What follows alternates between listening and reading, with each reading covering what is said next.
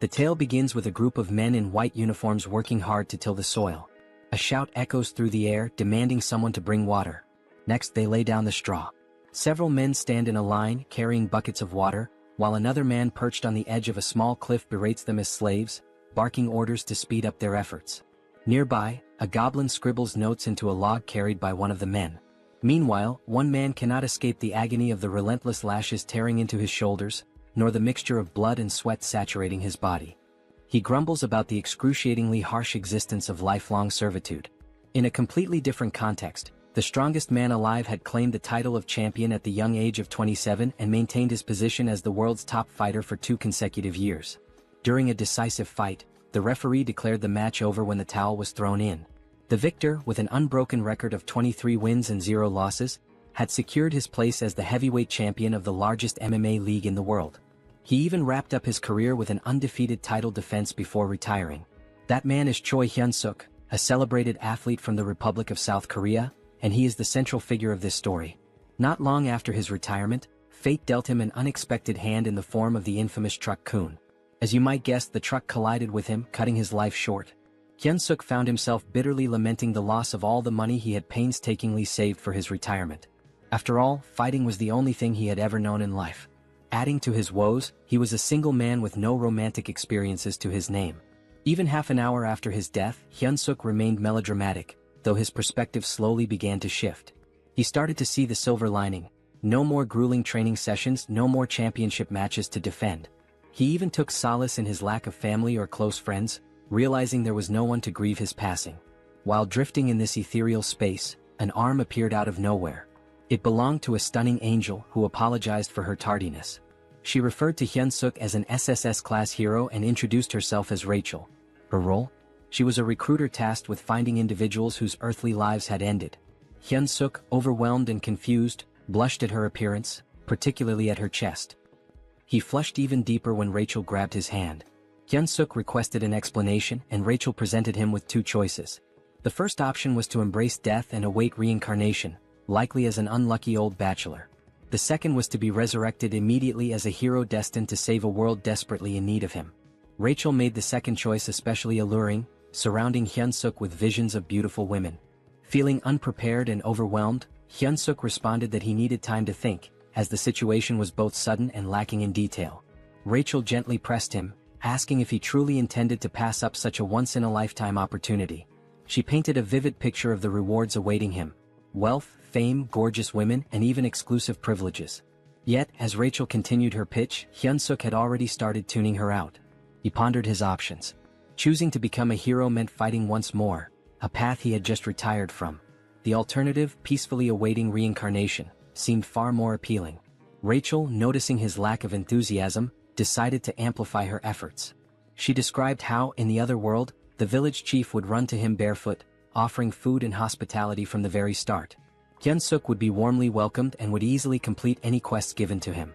Rachel went on to say that the chief might even offer his daughter, renowned as the most beautiful woman in the village, to Hyun-suk.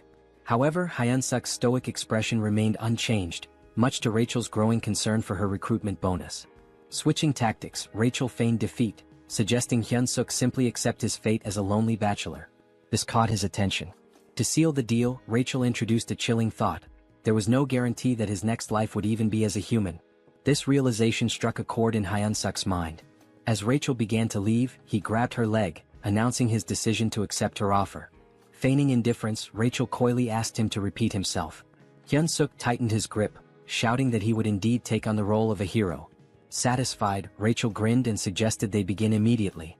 Bewildered, Hyun-suk asked what she meant. A glowing magic circle appeared beneath him, signaling the start of his journey. Protesting his lack of preparation, Hyun-suk realized there was no stopping what had already begun.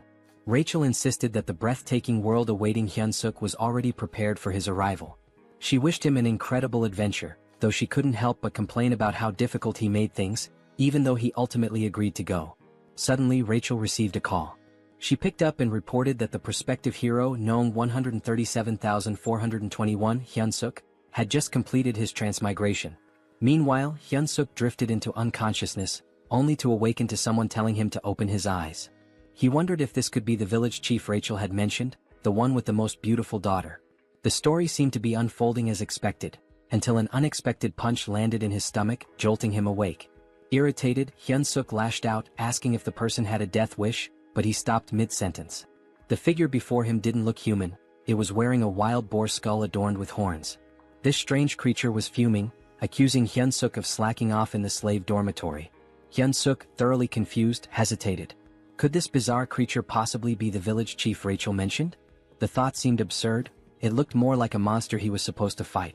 Timidly he introduced himself as a hero. The creature looked puzzled and approached him, mocking the idea of heroes being idiots nowadays. Hyun-suk began to suspect something had gone terribly wrong but convinced himself that Rachel wouldn't deceive him. Was this monster his first quest? Trying to remain calm, he decided to take action in true Korean fashion. But before he could think further, the creature asked what he had just said.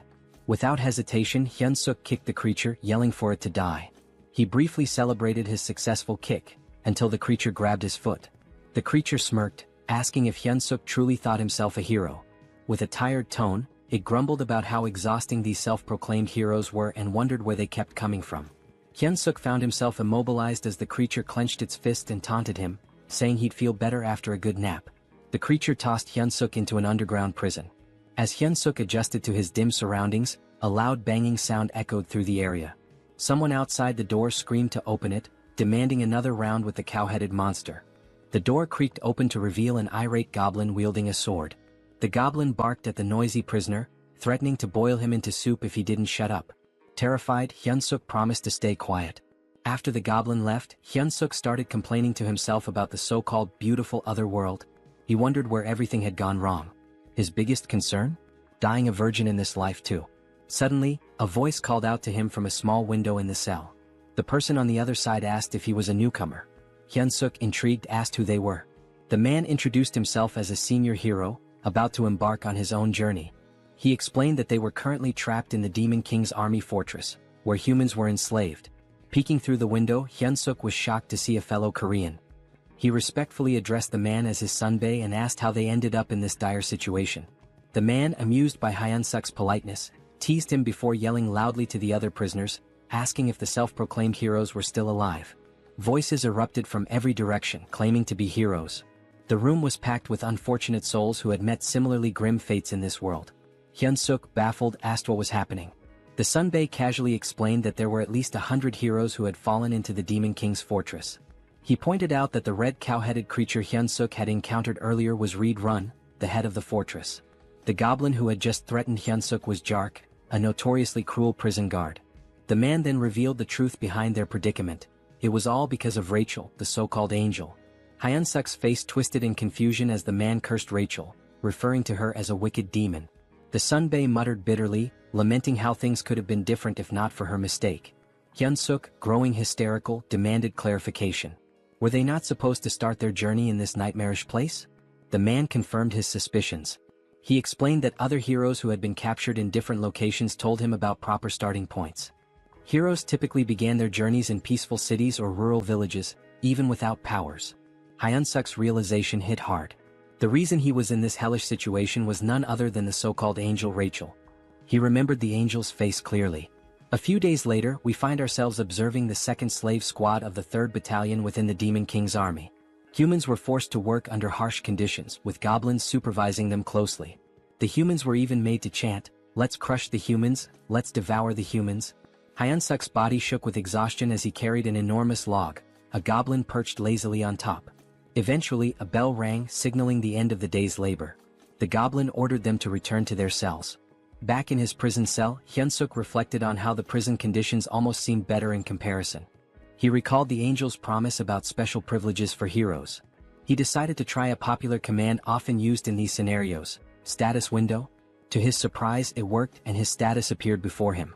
As he examined his stats, he learned some basic information about his strength and abilities. Hyun-suk muttered something about what he had discovered, catching the attention of the man in the neighboring cell. The man, overhearing him, was surprised to learn that Hyun-suk already had stamina at level 1. Hyun-suk confirmed it and mentioned his strength stat was at 28. The man, recalling Hyun-suk's reputation as a former champion, was amazed. He hadn't expected Hyun-suk to be so exceptional, especially with stats exceeding 30 at level 1. Hyun-suk, however, dismissed the praise, pointing out that he was still just a slave. The man remained optimistic, assuring Hyun-suk that someone with his potential could definitely escape and become a true hero. Hyun-suk, unconvinced, feigned sleep. In reality, he was preoccupied with his low level, doubting it would help him break free. As the night deepened and the man finally fell asleep, Hyun-suk quietly got up to check his status window again. He noticed two intriguing options: mana that could grant superhuman strength and something called hero points. Hyun-suk realized that the other so-called heroes didn't seem to know about hero points, as no one had ever earned any. Suddenly, a familiar light appeared, and the angel re-emerged, flaunting her appearance. With a teasing smile and a playful pout, she greeted him with a cheerful, "Long time no see." She provocatively asked whether she should reveal some important information about hero points. Before she could finish, Hyun-suk grabbed the diminutive Rachel in his hands, his expression dark with frustration. He told her bluntly that he didn't care about hero points or anything else she had to say. At that moment, his priority was giving her a piece of his mind. Moments later, Rachel found herself tied up and dangling like bait on a fishing line. Apologetically, she explained that her magic circles had malfunctioned due to an unfortunate accident involving spilled coffee during a snack break. During her explanation, soundproofing magic was activated to ensure privacy. Hyun-suk questioned whether she had been punished by being assigned as his manager. Rachel clarified that her role was to be his personal fairy, a guide to assist him until he defeated the Demon King. Hyun-suk made it clear that he no longer cared about being a hero. Rachel, puzzled, asked him to elaborate. He explained that he had no intention of defeating the Demon King and would prefer to live a normal life. Rachel admitted that many prospective heroes chose that path, but she emphasized his extraordinary SSS-level potential. Hyun-suk argued that his potential didn't obligate him to anything. He confessed that he never felt it was his destiny in the first place. Rachel tried to protest, but Hyun-suk interrupted, saying he didn't want to live a life filled with endless battles as he had in his past. Rachel was startled by his words. She had always seen him as a foolish warrior driven only by fighting and women, but now she worried about her own fate. When she received her assignment as a personal fairy, Rachel had vehemently protested. She felt it was unfair for someone of her status to endure such a humiliating role. Nevertheless, she was ordered to stay by Hyun-suk's side until he defeated the Demon King, and the decision was final. A personal fairy, she was told, must actively support and share both successes and failures with their assigned warrior. Despite her protest, she was teleported directly to the demon fortress. Back in the present, Hyun-suk deduced that a personal fairy was obliged to obey their warrior's commands. Using this to his advantage, he instructed Rachel to contribute to his escape plan. Reluctantly, she agreed.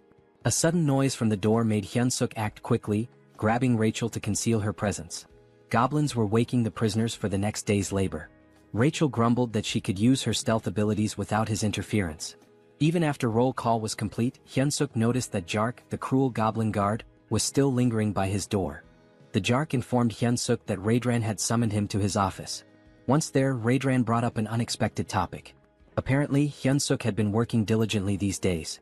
Hyun-suk was utterly shocked while the Jark casually lounged on his shoulders. He couldn't believe that the foul-smelling goblin had actually complimented him. Raedran admitted that initially he had thought Hyun-suk was just another lunatic human, but seeing his recent efforts had changed his perspective. That was why Raedran proposed a new role for him, head slave. Hyun-suk was baffled and had no idea what Raedran was implying. Raedran elaborated, explaining that the workload had significantly slowed down recently, and someone needed to step up to manage the humans.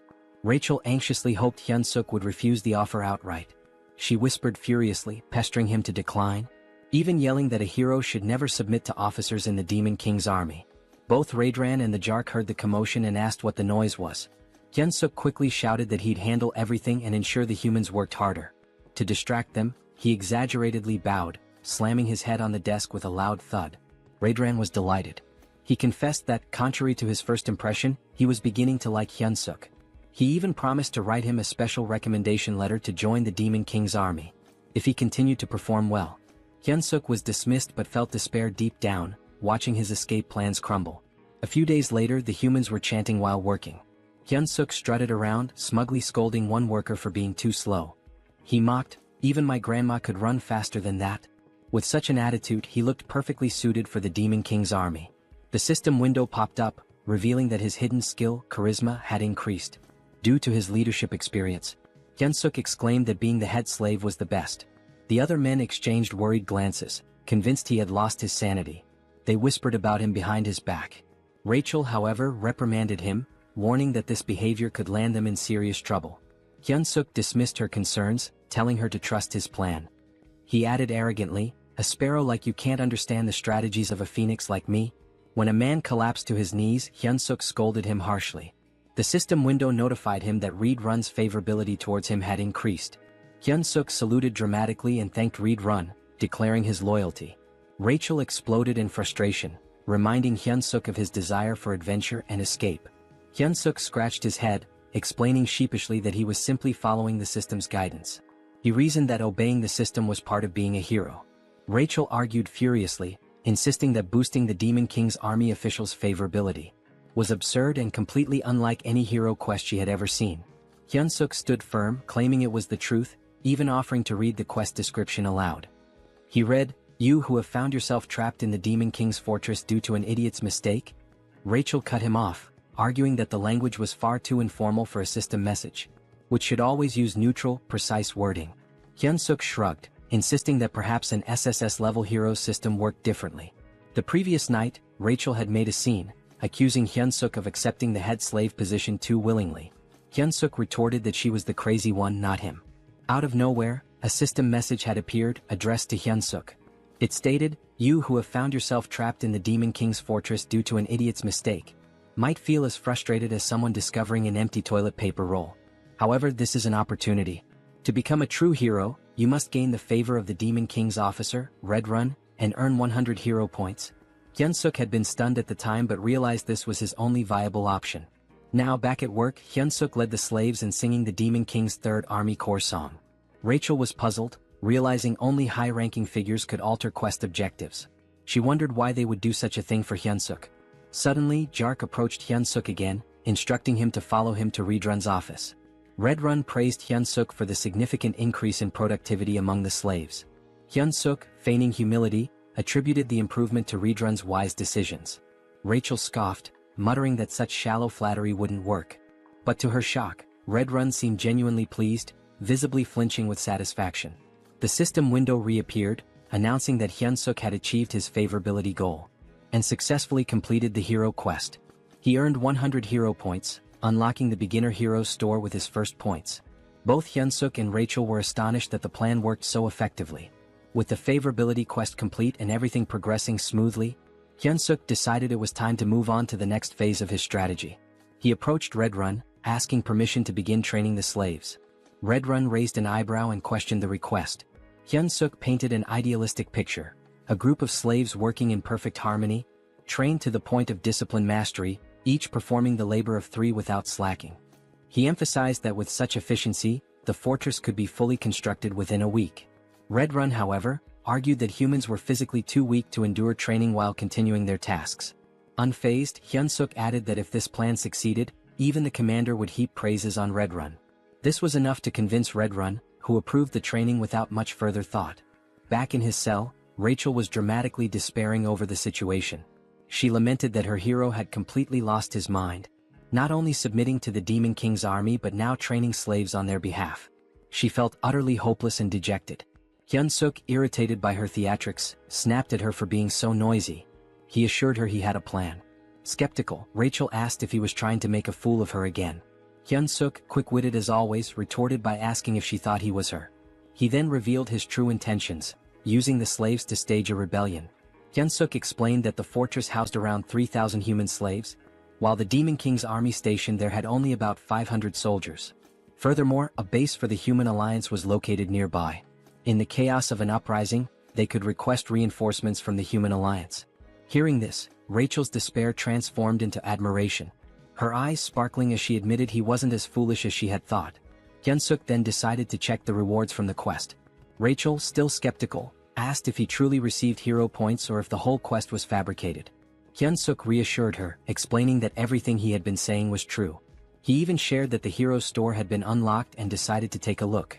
Hoping for something useful, Hyun-suk approached the store with high expectations. This, he thought, could be his lifeline and the key to gaining a real hero skill. When the status window revealed the store's offerings, Hyun-suk was shocked. The skills included Hold Your Breath, F rank, which improved breath control, and Shit-holding, a skill to endure bowel pressure longer. Hyun-suk sarcastically mused that shit-holding should have been an SSS rank skill, especially useful in public emergencies. The other skills available were mundane: cooking, cleaning, and laundry. Confused and furious, Hyunsuk questioned how these were hero-appropriate skills. Rachel, laughing at his frustration, explained that the store was still at level 1. She assured him that collecting more points and leveling it up would eventually unlock better options. Still fuming, Hyunsuk lashed out, telling Rachel to shut up and calling her a swindling fairy. The next day, the slaves saluted the Demon King as Hyunsuk commanded them to sing the Third Army Corps song. At his signal they began. "We, the great Demon King army, defeat humans, eat humans. Forget all the suffering when you catch them. Nothing under the sky compares to the Demon King's affection." Reed Run observed the performance, feeling pleased with his decision to allow Hyunsuk to train the slaves. Suddenly, the door to his quarters burst open as Jark entered with urgent news. The human army was advancing toward the fortress. The 8th Division, the largest unit in the area, had already fallen into a trap and retreated. If the 8th Division had been defeated, Jark warned, it was only a matter of time before the humans reached the fortress. Despite the dire situation, Reed Run remained calm. He acknowledged Jark's suggestion to evacuate but insisted they wait a moment. He declared that since ancient times, wars were won or lost based on supply lines. The first rule of war, he stated, was never to lose a competent supply officer. With that, he instructed Jark to leave while he took care of Hyunsuk before following. Meanwhile, Hyunsuk scolded the slaves, asking if they were prepared to follow his orders. Hearing a commotion, he sighed, suspecting that combat training might once again be interrupted by Reed Run's constant surveillance. Checking the status window, Hyunsuk noted that while his abilities had improved slightly, it wasn't enough to launch a rebellion.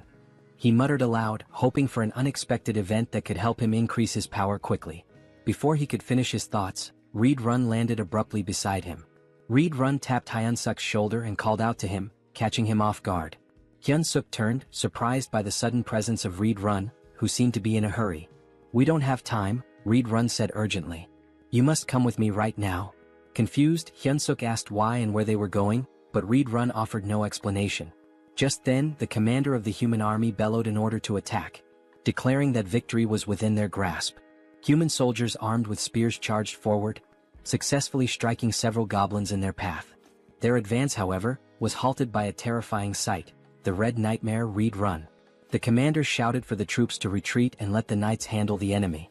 Despite the order, the humans continued their charge, emboldened by their momentum. As Hyunsuk watched the chaos, a thought crept into his mind. Why were human troops here? He began considering the possibility of using the situation to his advantage. Perhaps this was his chance to stab the Demon King's commander in the back end. Return to human society as a hero.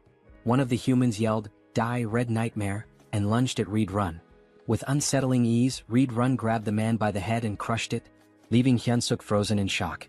Reed Run then unleashed his combat arts, performing the 7th movement. He slammed the soldier's face into the ground, following it up with an area of effect attack, the explosive destruction wave. The ground shattered, sending human soldiers flying through the air. Turning back to Hyunsuk, Reed Run asked, "Are you all right?" Hyunsuk saluted reflexively, replying that he was fine and subtly adding that he'd be leaving soon.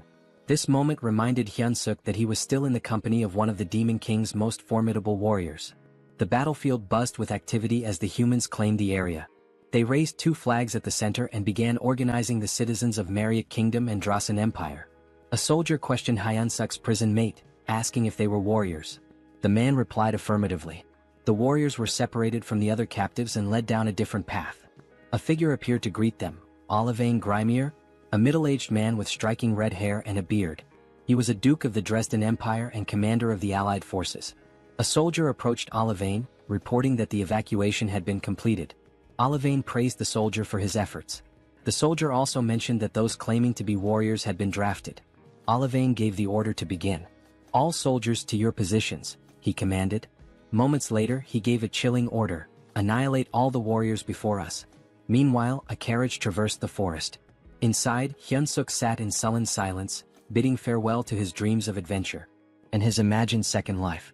Across from him, Reed Run sat stoically. Hyunsuk couldn't help but think about how Reed Run had effortlessly dispatched everyone chasing them. Their pursuers were no longer a concern. Rachel, attempting to cheer Hyunsuk up, remarked that moments of crisis often present opportunities.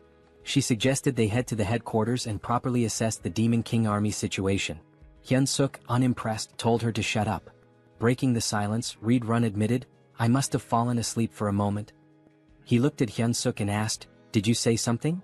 Hyun-suk quickly covered, claiming he was just mumbling about how honored he was to accompany someone like Reed Run. Reed Run, seemingly touched, expressed his appreciation. He informed Hyun-suk that they were nearing the 3rd Corps headquarters and encouraged him to look forward to it. Once we arrive, Reed Run added, I'll officially enlist you in the Demon King's army. Hyun-suk turned pale but managed to force out, it's an honor. Rachel too panicked silently. At the headquarters, a guard announced Reed Run's return, prompting the gates to open. Reed Run gestured for Hyun-suk to follow, stating that he would take him directly to the commander. It's an absolute honor to meet the commander so soon, Reed Run remarked, though his body language hinted otherwise. He warned Hyun-suk to be on his best behavior in the commander's presence if he wanted to live, recalling an old saying about surviving even in a tiger's den by keeping one's wits. Hyun-suk steeled himself and vowed not to give up. At the commander's door, Reed Run announced himself and was granted entry. As the door opened, Hyun-suk heard a woman's voice, making him wonder if the commander was human. The figure before them was striking, a woman with long ears, claw-like nails, and her eyes obscured. Her jaw and neck bore a different hue, adding to her otherworldly appearance. She lounged in her chair, wearing stilettos, exuding an aura of command. Welcome back, Reed Run, she said with a smile. She observed that he had gained even more muscle since their last meeting. This woman was Hemis, the commander of the Demon King Army's 3rd Corps. Reed Run responded with a compliment, remarking on how her beauty had become even more radiant. Hyun-suk felt his cheeks flush. He couldn't believe that such a stunning woman was a commander. Hemis smiled graciously and thanked Reed Run for his kind words. Meanwhile, Hyun-suk was panicking internally, unsure of how to respond. Should he also compliment her beauty? He wrestled with the thought as Reed Run shifted the conversation. Reed Run admitted his shame for failing to defend the fortress. Hemis dismissed his guilt, explaining that the blame lay with the 8th Division commander, not him. She added with a sharp tone, I should have already made a bag out of his hide. Hyun-suk felt his breath hitch. Hemis continued, noting that the 8th Division commander had returned alive, but as a disgrace. The pressure Hyun-suk felt in her presence was overwhelming, far surpassing anything he had experienced before. He clenched his fists, doing his best to conceal his trembling. Changing the subject, Hemis turned her attention to the human Reed Run had brought. Reed Run introduced him as Hyun-suk, the individual he had reported about earlier. He announced that he had brought Hyun-suk to officially enlist him in the Demon King Army. Hemis stepped closer, inspecting him. He's cute, she commented casually. She expressed her anticipation for his performance, especially since he had been chosen by Reed Run. Hyun-suk, though flustered, managed to stammer out that he would do his best. Hemis, however, remarked skeptically, with that body you won't last long in the Demon Army. She turned to Reed Run, asking if he agreed. Reed Run nodded, adding, he'll be eaten alive by the others. Reed Run then noted how rare it was for a human to join the Demon Army and requested permission to train Hyun-suk personally. Hemis's response was swift and firm. Absolutely not, she said. She explained that Reed Run's time shouldn't be wasted on a human. Then something startling happened. Hemis began to transform. Her head morphed into something resembling a flower, but one with teeth and a long tongue. Hyun-suk's jaw dropped in disbelief as he watched her shove her arm into her own mouth. Moments later, her face returned to normal, and in her arms she held a black dog-like creature. She informed Hyun-suk that he would now be tasked with caring for her pet. The creature, though small, looked ferocious. This is Bobo, Hemis introduced him warmly. Isn't he adorable? Hyun-suk, on the inside, wondered what kind of pets this could possibly be. He couldn't help but think that it looked like it had come straight from the depths of hell. Also, in his own language, the name Bobo meant stupid, which added an ironic twist to the situation. Reed Run observed the creature and remarked, I can sense immense power in it, even as a baby. Hemis beamed at the acknowledgement, clearly pleased. Hyun-suk, however, remained skeptical. Noticing his hesitation, Hemis asked pointedly about his reaction, intimidating him further. Don't you like it? She pressed. Hyun-suk quickly backtracked, insisting, it's an honor to care for Bobo. Satisfied with his answer, Hemis handed Bobo over to him. She advised him, Bobo is growing, so don't forget to feed him. He gets unpleasant when hungry. She also warned that assigning new caretakers for Bobo had become a challenge, since he had been eating them all. Rachel's voice rang out loudly, surprising everyone. She had noticed a new hero quest in the system window and couldn't contain her shock. Hyun-suk shushed her immediately, fearing she might wake Bobo. The quest details appeared before him. Survive by earning Bobo's affection and secure a better future. The reward was 200 hero points. Hyun-suk was stunned. Was he really tasked with winning over a commander's pet? Just then the door opened and a goblin entered, knocking on the frame. Hyunsuk greeted it politely, but internally he couldn't help but feel uneasy. Having a goblin as his companion made him feel like he was being treated as a snack. Curious, he asked about previous caretakers. The goblin informed him bluntly that there were none left. They were all dead. The goblin explained that from now on, it would be their job to prepare meals for Bobo. Is that all? Hyunsuk asked. Yes, the goblin replied, but just as it was about to bark another order, a shadow loomed over it. It was Bobo licking the goblin's head ominously. Terrified, the goblin clung to Hyunsuk's leg, pleading desperately. The goblin even offered Hyunsuk his food to save itself. Hyunsuk's patience snapped. What are you doing? He shouted. The goblin ignored him, knowing one of them wouldn't survive. Furious, Hyunsuk grabbed the goblin and hurled it toward Bobo. You're the one who's dying, he declared as Bobo prepared to make his move. Hyunsuk handed the snack to Bobo, who seemed delighted. Without hesitation, Bobo devoured it. Hyunsuk and Rachel watched as Bobo happily enjoyed his treat. Later, Rachel found herself in a panic, running for her life. Bobo was chasing her. Desperate for help, she shouted at Hyunsuk, but he casually replied, "You better not run too long. He'll get hungry again." Hyunsuk's eyes caught something. A new item was available, an extra-large bone. This particular bone could attract Kennedy-type monsters and charm them. It was priced at 30 hero points. Acting quickly, Hyunsuk called Bobo and showed him the bone. He threw it and Bobo's eyes lit up with excitement before dashing to fetch it. Meanwhile, Rachel, exhausted from all her flying around, grumbled, "You should have found that sooner." Hyunsuk, smug, replied, "That's why my brain doesn't miss the small stuff." He thought the quest would be smooth sailing from then on, but he was wrong. Bobo suddenly lunged at him, narrowly missing and tearing only the hem of his shirt. That's when it hit him. The bone wasn't enough. Bobo needed fresh meat. Rachel asked if he was seriously considering taking Bobo outside. Hyunsuk mulled it over, feeling the pressure as Bobo began baring his fangs. Frantically, Hyunsuk blurted out the first calming word that came to his mind. "Walk." Bobo froze and immediately changed his demeanor. The feral energy vanished, replaced by a happy, tail-wagging excitement. Bobo even hugged Hyunsuk, who sighed in relief.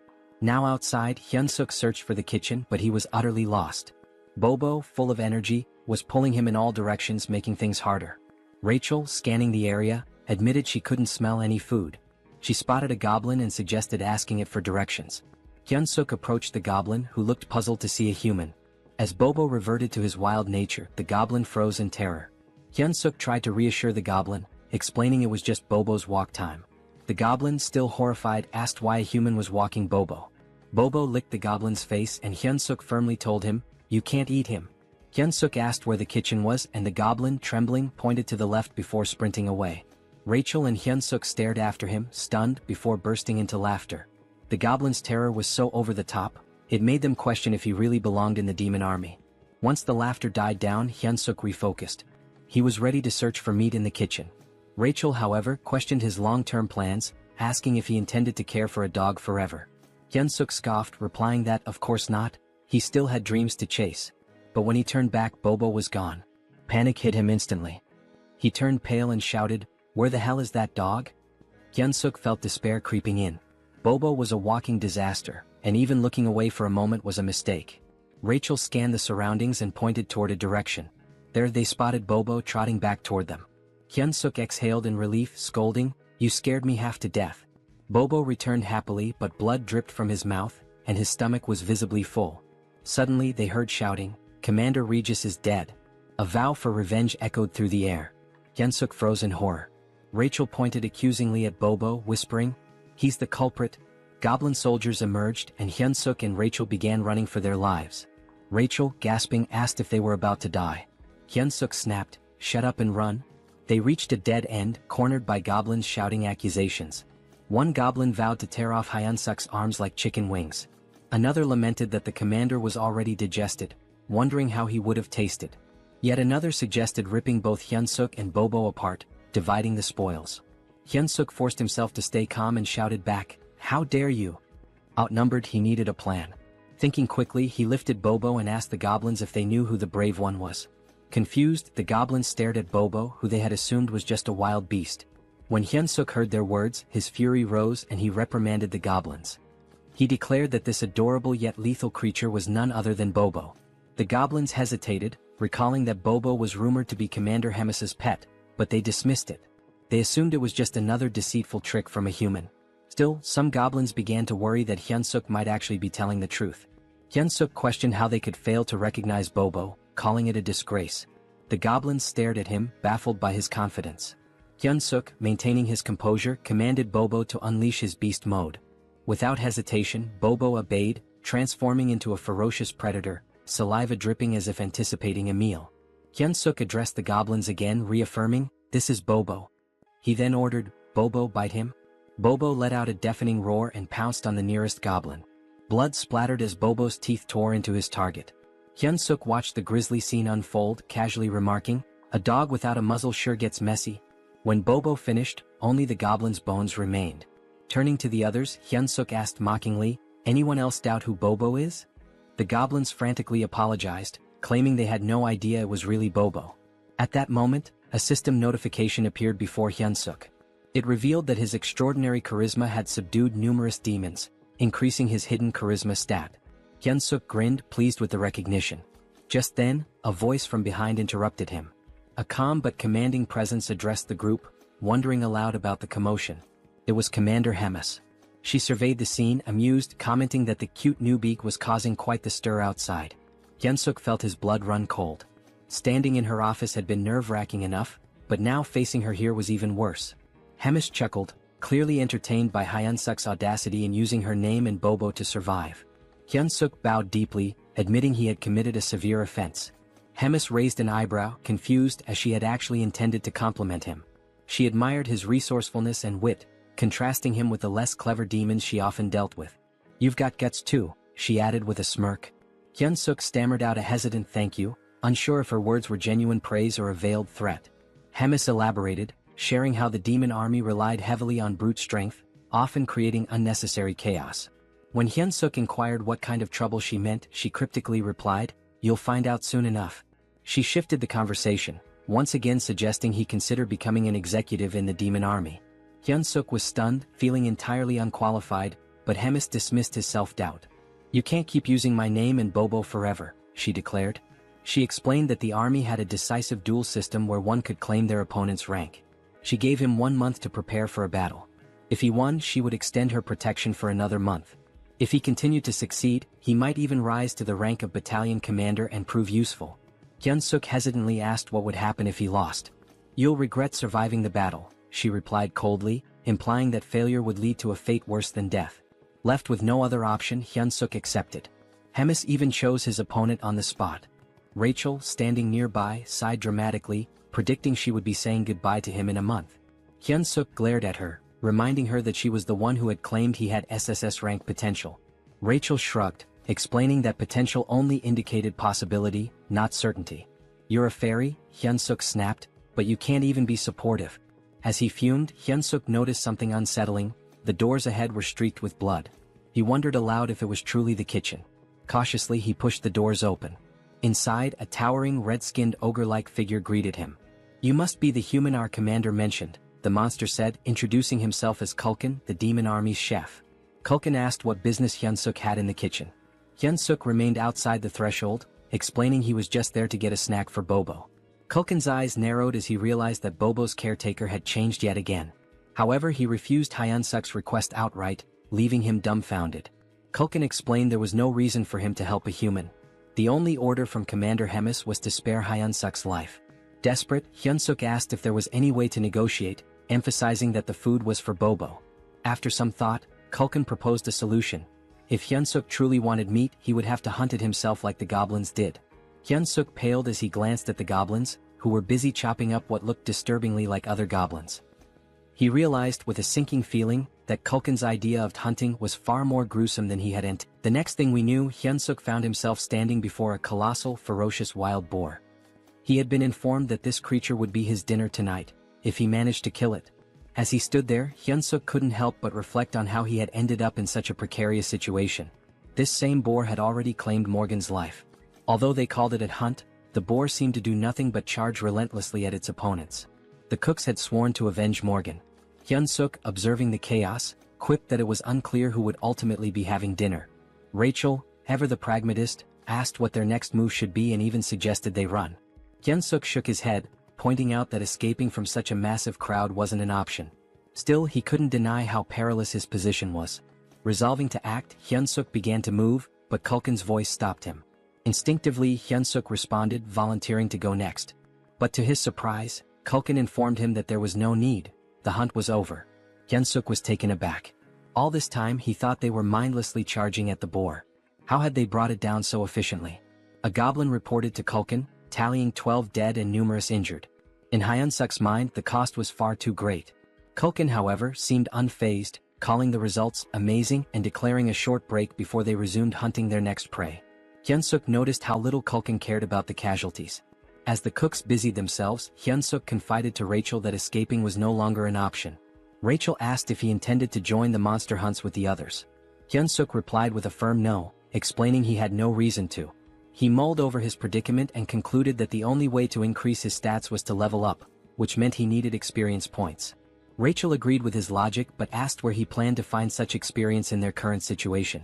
Shamelessly, Hyunsuk inquired if he would still earn experience points if he only landed the killing blow. Rachel confirmed that he would, though she called his plan disgraceful. Her confirmation fueled Hyunsuk's determination. He thanked her and told her they should get moving.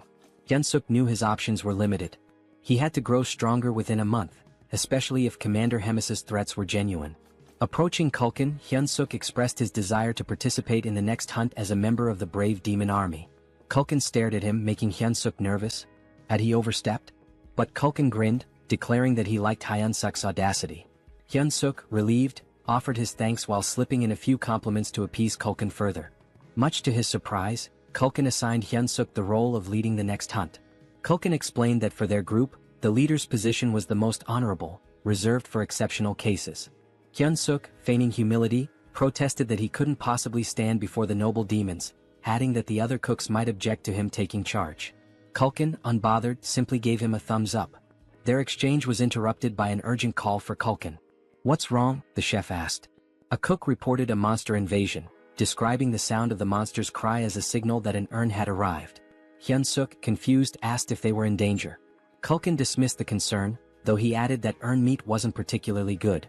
Drawing a knife from his back, Kulkin rallied everyone to arm themselves, announcing that they would hunt the urn and add its meat to the dinner menu. Hyunsuk saw this as an opportunity. All he had to do was stay close and land the final blow. Rachel handed him something. A system notification appeared, showing a slight boost to his health and strength for 3 minutes. Rachel confidently brushed off his gratitude, but instead of thanking her, Hyunsuk bonked her on the head, grumbling about why she hadn't used it on him earlier. Motivated, Hyunsuk sprinted to position himself for the last hit.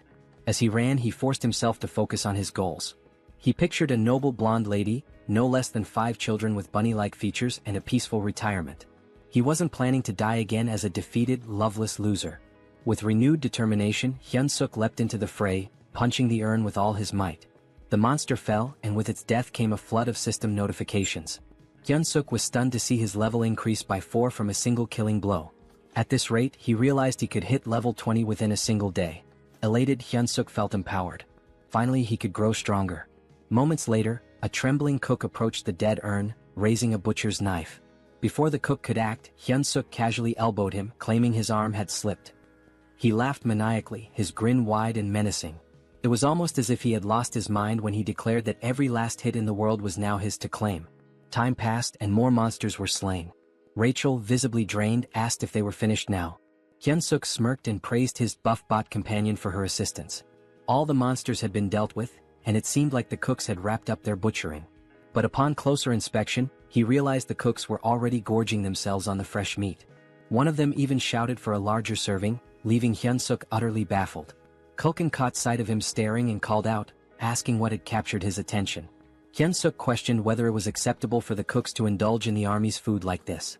Kulkin responded nonchalantly, explaining that it was one of the cook's privileges, especially since monster meat spoils quickly. He added that for common soldiers, having fresh meat was a rare and special opportunity. The chef even admitted that enjoying good food was the main thing keeping him going. A flood of questions raced through Hyunsuk's mind, like what kind of privilege this was or how they managed without a labor union. Despite his skepticism, the chef offered him a portion of the meat, saying he had earned it as a warrior. Hyunsuk hesitated, staring at the meat and contemplating how much the cooks had risked for it. Eventually he took a bite. The flavor wasn't bad, There was a strong smell that oddly enhanced the taste, but overall the meat was bland and chewy. Hyun-suk couldn't help but think that, back in South Korea, this kind of meat wouldn't sell for long. The realization struck him. These cooks were risking their lives for mediocre meat. His thoughts shifted to an idea. What if he created a dish better than this? It dawned on him that he could win their loyalty through their stomachs, earning their favor and becoming the kitchen's god. He opened the hero shop interface, much to Rachel's surprise. After spending points on a skill and an item, he revealed his purchases. A cooking skill ranked F, costing 50 points, and a seasoning loaded with MSG for 20 points. Rachel looked at him in disbelief, scolding him for wasting points on salt. Hyun-suk dismissed her criticism, explaining that she was underestimating its potential. He demonstrated, sprinkling the seasoning over the meat. The transformation was immediate. The aroma became rich and the meat turned juicy and inviting. Hyun-suk felt triumphant, imagining himself as the god of this new culinary world. He presented the enhanced meat to Kulkin, who initially declined, saying he was already full. But Hyun-suk insisted, claiming he had poured his soul into the dish and could die happy if Kulkin tasted it. Reluctantly, Kulkin took a bite. The flavor transported him to his childhood. He remembered his mother asking if he wanted meat for dinner, a memory so vivid it brought tears to his eyes. Afterward, Hyun-suk left with a bag of meat, a gift from the chef, who reminded him that it would stay fresh for only 2 days. When Hyun-suk returned, Bobo charged at him, startling him. Quickly, he handed over the meat, calming Bobo instantly. Hyun-suk encouraged Bobo to eat to his heart's content, pulling out every piece of meat from the bag. Bobo devoured it happily, and Hyun-suk even promised to bring more tomorrow, earning a boost in Bobo's affinity. This also completed their hero quest, awarding them 200 hero points, exactly as Hyun-suk had planned. Rachel noticed his success and pointed out an item on his screen that could enhance his stats. When she asked why he hadn't used it, Hyun-suk explained that he avoided it because he didn't know how it worked, blaming it certain idiots who had skipped the tutorial. Rachel, unfazed, reassured him that it wasn't too late. She began explaining how bonus points worked. Strength increases power. Stamina boosts endurance and resilience. Agility improves reflexes and speed. Mana corresponds to magic. When Hyun-suk asked about charisma, Rachel explained it was a hidden stat that couldn't be leveled up with bonus points, only through proper training. She advised him to balance the stats equally, but Hyun-suk disagreed, believing it would be more effective to focus solely on strength. Rachel was taken aback by his train of thought. She explained that while focusing on strength might work at the beginning, mana becomes crucial as things progress. It's clear that a body enhanced by mana far surpasses one built purely on muscle training. Hyun-suk adjusted his points and asked Rachel if the distribution was acceptable. Rachel examined it and admitted it wasn't bad. She then instructed him to visit the shop and purchase a fundamental skill for mana control. Curious, Hyun-suk asked what mana control entailed. Rachel explained that it was essentially a skill to help him manage and manipulate his mana efficiently. She estimated the cost at around 100 hero points. Hyun-suk began searching for it in the shop, only to find nothing. Rachel was shocked as it was supposed to be a common item. Disappointed, Hyun-suk muttered how he'd thought she'd finally be of use. Frustrated, he even accused her of being completely useless.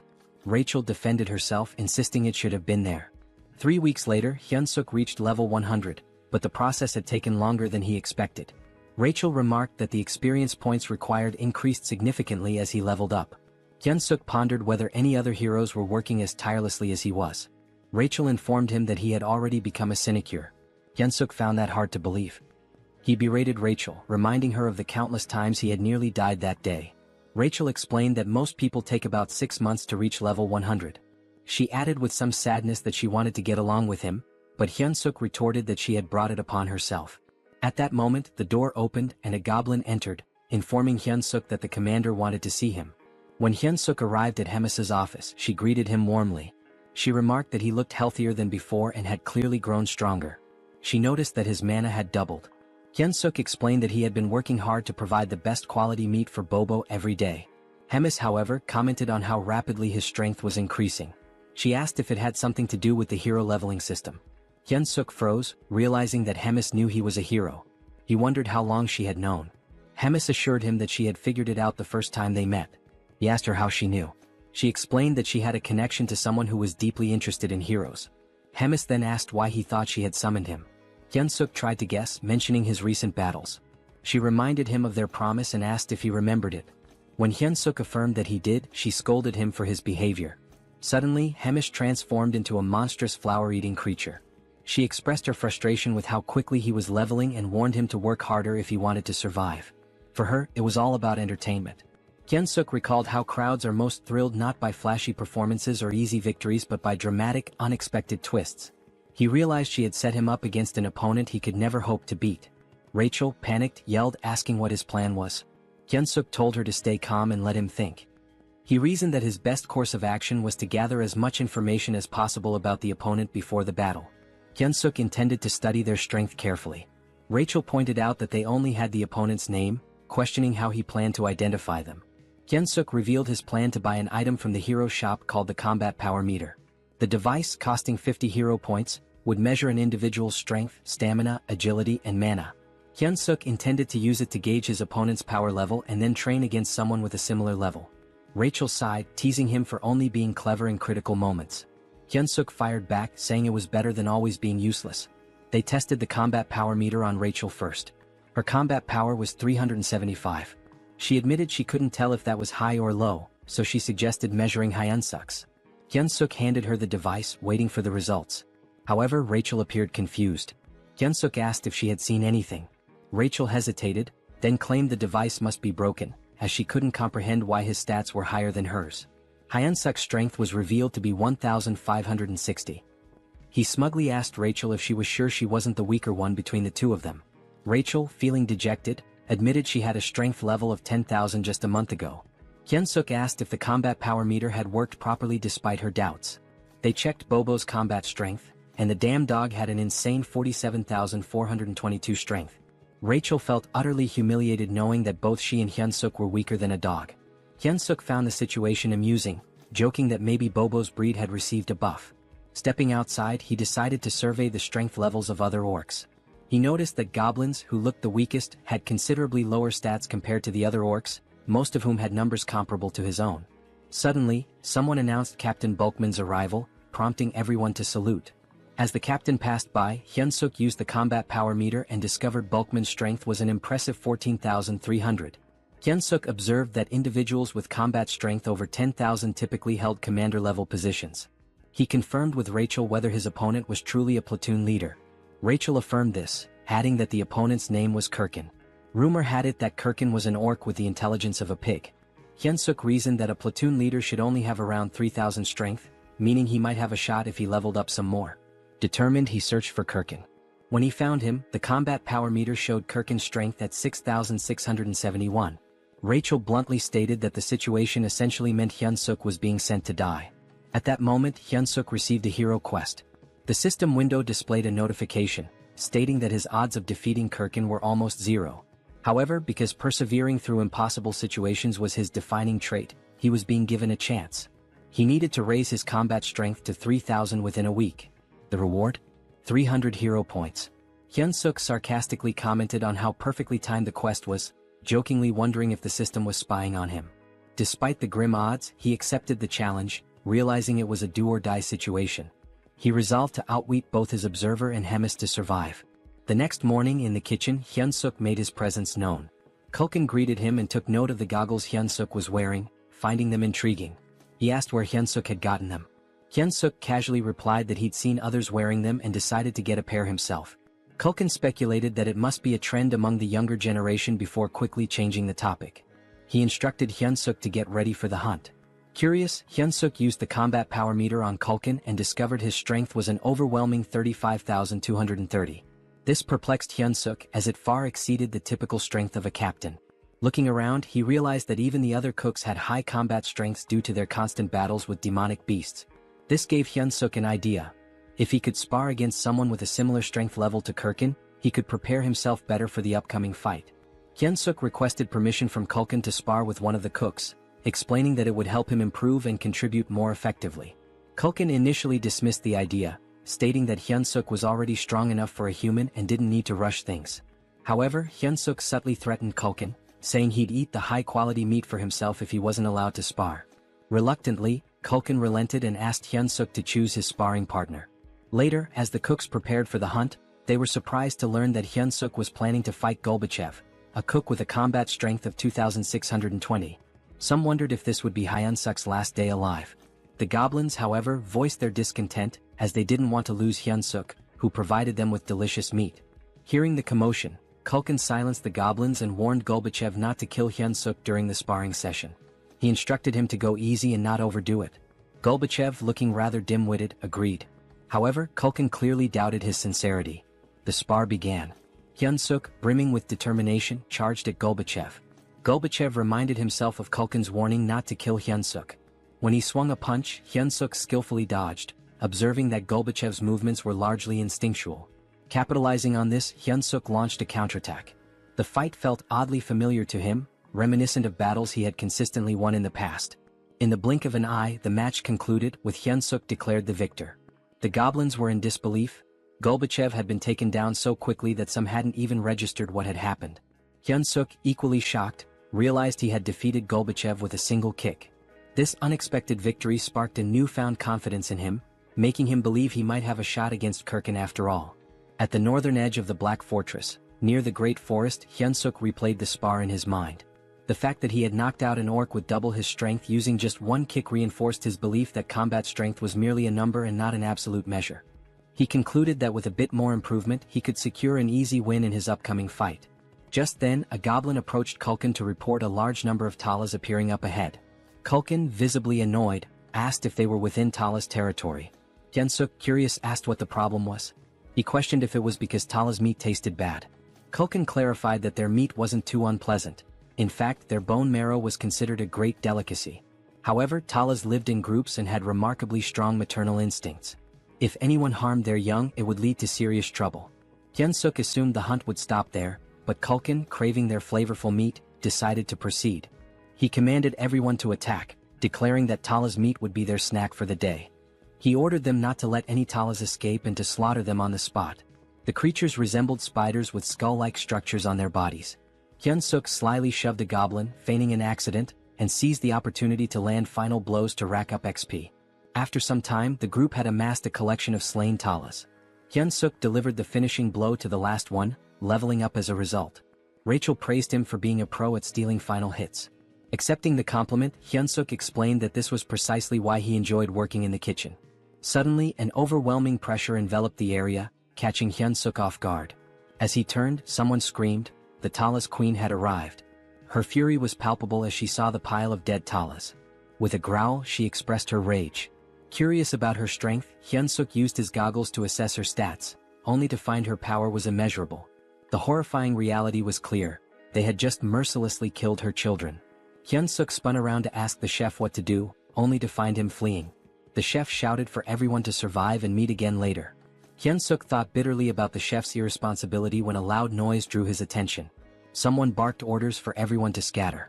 Weak goblins were being torn apart as the enraged Talas queen screamed, her cry so deafening that Hyunsuk had to cover his ears to endure it. Rachel alerted him to look behind, and when he turned, he saw hundreds of Talas charging toward him, led by the queen herself. Naturally, Hyunsuk bolted as fast as he could, with goblins in the distance screaming for help. He knew that if he paused for even a moment he'd be dead. Eventually he stumbled upon a cave and hesitated, wondering if it was safe. Rachel reassured him it was empty, claiming she had scouted it earlier. Though Hyunsuk didn't fully trust her, he figured the cave was safer than the forest, where he was vulnerable on all sides. The cave was surprisingly deep. He asked Rachel if it was a natural formation, but she didn't know. She did note how spacious it was, large enough for even the Talas queen to enter. An idea began to form in Hyunsuk's mind as he spotted a gooey substance on the wall. Rachel dismissed the possibility of it being a Talas hideout, citing the chef's claim that no Talas groups were nearby.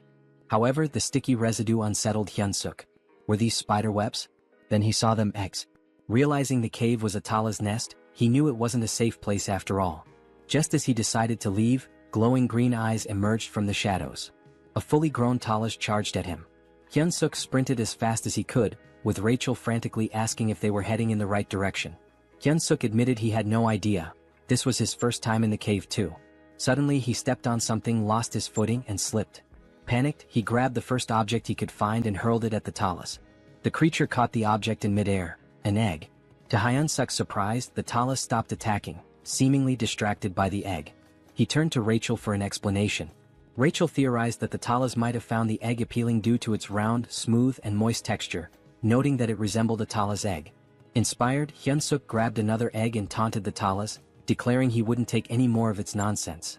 The Talas panicked, confirming that his strategy was working. Taking a firm stance, Hyunsuk hurled the egg. The Talas scrambled to catch it, reacting almost desperately.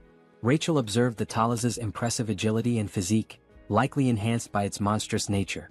She questioned Hyunsuk about his next move. Hyunsuk, exasperated, asked what options he had left when there were still over 100 eggs scattered around. Despite the situation, Hyunsuk even dared to taunt the Talas when one of the eggs cracked. He mockingly told the Talas that he could probably catch better than it could. Hyunsuk ordered Rachel to fetch him another egg, but she informed him that they were down to the last one. Panic set in as Hyunsuk turned pale, realizing he had seriously messed up. The Talas let out a furious growl and lunged at them. Hyunsuk quickly ordered Rachel to cast a buff spell. The Talas queen was seething with rage, but Hyunsuk noticed that she was already drained from chasing after the eggs. He steadied himself and focused, knowing he could seize victory. As the Talas queen charged at him, Hyunsuk prepared his ultimate attack, Paradise Reincarnation Shot. Instead of retreating, he confronted the monster head-on, delivering a powerful strike that defeated the Talas. Several system notifications popped up, confirming that Hyunsuk had leveled up. Rachel rushed over to check on him, asking if he was alright. Hyunsuk admitted he wasn't, joking that he felt like he was dying right then and there. He suggested they find a safer spot. To his surprise, Rachel revealed that she could also use healing magic. Hyunsuk praised her, remarking that investing in mana points had really paid off. Rachel, however, modestly explained that her magic wasn't very potent and could mostly just stop bleeding. Hyunsuk allocated his newly earned stat points and decided to head back. At level 108, his stats now stood at Strength 56 plus 2, Agility 53 plus 2, Stamina 55 plus 2, Mana 53 plus 2 and Charisma 27. He felt a sense of accomplishment with his now balanced stats, even though he wasn't sure how to utilize them all just yet. He considered it an investment for future endeavors. Suddenly, a familiar voice echoed in the cave. It was Kulkin, delighted to see Hyunsuk alive. Hyunsuk asked why Kulkin was there. Kulkin explained that he'd found the cave while fleeing and thought they were lucky to have made it out alive. But Kulkin froze when he realized it was the Tala's nest. He spotted the scattered items on the ground. Hyunsuk revealed that they were Tala's eggs, explaining that this was where the Talas laid them. Kulkin's eyes lit up upon hearing this. He excitedly mentioned that Tala's eggs were an extremely rare delicacy, reserved for high-ranking officials. Hyunsuk, irritated, yelled at Kulkin to focus since they needed to escape. Kulkin remarked that the Talas queen was likely already in the cave and admitted that defeating her would require someone of division commander rank or higher. He resigned himself to the idea that the egg would be his final meal. Suddenly, voices echoed from the entrance. The surviving goblins had arrived, along with the head chef. Kulkin acknowledged those who barely made it and offered them a taste of the precious egg. Hyunsuk silently vowed not to let this be his last meal, especially since he hadn't yet enjoyed his wife's 5-dish spread. Determined, he refused to die in such a pitiful place. Meanwhile, in Hemis's office, someone greeted the commander, commenting on his usual stiff demeanor. She inquired if he had completed his assigned mission. Reborn reported that he had successfully captured the Holy Empire's next saintess as instructed. Impressed, Hemis praised Reborn for infiltrating a fanatical cult in just 3 weeks. She patted his head, causing him to blush. Their moment was interrupted by a knock at the door. Annoyed, Hemis remarked on the interruption. A goblin informed her of an urgent report regarding the cooks sent to gather ingredients. Hemis dismissed it at first, assuming it was a routine issue, but the goblin clarified that the incident was severe. The Talas queen had appeared, leaving most of the cooks, including Kulkin, dead or missing. Hemis asked about Hyunsuk, to which the goblin reported that he was also missing. Hearing this, Reborn's expression darkened. Back in the cave, the goblins were toasting with Tala's eggs, resigned to their fate. Kulkin bid them farewell, but Hyunsuk smacked him on the head, yelling at him to snap out of it. Kulkin gave him a bewildered look as if asking, "What the hell?" Hyunsuk replied that Kulkin seemed to be under some wicked spell and claimed he used a secret weapon to wake him.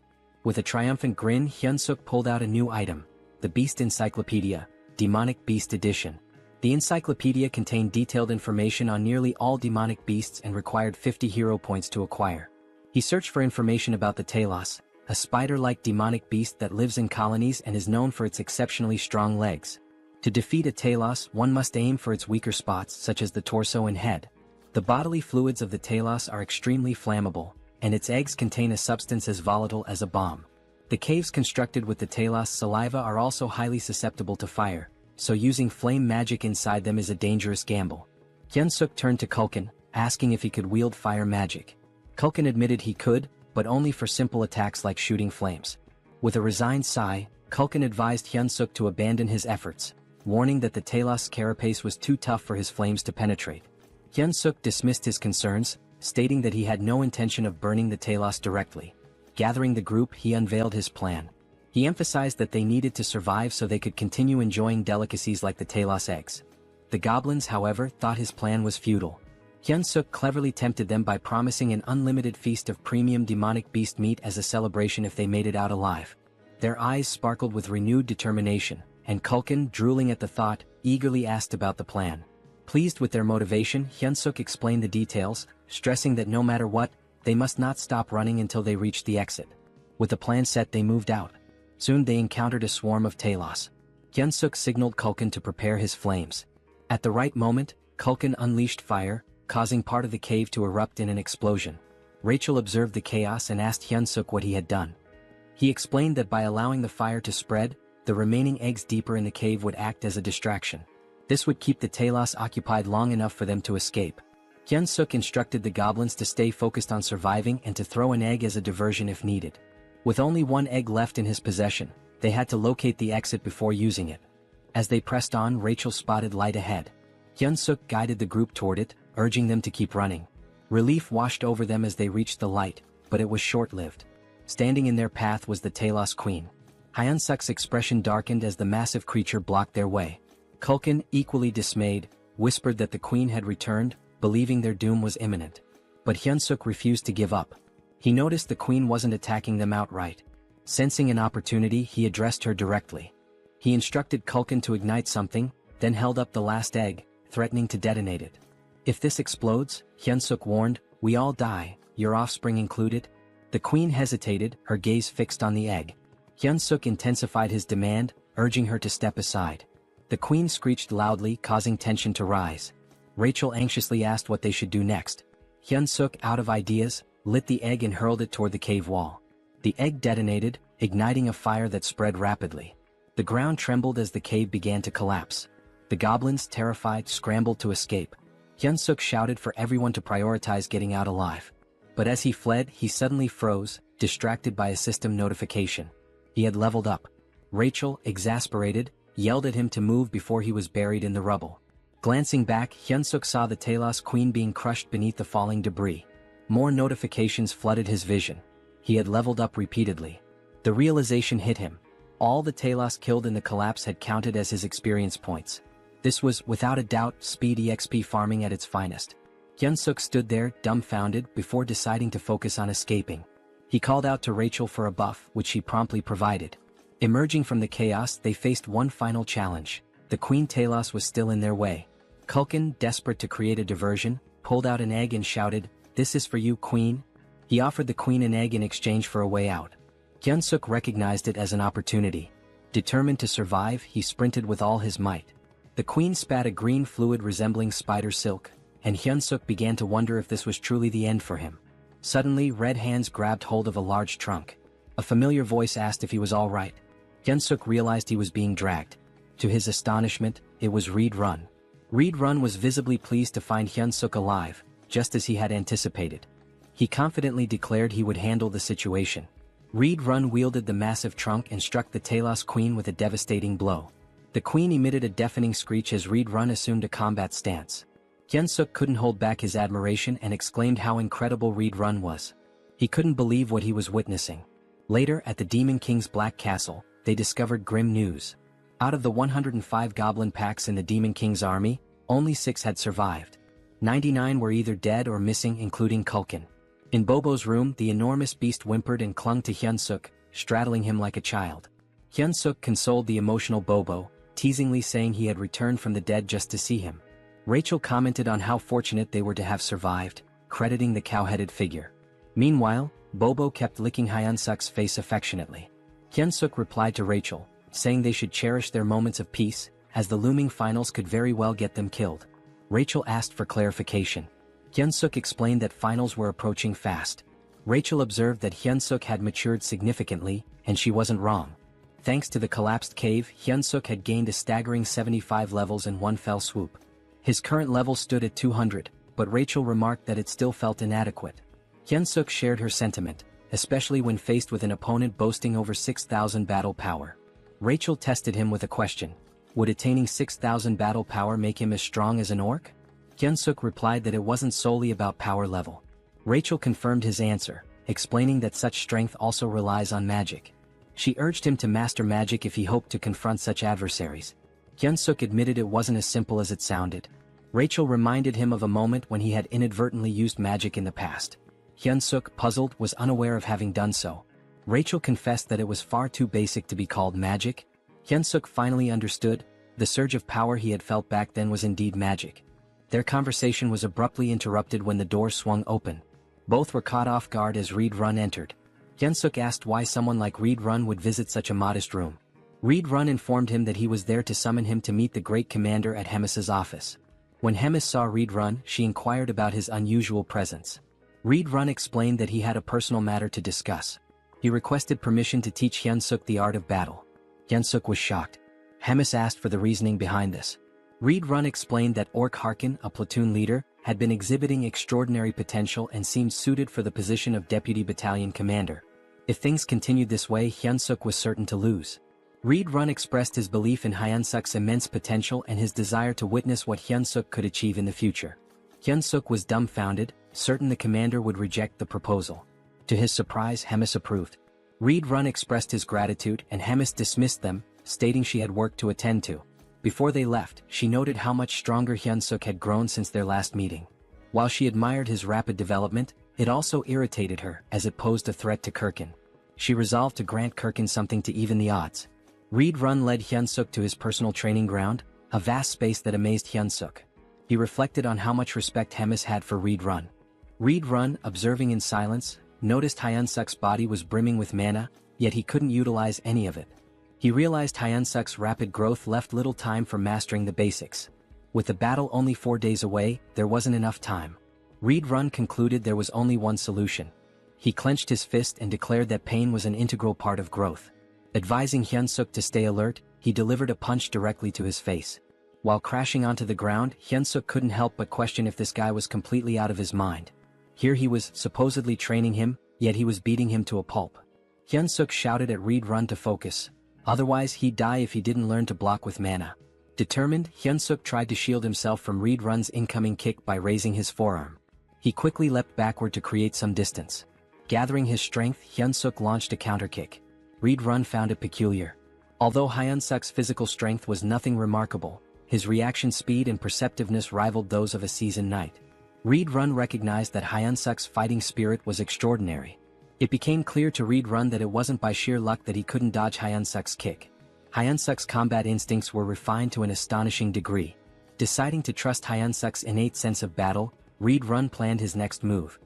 He reminded Hyunsuk of the wager with the commander, emphasizing that without mastering mana, he had no chance of defeating Kirkin. With a cold resolve, he added that it was better to die here than suffer defeat in front of everyone. Then with a powerful punch, Reed Run hurled Hyunsuk into the air.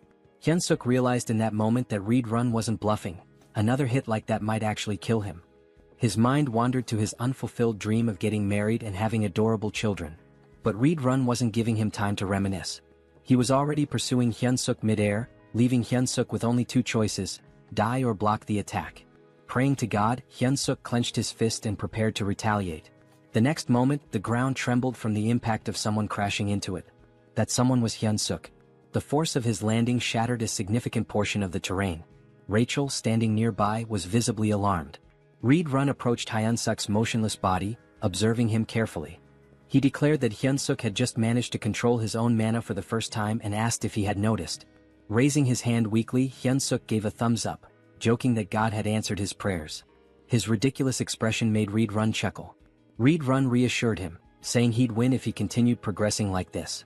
He grabbed Hyunsuk's arm and instructed him to stay still so he could heal him. But as soon as Reed Run began, Hyunsuk let out a groan of pain, clutching his neck. Reed Run had forgotten an important detail: dark mana was akin to poison for humans. Realizing his mistake, Reed Run apologized profusely, scooping Hyunsuk into his arms and urging him to stay alive.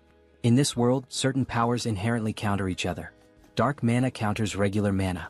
Mana counters divine power, and divine power counters dark mana. Mana was the domain of humans. Dark mana belonged to demons, while divine power was reserved for the devout followers of God. The Church of Tussis, the most influential religious institution, had waged wars to bring all other faiths under its control. Now, as the divine empire of Gatron, they anointed a chosen individual capable of hearing God's voice and revered her as the Saintess. Somewhere within the Demon King's stronghold, rumors swirled about the captured Saintess locked in her room. The next Saintess of the divine empire, Abelson Marriott, was now a prisoner of the demon army. There were murmurs of doubt among the demons. She hadn't prayed in days, casting suspicion on her claim as the Saintess. Still, they trusted Reed Run's judgment in capturing her. Abelson, on the other hand, saw no reason to pray. She believed her current circumstances were preferable to her time in the church. Suddenly, the door burst open and Reed Run barged in, carrying Hyun-suk in his arms. Abelson immediately chastised him for his rudeness. Ignoring her, Reed Run demanded that she heal the human. Hyun-suk's head throbbed, and he began to wonder what Reed Run had done to him. It was almost comical. His last thought was regretting that the last hand he held belonged to a man instead of Rachel. When he opened his eyes, he was greeted by the sight of a silver-haired beauty. His immediate thought was that he had died again and ended up in some random place. Hyun-suk began lamenting loudly, claiming he would never forgive the angel for this. He dramatically declared he'd rather become an archmage by the age of 30 than go through this again. Praying fervently, he cursed Rachel, accusing her of being a demon disguised as an angel, and demanded eternal torment for her. Finally, he muttered one last wish. If the angel insisted on making him a hero again, she should marry him first. Abelson, unimpressed, called him pathetic. Hyun-suk's eyes widened in shock. Reed Run, relieved that Hyun-suk was conscious, couldn't help but grab his shirt in excitement. Still dazed, Hyun-suk was utterly confused. Reed Run pulled him into a tight hug, but Hyun-suk immediately protested, accusing him of trying to kill him again. It was at this moment Hyun-suk realized he wasn't dead. Turning around, he glanced at Abelson, piecing together the embarrassing things he had just said in front of her. Reed Run, meanwhile, asked the Saintess if Hyun-suk was fully healed. The Saintess responded that Hyun-suk was not yet fully recovered, and it should be evident to Reed Run as well that the dark mana still lingered in his body. She admitted she didn't know what might happen to him. Reed Run asked if her divine power couldn't erase the dark mana. Abelson warned that any misstep could result in Hyun-suk's death. She suggested waiting, as the dark mana might dissipate over time. Apologizing sincerely, Reed Run promised to make amends by helping Hyun-suk grow stronger through training. Despite being nearly suffocated by the hug, Hyun-suk managed to remark that Reed Run didn't need to go to such lengths for someone as lowly as him. Reed Run dragged him away, but Hyun-suk protested, asking him to wait. Meanwhile, Abelson grew curious about Hyun-suk, wondering why a human was being trained by a demon. A few hours later, Hyun-suk finally made it back to his room. Bobo, as usual, was there playfully chewing on Hyun-suk's head. Hyun-suk thanked Bobo. He recalled hearing that Bobo had destroyed his home and eaten the soldier who tried to feed him. Once again, Hyun-suk thanked him, acknowledging that if it weren't for Bobo's separation anxiety, he'd still be stuck in training. Hyun-suk began venting to Bobo about everything that had happened that day. It was enough to make him cry. And to top it all off, the dark mana was still coursing through him. Looking up, he asked Rachel if he was going to die. Bobo simply kept licking Hyun-suk. Hyun-suk called for Rachel again, but she didn't respond. Rachel was crying, devastated that her hero had been ruined and corrupted. She told him that he wasn't the same hero anymore. Hyun-suk was taken aback. Shouldn't he be the one crying after everything he had just been through? Eventually, Rachel calmed down and confessed that all of the misfortunes were her fault. The dark mana in Hyun-suk's body, his near-death experience, it was all on her. With biting sarcasm, she added that it was because she was a demon wearing an angel's face, a deranged maniac destined to suffer eternal torment in hell. Hyun-suk froze, recognizing those were the very words he'd said to the Saintess upon waking up. Realizing his mistake, he scrambled to console Rachel, even going as far as to claim there was no buff item in the world as amazing as her. Rachel, however, was unmoved and told him to shut up, saying he didn't mean any of it. Now all Hyun-suk could do was wait, racking his brain for a way to make amends. 3 days later, Hyun-suk felt like he was going crazy. Collapsed on the ground, he cried from the grueling training Reed Run had put him through. Abelson, who was present to heal him, tended to his injuries as usual. Hyun-suk praised her beauty as he always did. Abelson, disgusted by his behavior, couldn't believe this so-called hero. Yet she healed him anyway. Hyun-suk shyly scratched his head and asked Abelson for a favor before his battle the next day. He wanted her to pray for his survival and if possible to come watch him fight. The request caught Abelson off guard. The day of the battle finally arrived, a match that would decide Hyun-suk's fate. The crowd buzzed with speculation. Why would anyone challenge the commander, let alone a mere human? Of course, Hemis and Reed Run were in attendance. Hemis, enjoying the atmosphere, asked Reed Run who he thought would win.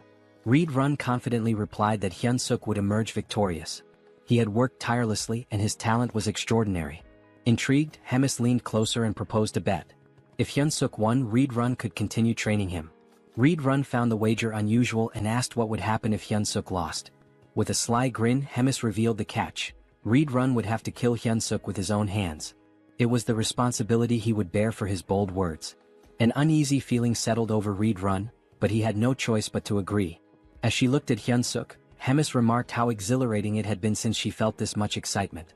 The announcer began introducing the fighters. Hyun Suk stood ready, his mind clear and his body in peak condition.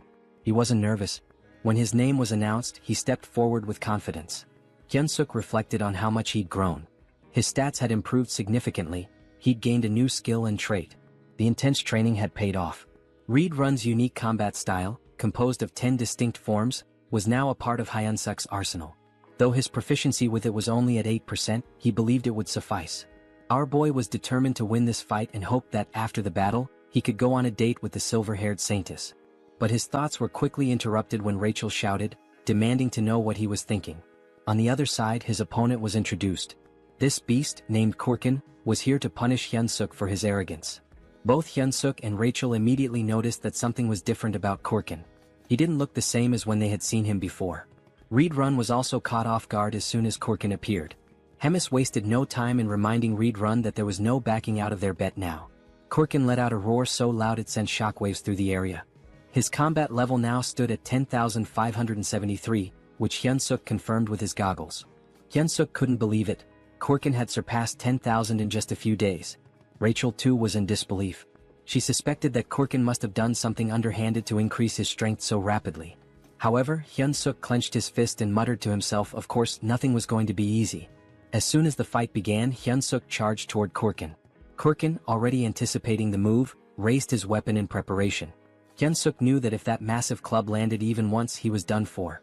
Kurkin swung his weapon, but Hyun Suk managed to avoid it. The swing was large and easy to predict. Hyun Suk knew that he just had to stay calm, dodge, and wait for the right opening. Hyun Suk landed a solid blow, and the announcer remarked that it must have hurt even Kurkin. Hyun Suk readied himself for another strike, landing it once more. The impact was tremendous, but Kurkin didn't even flinch. Hyun Suk immediately realized he had messed up when he saw something blurry coming toward him. The object hit the side of his body with a powerful force. He quickly created distance between them, only to notice that his left arm had been broken by that single blow. Kurkin, however, seemed unfazed by the damage he had taken earlier. Hyun Suk observed that Kurkin appeared normal, and his movements were still predictable. In his mind, Hyun Suk reminded himself that he had endured worse before. He steeled himself, telling himself not to be afraid and remembering the lessons he had learned. Combat arts involved using mana with martial arts, allowing someone to smash the ground or break a rock with a single punch. Reed Run had explained this to him. He added that combat arts weren't just about raw strength. The crucial point was that combat arts are techniques meant to kill your opponent. Back during their training, Hyun Suk had been told he couldn't beat Kurkin with his current abilities. The reason? He lacked the intent to kill. Without a clear intention to kill, his attacks were meaningless. As the present moment unfolded, Hyun Suk recalled Reed Run's words. Kurkin was about to strike again, but this time, instead of dodging, Hyun Suk surged forward as if he was about to counter. This time his attack was fueled by killing intent. Hyun Suk's punch landed and he shouted, "Fucking die." Unlike his previous attacks, this one pierced Kurkin's muscular body. This was the first form of Reed Run's combat style, instant obliteration. And as the name suggested, the arena was obliterated in the process. As the dust clouded the arena, Abelson wondered who had won. When the dust finally settled, Kurkin's body was revealed, a massive hole torn through his chest. "Welcome to the Donut Club, ugly ass," Hyun Suk thought to himself as he raised his fist in victory. It was official, the weak human Choi Hyun Suk had won. Despite his victory, Hyun Suk's body trembled, and he realized that if he used Reed Run's technique again, it might just kill him. Meanwhile, Rachel was celebrating. She told Hyun Suk that he had pierced straight through Kurkin's heart. Hyun Suk could hardly believe they had won. But then a dark red aura surrounded Kurkin's body. Something wasn't right. The announcer too couldn't believe his eyes, exclaiming that it was a miracle. But Hyun Suk knew this wasn't a miracle. He watched as a red object began to emerge from Kurkin's body. Twisting in pain as something strange happens to his body, it's clear that the blow wasn't fatal enough. Kirkin remains standing, almost miraculously, despite a massive hole where his heart should be. Kirkin has now literally become a walking meat donut and will be known as Mr. Donut. Choi, surprised that Kirkin can still fight even with his heart torn apart, realizes it must be the commander's doing as he stares at Mr. Donut's gaping hole. Meanwhile, the commander watches the fight with a smile, enjoying how events are unfolding. Beside her, Reborn wonders what she was thinking by sharing her dark mana with Mr. Donut. She also cast a curse that turned him into an undead when he reached a fatal state. The commander, impressed by Choi's quick learning and talents, smiles, though her expression carries a hint of frustration for having expected more from him. Back on the battlefield, Choi wonders if Donut is still alive as he looks at the heartless monster still standing. Rachel clarifies that he isn't, it's actually a curse causing this effect. However, she notes that the curse won't last long. Suddenly, Donut charges at the hero, preparing a strike with a murderous gaze. Choi laughs, joking that this move is already well known and easy to dodge. Famous last words. In the blink of an eye, he is struck. Donut's fist is already at his neck, and apparently the blow wasn't as avoidable as Choi had thought. Mr. Donut, holding the hero's neck in one hand, strikes multiple times with the other, only stopping when Choi, in a desperate response, grabs the monster's arm with both his arms and legs, causing a surge of energy. This prompts Donut to throw him away, sending Choi crashing into a wall. As Choi reflects on the gentle meeting between his body and the wall, he recalls the near-death sensation he experienced, comparing then to now. It seems like all the bones in his body are broken. With no time to dwell on his misery, he notices someone willing him to stand and continue. Choi then realizes Abelson's presence, gesturing encouragement, telling him he can win. The hero hesitates to believe her, but the doubt doesn't last long. He rises, realizing the fight isn't over until it's truly over. His newfound courage stems from one thing: the fear of embarrassing himself in front of a girl. That's how we do to overcome death. Even with all his bones seemingly broken, he channels mana that acts as an armor for his body. A blue aura covers him. Choi then decides to counterattack. As he moves toward Mr. Donut, the system updates displaying 2 consecutive changes. His mana control advances from F to E and then from E to D. Charging a powerful energy-infused attack, the hero shouts an invitation to Abelson for a date. Screaming while smashing a goblin's thinking box seems like the perfect time to ask a girl for a hangout. The attack drives Donut's head into the ground, but it isn't enough to neutralize him, but it was almost. Realizing his attack was highly effective, Choi continues his assault, repeatedly striking Donut's meat coconut. The audience watches in stunned silence, unable to process what's happening in the arena. Meanwhile, in the room where Reborn and the commander are watching, she asks Reborn if was he the one who taught the hero all those moves. Reborn denies it. He also added, emphasizing that he's never seen anything like this in his life. Turning the attention back on the battlefield, now nearing its conclusion, Choi's thoughts are focused on his possible date. Things like 1 night, 2 days, dinner and hotel, clearly more important things to think in a situation like this. However, he knows he must remain cautious while collapses in exhaustion. As a result, the commander tells Reborn to be careful. Choi is a monster. She reflects that having a hero serve the demon army will be fun, even though Choi's face reminds her of someone she isn't fond of. Sometime later, the hero wakes up startled in his cabin, bandaged, and in the company of Dog and Rachel standing nearby. Before he can ask where he is, Rachel informs him he's obviously in his cabin. Choi, concerned about the outcome of the fight and his experience, is quickly reassured that he won and that Abelson tended to his injuries. Eager to check the system, he looks at his stats. Hero candidate Choi, now level 212, has seen significant increases not only in his level but also in stamina, mana, charisma, and unlocked mana control skill. As he reviews his stats, Rachel mentions she could have healed him too. Choi ignores the comment, focusing solely on the absurd number of levels he gained. Noticing the mana control skill, Rachel reacts with exaggerated surprise. She defends her reaction, explaining that she's right, it's extremely rare for anyone to achieve mana control. As she tries to elaborate on how amazing this feat is, she's interrupted by Choi, who notices a strangely folded piece of paper. The scene shifts to Abelson's prison. She's gazing at the stars and muttering to herself that it was unnecessary. In her thoughts, the hero is strange. He discovered mana and learned about combat in just 3 days, which isn't normal. This hero certainly has unknown potential. Unfortunately, his personality is inversely proportional to his abilities. Abelson wonders if her prayers were answered or if Choi is simply pure talent. In the end, it doesn't matter. To her, he's the hope she needs. She then knocks on a door, seeking a favor, and Reborn at the other side answers, offering his help. When Reborn asks what she needs, she says she wants to take a walk. Back in Choi's room as he reads the letter, he's surprised to find it's a positive response to his date request with Abelson. She now wants to see him at the courtyard. The hero will finally have the time of his life. Moments later, the time for the meeting finally arrives. Choi, anxious, still doesn't know how to act in this situation. He wonders if he should ask for her number, but there aren't even cell phones in this world. Rachel advises him to forget about this situation and return to his room, complaining that he always ignores her words. But she can't finish her sentence as she's suddenly grabbed fiercely by Choi, who plans to throw her aside. However, just as he prepares to do so, Abelson appears in front of him, accompanied by two others. Choi, clearly caught off guard, announces Abelson's arrival, questioning who the other two are. Abelson replies that they are her escorts. After all, she couldn't wander alone in her current condition. Choi, with sadness, quickly remembers that she's confined as a hostage of the Demon King's army. Breaking the tension, Abelson expresses her desire to start with a walk. Choi agrees, and as they walk, he thinks about how stressful it is to be under the watchful eyes of Abelson's escorts. They're eliminating any chance of intimacy between the two, leaving him unsure of how to start a conversation. Abelson, on the other hand, knows exactly what to say. Without hesitation, she fires her question. "Are you a hero, Mr. Choi Hyun-seok?" The hero, surprised, doesn't understand how she knows or suspects this detail about him. Abelson explains that only heroes and demons have black hair in this world. Shaken by this revelation, Choi is also asked if he has any questions of his own. She encourages him to feel free to ask. Nervous but grateful, Choi timidly starts his first question. But before he can say anything coherent, they are interrupted by Reborn. Choi is startled as he watches Reborn approach in a hurry, frustration evident in his eyes. Reborn delivers the message that the commander wishes to see him, exclaiming that the hero must follow. Choi panics. His meeting with Abelson ends before it even begins. Abelson also shows frustration with the situation, but it's clear their reasons differ. Observing everything, Abelson begins to wonder if Choi is truly someone trustworthy.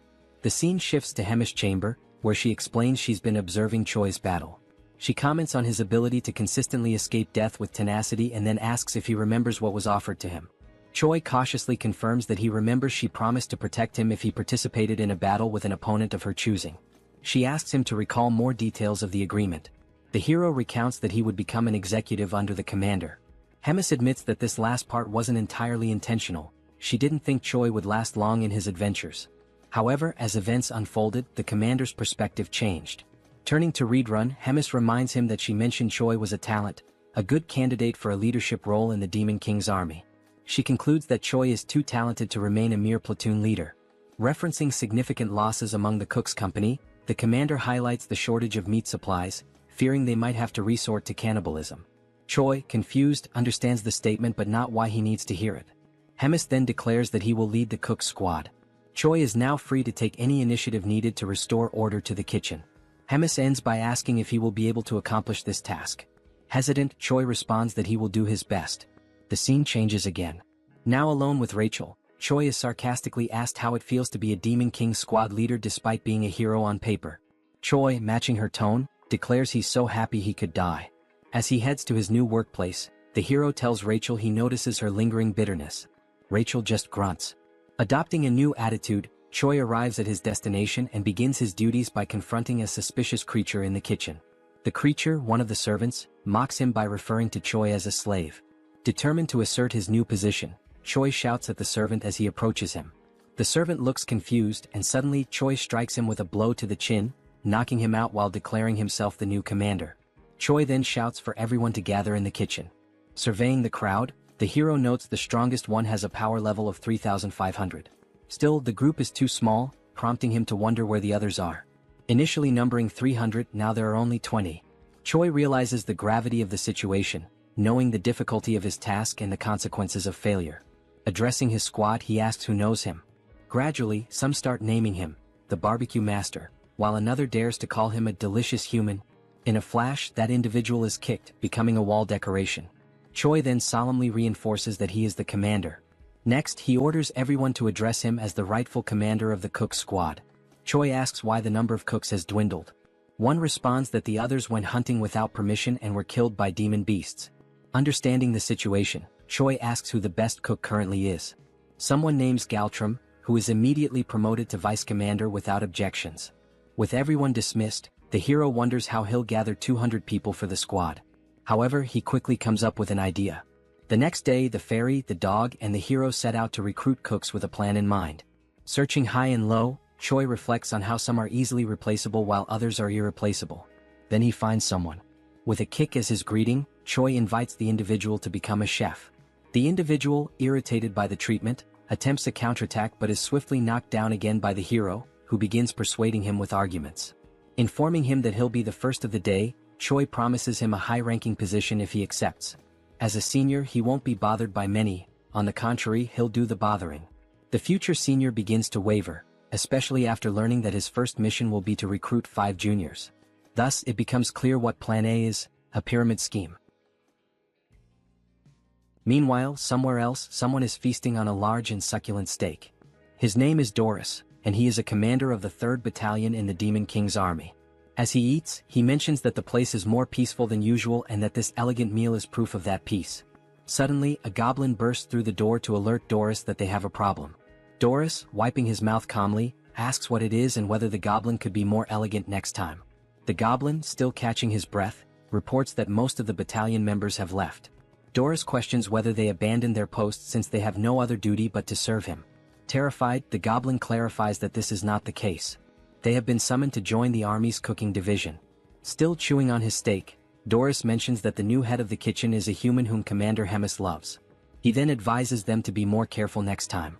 The goblin shouts, saying that this is not a situation he should let slide so easily. He adds that they have already taken 200 of his soldiers to serve as cooks.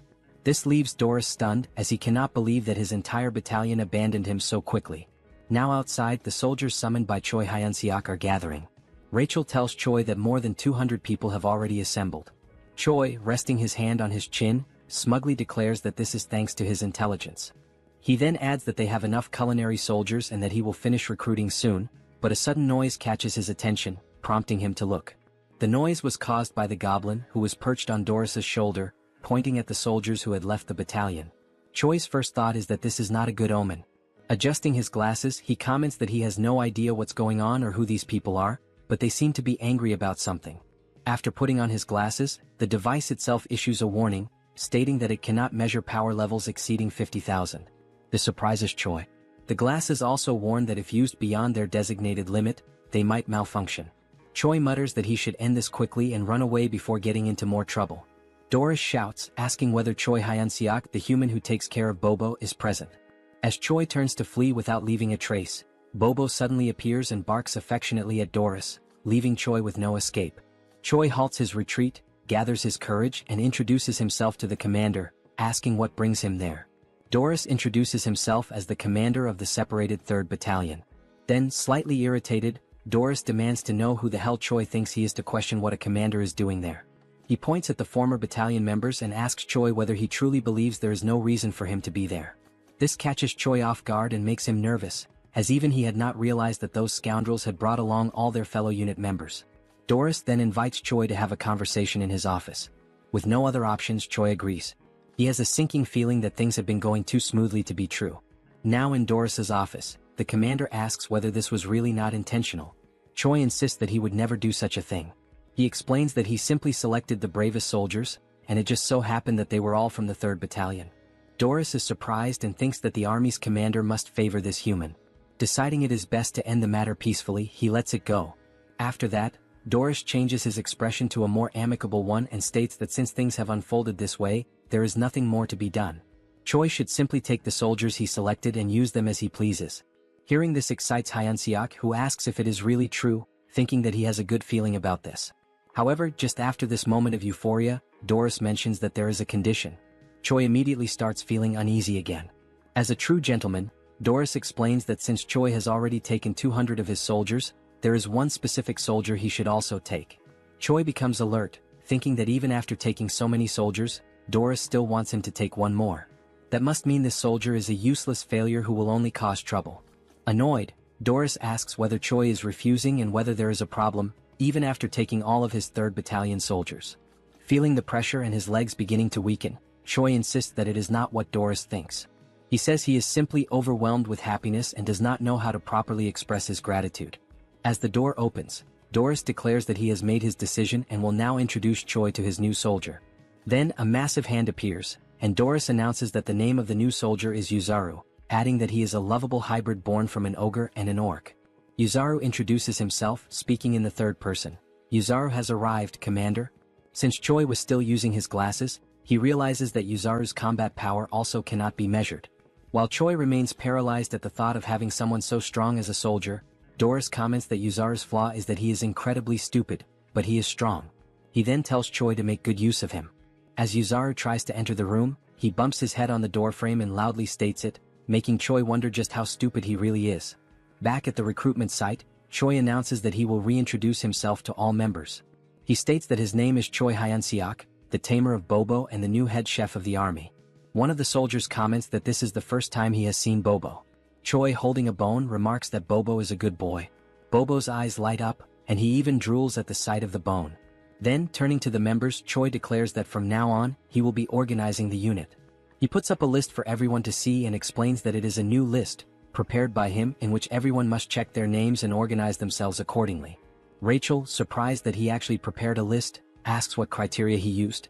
Choi tells her that he believes everyone has the same level of intelligence, so he organized them based on combat power. He further explains that he assigned the weaker soldiers with more kitchen experience to kitchen duties. Then he asks Rachel if that was not a genius idea. After a while, one of the soldiers calls for him, stating that everything is ready and everyone has been organized. Delighted, Choi says he will check. With everyone divided into two large groups, Choi announces that the squad on the right is the culinary unit, while the one on the left is the combat unit. Using his experience, he acknowledges that some people might be unhappy with their assigned roles and invites anyone dissatisfied to step forward. A soldier raises his green hand, confirming that there is a problem. The goblin with a parted hairstyle, one of the weakest in the battalion, is the one who raised his hand. He states that he also wants to hunt and eat fresh meat right away. Choi gives a strange smile, admitting that this is a headache. He then calls for the goblin to come closer.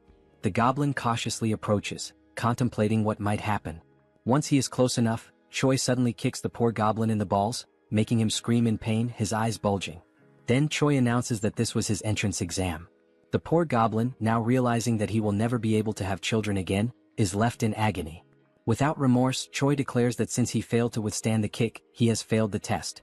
Only then does the hero system finally appear, displaying a notification that thanks to his excellent leadership and command skills, Choi successfully organized and stabilized the unit. The system grants him the hidden skill of charisma level up, as well as an upgrade to his leadership skill level. Looking at the squad members, Choi asks if there are any other candidates with complaints. After a moment of silence, Choi clenches his fist, preparing to give a speech. Then he shouts for everyone to hear that everything is confirmed. He gives the order for the combat unit to grab their weapons because it is time to hunt. Now, in the great forest north of the Black Fortress, Choi gathers with all the members of the combat unit. Choi remarks to Rachel that, especially today, the forest seems calmer, with no sign of a single beast around. She replies that it might be due to the presence of Bobo and Yuzaru. Since they are so strong, they could be scaring the monsters away. Agreeing with her, Choi acknowledges that it is a plausible theory. Then we see Bobo and Yuzaru looking cuter than ever before. Choi grumbles, saying that those two are his best soldiers, and he simply cannot leave them behind. Rachel then suggests that they use bait to lure the monsters. Choi questions her idea, saying that if they had extra meat to use as bait, he wouldn't need to go hunting in the first place. Rachel smiles and tells him that he misunderstood. She is not talking about sophisticated bait. Pointing at all the squad members, she explains that they will serve as biological bait to attract all the demonic beasts. Choi loses his sparkle, then looks up and asks God what he did in his past life to deserve this. Then he crosses his arms and, with conviction, Choi orders the numbers 14, 3, 1, 43, and 7 from the list to step forward. Rachel, not understanding the significance of those numbers, asks him about it. He responds by saying that those were the numbers he bet on in the lottery back on Earth, lamenting that he could have been the winner. Still tearful, Choi gives the command that the operation will begin now. He then orders Yuzaru to grab member number 14, which excites the giant. After being held by Yuzaru, the poor member number 14 asks if he has lost his mind. Calling him an intercontinental ballistic goblin, Yuzaru effortlessly tosses the goblin far away. Choi, with his hand on his chin like a thinker, comments that it's a great idea, as continuing to throw weak soldiers like bait will eventually attract the attention of the monsters. He then turns to a fox soldier and orders him to light a small fire so the ones thrown as bait will have a way to return. But Rachel questions whether throwing soldiers like that wouldn't just kill them from the impact of the fall. Choi retorts, saying that he is sure 1 in every 6 will come back alive. He tells Yuzaru to keep throwing the others from the list. The rest of the battalion is in shock and whispers among themselves that the human head chef has lost his mind and that they want a long life. One of the goblin soldiers, terrified by the situation, decides to turn around and run away at that moment. As he turns to flee, he sees Bobo with his eyes sparkling with cuteness. The frightened goblin says that this is not what Bobo is thinking and that he will serve the Demon King's army for the rest of his life. But it seems Bobo doesn't believe him, as Choi mentions that the ones he threw earlier are late and should have returned by now. Meanwhile, in the background, the poor goblin is crying for help. At the same time, one of the goblins who had been thrown is running back, desperate and calling for help while being chased by several monsters. Choi smiles, saying it was about time for him to return and let the soldiers handle things now, but only if he needs to land the final blow on the monster to count for XP. But before he can finish his thought, Yuzaru takes off running ahead. He is simply too strong to leave the last hit for anyone else. As Yuzaru takes down the monsters one by one, he shouts that he loves fighting, leaving nothing for Choi. Frozen and speechless, Rachel looks at Choi and asks what last hit he's talking about, since there's no monster left alive.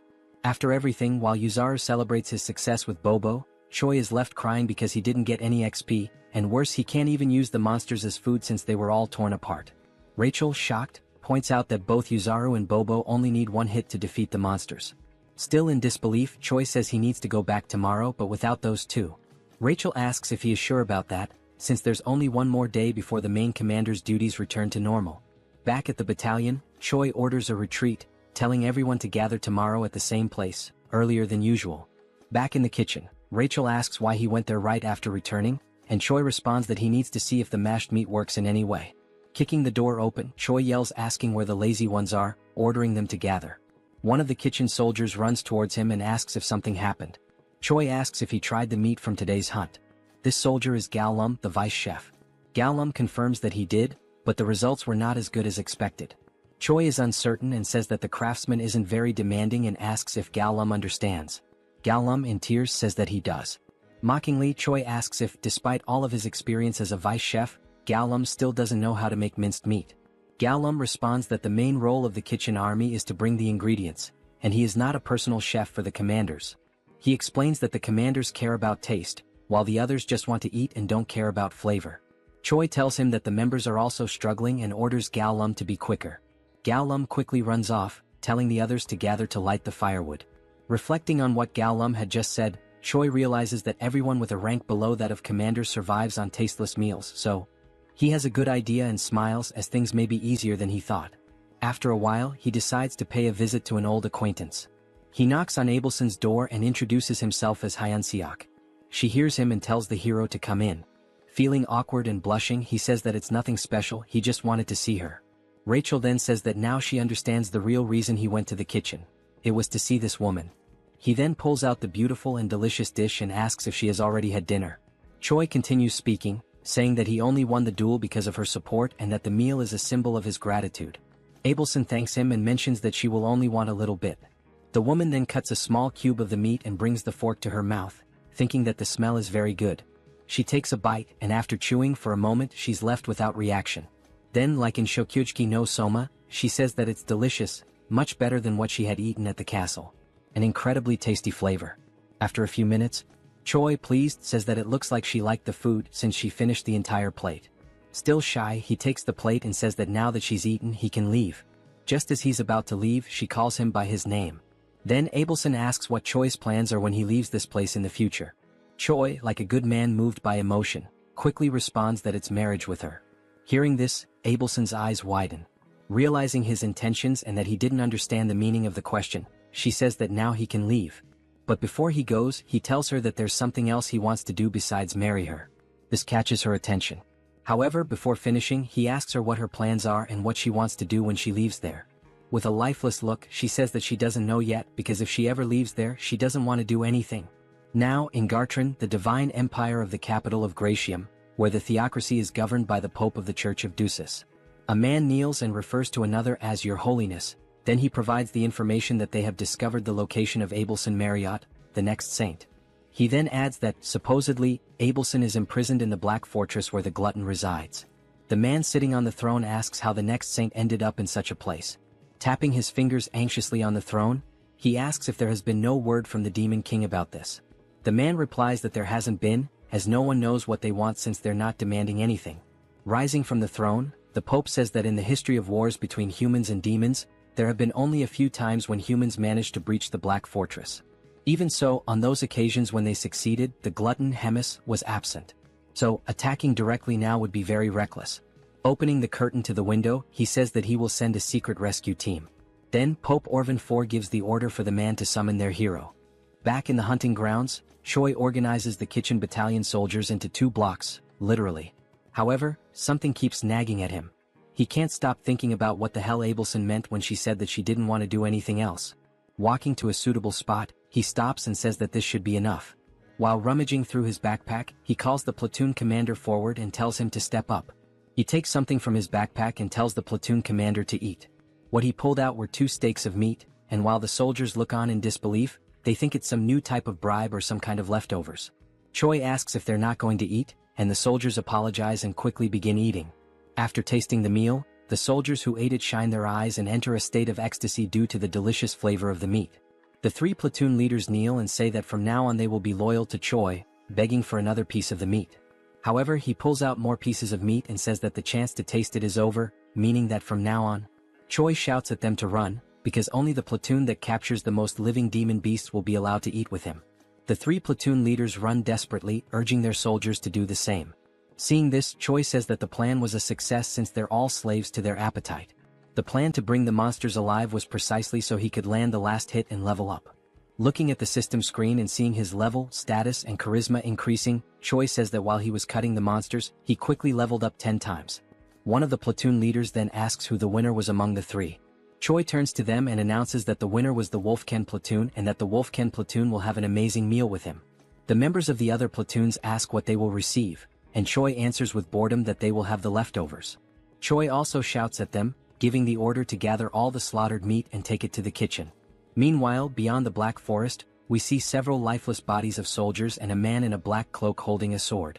Back at the headquarters, someone stands in front of a door and says that they've finally arrived. Inside, Abelson says that she shouldn't have said that to Choi. After all, she can't keep hiding this forever.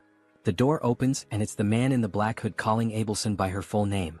He then removes his hood and we see that it's not Choi but a blonde man with green eyes. He says that he's there to rescue her. Recognizing him, Abelson calls him Sir Guffin and asks if the Pope sent him. He replies that he thinks so but isn't sure. Leaning against a table, she apologizes and says that she can't go back now, politely asking him to leave. Surprising her, he says that he'd love to retreat as well, but a mission is a mission and must be completed. With a serious expression, she says that as he should know, the glutton Hemis lives in that fortress, and if he tries to take her, he knows what the worst outcome could be. He approaches her, smiling, and asks how she plans to do that, and Abelson says that she will use her holy power to summon Hemis there. The man then grabs Abelson by the neck and says that he's not there for games, because he's not a prince but a soldier. With a cold expression, he orders her to close her eyes and when she wakes up, she'll already be in the capital. With his grip tightening around her neck and her almost fainting, Abelson realizes that he may use holy power and wonders how that's possible. As her eyes slowly close, she thinks that she can't go back there again. Then a sleep spell is launched toward the blonde man. It's Choi telling him to take his hands off Abelson. The punch hits his face but it seems to have little effect. With a small trickle of blood on his face, the blonde man says that it was a punch infused with magical energy and asks what Choi is. He adds that Choi's movements are very impressive for the magic he possesses. Irritated, Choi throws another punch and asks what the hell the blonde is talking about, ordering him to get away from Abelson immediately. The man retaliated with a kick and said it wasn't part of the mission, but it's always good to have something useful, so Choi would go with him as well. The kick was so strong to Choi's stomach that he couldn't stay on his feet. While Choi and Abelson were on the ground, the blonde man said that trivial worms always irritated him. Watching all of this from afar, Rachel saw that the man had defeated the other man with a single blow, so she was unsure whether she should call Bobo for help. Then Rachel felt a frightening presence approaching the area. Inside the room, the man looked at a teleportation scroll and said that there was nothing he could do, but to bring another person with him, he needed to alter a few terms. Then someone arrived behind this man. The person asked the blonde if something wasn't going well. Was Hemis? Smiling, she asked if the man needed help. The man quickly turned around and was shocked to see Hemis in front of him. He wondered how this was possible since he had blocked the saint's powers. Hemis asked if the man could start calling her gourmet from now on. The blonde, trembling with fear, thought that he couldn't feel any magical energy coming from Hemis, and maybe this was due to the difference in their levels. Placing the contract in his mouth, the man thought that maybe the story about Hemis, the glutton devouring thousands of soldiers in a single day, could be true. Hemis emanated her power with a pink aura and said that now she would see how skilled her blonde guest was. The pressure from her magical energy was so immense that the blonde man became paralyzed. He could only think about not panicking because only then could he dodge her attacks, and when the opportunity arose, he would take the saint quickly. Then, the blonde man felt a strange dizziness and realized it was due to the punch he had received from Choi, and the dizziness effect came late. While he was distracted, Hemis launched an attack that apparently struck and ripped off the blonde man's arm. The glutton said she liked him and asked if he could entertain her a little more. The blonde man thought that, with the state of his body, it was better for him to leave on his own. Then, the blonde man declared the mission a failure, activated the teleportation power, a golden explosion occurred, and he disappeared from there. Hemis was surprised that the man fled even after she had asked him for a favor. Then, with a devilish expression, she said that it was fine because the truly fun things were about to begin now. Then, a brief description of Hemis is shown. The glutton is an ancient monster and an ageless witch. All of these were insults to Hemis, the commander of the Third Corps of the Demon King's army. Through the endless flow of time, countless demons were born and appeared. However, the Demon King and Hemis, these two remained unshaken like enormous mountains. Yet, the infinite passage of time has numbed many things, and this is too cruel for any sentient being to bear. A few days later, Choi is training and is struck in the same spot with an attack. Lying on the ground and crying, he was training with Reborn, who tells Choi that his attacks and how he uses magic are still too direct. Reborn says that he doesn't need to be so rigid about it and can be more flexible. Still crying, Choi says he will keep that in mind next time. In an ironic tone, Reborn says that there's one more thing to mention. No matter how strong Choi feels or considers himself to be, there will always be someone stronger. Helping Choi up, Reborn tells him not to forget that a fair victory is a privilege only for the truly strong. Then Reed turns to Choi Hyun-seok and says that's all for today, telling him that he did a good job. Reborn turns and leaves the area while Choi, feeling awkward, watches him walk away. The hero, nearly depressed, sits on the ground and concerned Rachel asks if he's alright. He responds that no, he's almost dying and asks her to heal him. Rachel begins the healing and Choi says that at least he can breathe now. This makes the fairy ask if she is now just a healing potion for him. While he's being healed, Choi has several thoughts in his mind. He remembers Abelson telling him to get stronger because only his belief in his own strength would protect him. Then he tells Rachel that Abelson said he needed to be stronger. Rachel gets angry because he's already talking about that woman again, and because of her, he almost lost his life. She doesn't know if she's a saint or a witch. Choi tells her that she could suffer divine punishment for saying such things. While still using the healing, Rachel remembers that the assassin used sacred power, so she questions why, if she is really a saint, he attacked her. Choi, thinking, says that she's right because the next saint should be a valuable existence, and that's not what happened. Choi becomes frustrated thinking about it and says that, in any case, he's done thinking about it. Then Rachel asks why he's so fond of her. Choi ignores her and says she's just jealous. Rachel yells that he's a woman-crazed moth and asks if he really wants to die. Shortly afterward, there was Choi, head down and sad, while Rachel and Bobo looked at him. Choi says that it's over for him and asks to be reborn as a rich family's cat in his next life, leaving their eyes confused by the situation.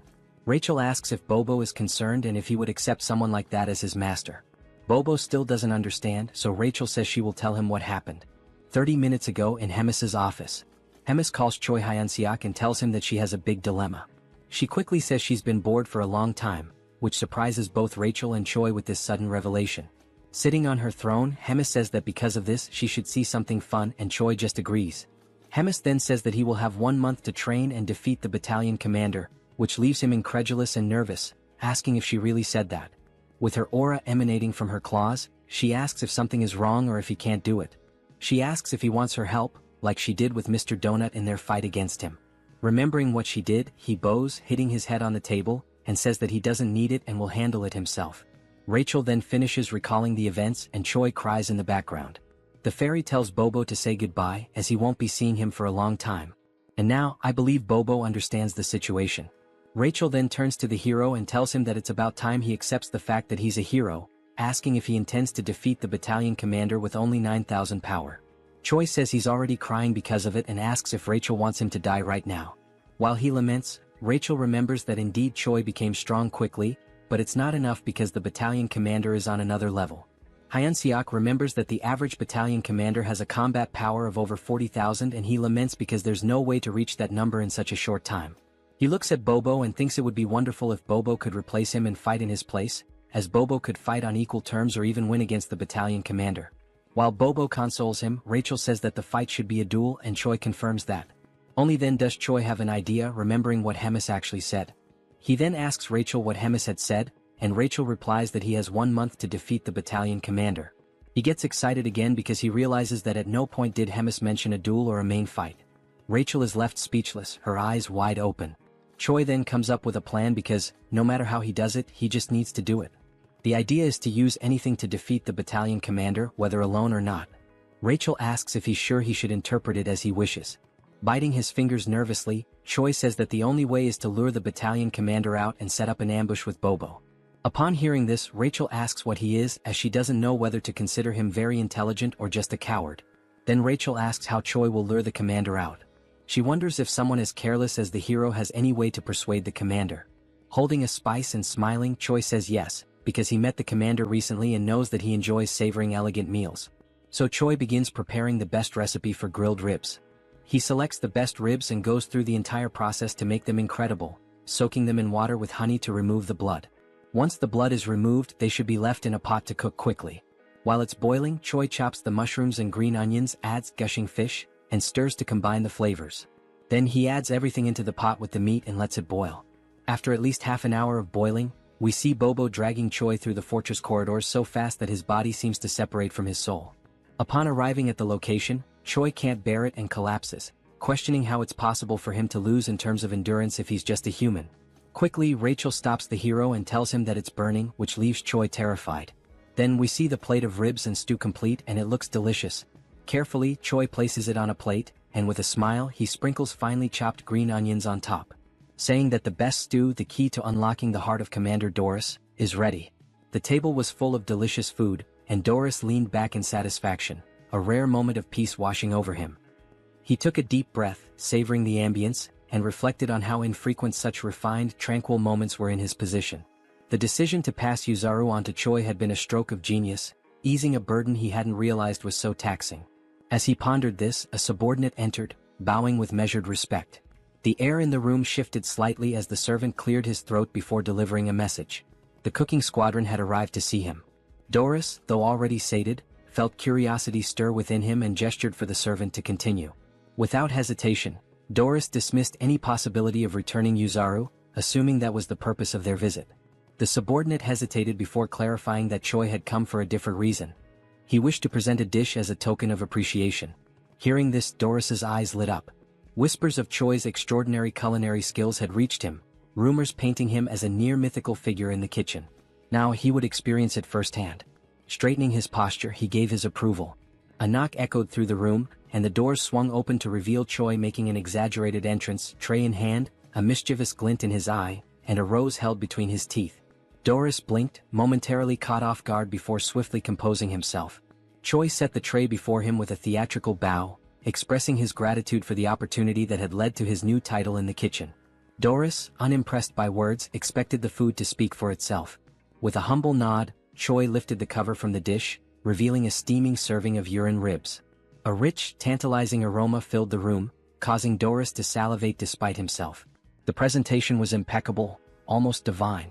Drawing in the fragrance, Doris found himself overwhelmed. Across from him, Choi watched knowingly, confident that one bite would send him into a world of indulgence. The moment Doris tasted it, disbelief overtook him. His widened eyes and forward-leaning posture betrayed his astonishment. The dish transcended human capability, reaching a level of perfection he had never imagined. Encouraged by the reaction, Choi suggested introducing more dishes in the future. Doris, without hesitation, accepted, willing to eat anything he prepared. As Choi exited, Rachel, standing by the door, struggled to contain her reaction. Doris, still enraptured by his meal, casually remarked on Choi as favored status. Barely making it outside, Choi gripped the doorknob, trembling. He and Rachel exchanged a glance before both succumbed to violent nausea. Rachel wiped her mouth, staring at Choi in disbelief. He acknowledged his actions, fully aware of the consequences. When pressed on his intentions, he made it clear. He would continue feeding Doris until the day came when he was nothing more than a pig fattened for slaughter. Meanwhile, inside the dining hall, Doris remained blissfully unaware, savoring each bite. A week passed. Doris sat before another grand meal, yet his appetite had noticeably waned. With a sigh, he idly prodded his food, burdened by looming concerns. An upcoming duel for the battalion commander position weighed on his mind. His growing influence had drawn unwanted attention, and failure meant forfeiting his title. Yet, he accepted the stakes with a sense of dignity. Choi, realizing that a week of careful planning had failed to consider external threats, forced a smile and assured Doris of his impending victory after he invited him to watch the duel. The next day at the Grand Training Grounds, Rachel attempted to lift Choi's spirits with sarcasm. Choi, unimpressed, remained convinced that Doris stood no chance after everything he had been fed. Roiger, the Demon King's 3rd Army Corps Regiment commander, initiated the duel. The challenger, a humanoid figure with a horned skull, stepped forward. Opposite him, Doris ascended the stairs, panting from the effort. Yet, upon spotting Choi, a smirk surfaced on his lips. Roiger signaled the start. Doris barely reacted at first, his enthusiasm lacking, until the moment arrived. In a single motion, he seized his opponent's weapon. A shockwave erupted, forcing the audience to recoil from the impact. As the dust settled, the challenger lay motionless. Roiger, stunned, acknowledged Doris's overwhelming dominance and ended the match. Spectators dispersed, leaving Choi to contemplate his next move. That night, at Bobo's house, Choi analyzed the monster distribution map he had drawn. Rachel, peering over his shoulder, questioned his intentions. The plan was simple: pit monsters against each other, letting one enemy take out another. Rachel, after grasping the concept, understood the brilliance behind it. 3 days later, deep in the forest, Rachel groaned from exhaustion after memorizing endless monster entries. Choi had offered to divide the work, but she had refused, now regretting it. The dense foliage around them rustled as unseen creatures moved through the underbrush. Tension lingered in the air, each shadow carrying a hidden threat. The night was alive with distant roars and the snapping of twigs beneath massive feet. When asked about their first target, Choi pointed ahead. Rachel immediately identified it as a surfib, a massive forest worm. Despite its size, she dismissed it as useless for their plan due to its passive nature. Puffing her chest with pride over her deduction, she sought approval. Choi, unimpressed, remarked that even a fool could be useful. A soldier approached and inquired about their next hunting location. Choi told him to wait before asking Rachel about dragon-like monsters with steel-like scales. She replied that several types fit that description and that she would need to see it directly to identify it. This meant they had no choice but to face the creature head-on. Choi then announced to the cooking squadron that they would be sweeping the area clean. There was no need for captures. Everyone was free to kill to their heart's content. He even gave them permission to eat their prey immediately. The soldiers were ecstatic. They felt that their commander had finally come to his senses, celebrating the opportunity to eat their fill. They cut down monsters relentlessly, harvesting their meat until the supply piled up. Choi observed the results of their efforts but noted that the true owner of the territory had yet to reveal itself. He began to worry that their efforts had been in vain. Deciding to halt the operation, he ordered everyone to put away their weapons. The platoon commander ensured that his orders were followed. However, just as they began to settle, an unexpected sound caught Choi's attention. He immediately sensed that something had arrived. Birds scattered into the sky as a monstrous presence made itself known. A dragon's eye glared down at them from above. The creature, Nidrak, was a beast of immeasurable combat power. The soldiers panicked at the sight of the dragon and scattered in fear. In response, Nidrak set the area ablaze. Choi, however, was pleased. With a monster of this caliber, he now had a weapon strong enough to defeat Doris. At Hemis's office, she spoke to Reed Run about her growing concerns. 3 weeks had passed without any news from Choi. She speculated that Reed Run might have been training him for something extraordinary. He dismissed the notion, stating that their training was nothing out of the ordinary. Hemis then asked for his assessment of Choi's chances against the battalion commander. Without hesitation, Reed Run replied that there was no chance of victory.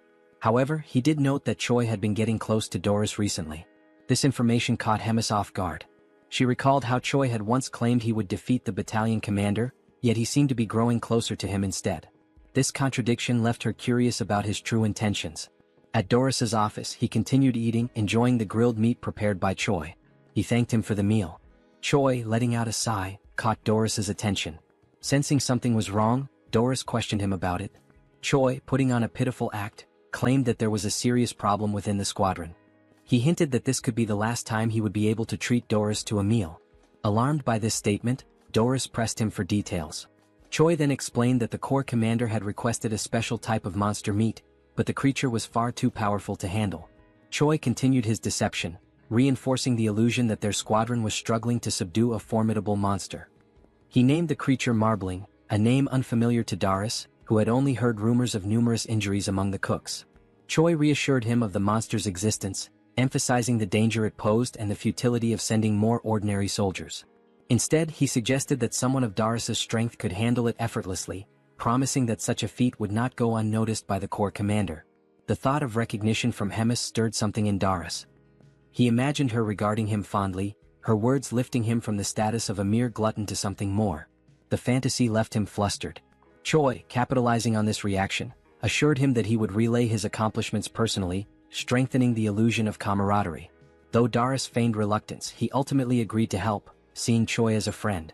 Choi expressed gratitude, but beneath his polite demeanor, his expression twisted into a sinister grin. The following day, the operation was set in motion.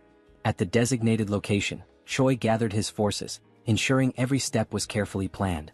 Rachel confirmed whether he had memorized the terrain, to which he responded with absolute confidence, likening himself to a living navigation system. He then whispered to Bobo, subtly affirming that their true target was Darius.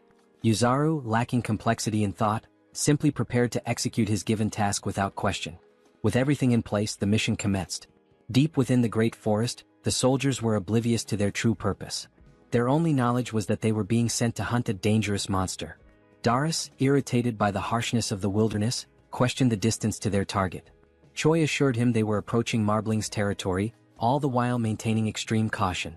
He understood that Darius was more formidable than he appeared, but he had faith that Nidrak would emerge victorious. Suddenly the atmosphere shifted. Birds scattered in distress, signaling an imminent threat. Choi warned Darius that something was approaching. Darius, now alert, prepared himself.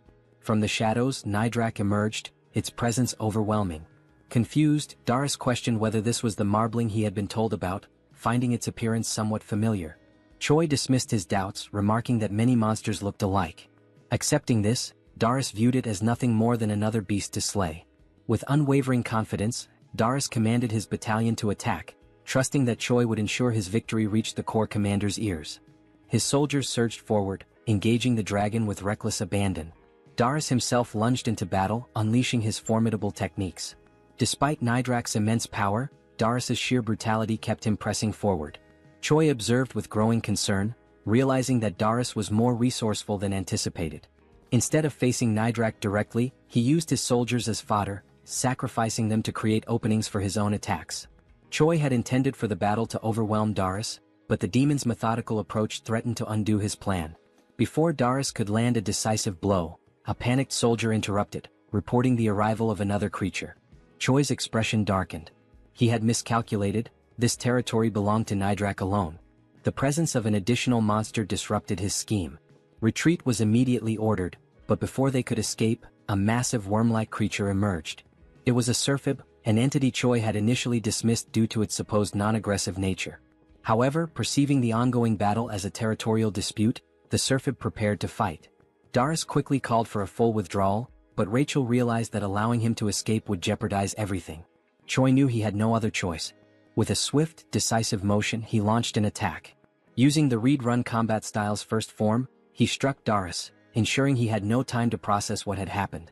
His voice rang out, demanding that the retreat be cancelled. He called upon the demons to stand their ground, invoking their pride and courage. The chaos intensified as the battlefield descended into further disarray. Amidst it all, Darius registered the pain and the deafening roar of battle around him. Darius felt a surge of rage as he questioned whether he was being betrayed by a mere primitive human. Consumed by anger, he called out Choi's name, determined to risk everything to confront him. Activating his skill, Full Bloom, he unleashed a devastating attack. Choi, unaware of what was happening, found himself with no escape. Rachel urged him to run, but before he could react, he was struck by what felt like a bolt of lightning. The force nearly killed him, leaving him in shock and confusion about the nature of the attack. Through the chaos, Choi spotted Darius standing firm on the battlefield, declaring his intent to tear him apart while he was still alive. Realizing the imminent danger, Choi quickly assessed the situation, wondering about the whereabouts of Bobo and Yuzaru. Meanwhile, Rachel scanned the battlefield and noticed that Surphib's attack had caught everyone in its range. Choi felt as though he had been left alone to face Darius, who was seething with rage. Despite Darius' overwhelming fury, Choi saw him coughing up blood, recognizing that his opponent was pushing himself beyond his limits. Deciding to stall for time, Choi sprinted as fast as he could, instructing Rachel to call out the monster clusters from the map she had shown earlier. She complied, reading them aloud as she saw them. If Choi continued straight, he would reach the warhound habitat.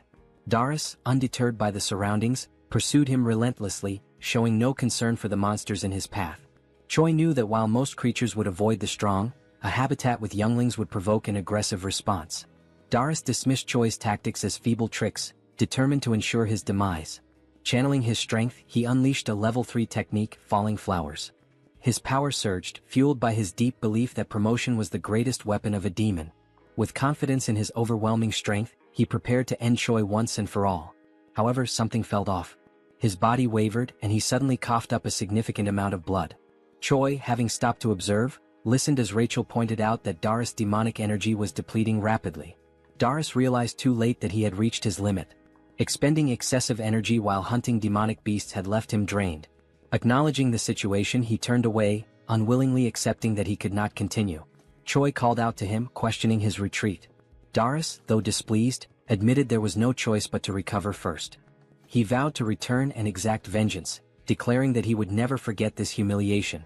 Before he could leave, Choi refused to let him escape so easily.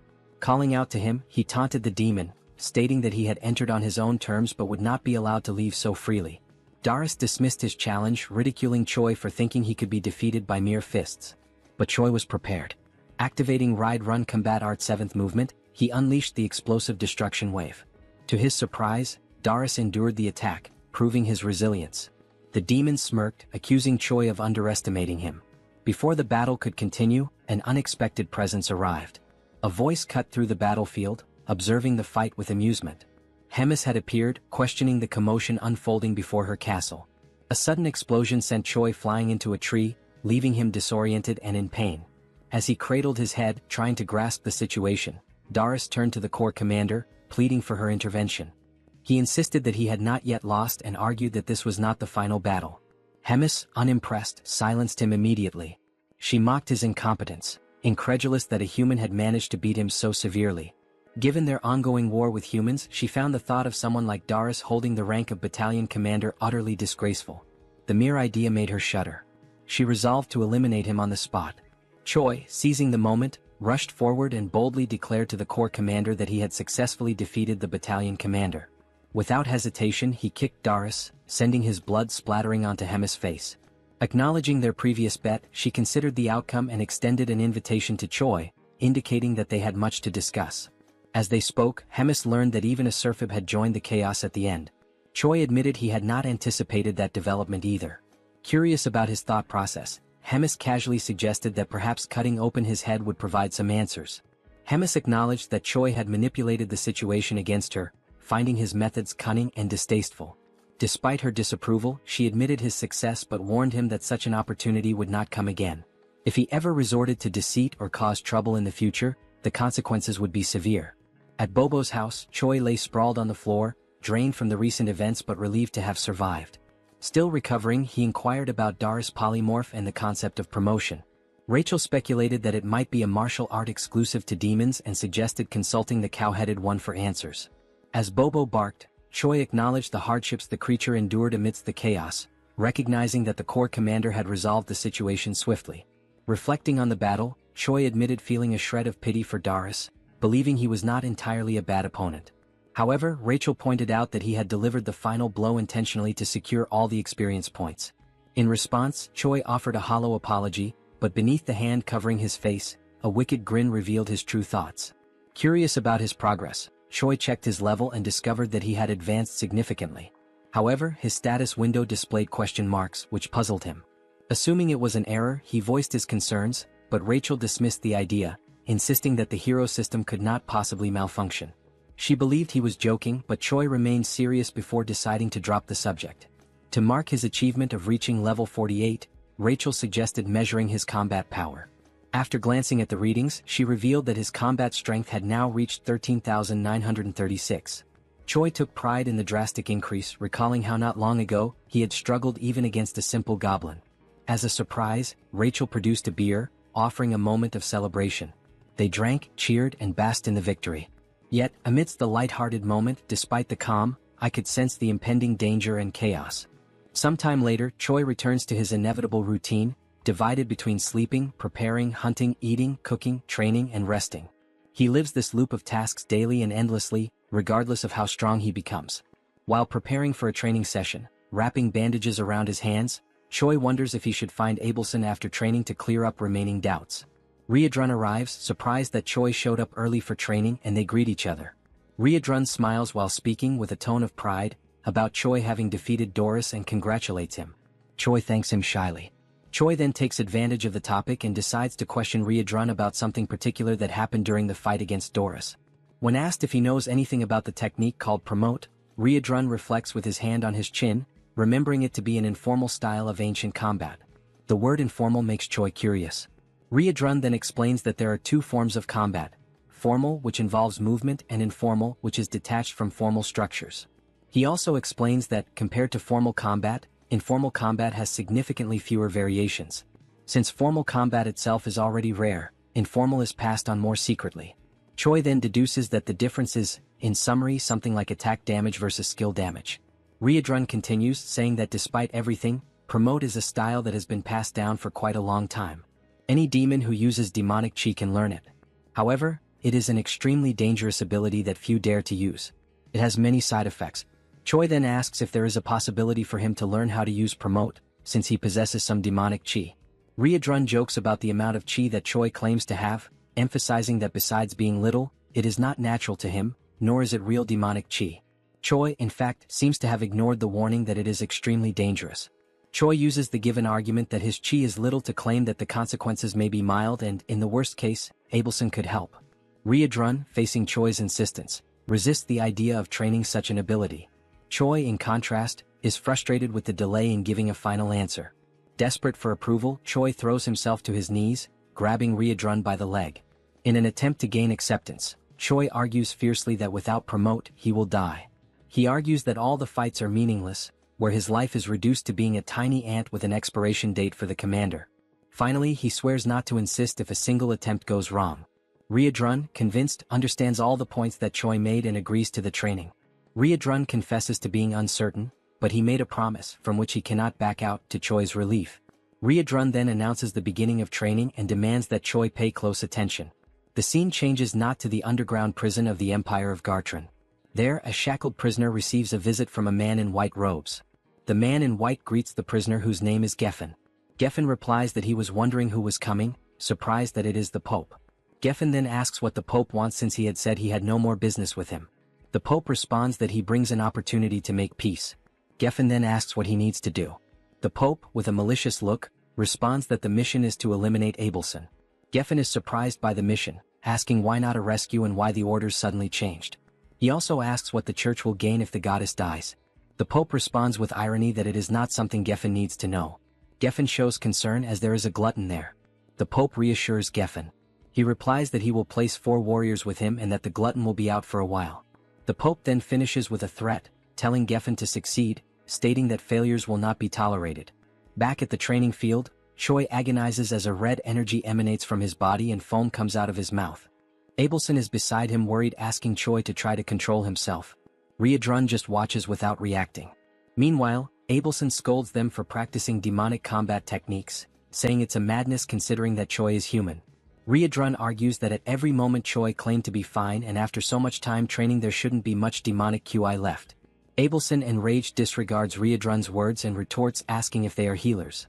There's no way they could determine that Choi was fine since they're not specialists in that. Abelson explains that she had controlled and sealed Choi's demonic QI, but during the training it was undone as they thought they could handle it. Ryodrun then asks what's going to happen to Choi, and Abelson replies that she won't be able to hold the situation as it is. She says it's too late to try to seal the demonic QI. Instead of sealing it, she decides to try to make Choi's body adapt to the energy flow.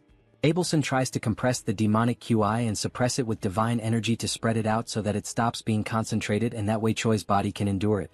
Ryodrun is surprised by the idea and questions if it's really possible. Abelson shows that she's not completely sure because she's never done anything like it before, nor has she ever heard of another deity doing it. There's even a chance that the demonic QI will rebel against the divine power and get even more out of control. Nevertheless, she decides to insist on the idea even if it results in the worst. In the end, time is passing and there's no other choice but to try. Sometime later, Choi wakes up in his room startled. He tries to get up wondering what must have happened, as if a lot of time had suddenly passed.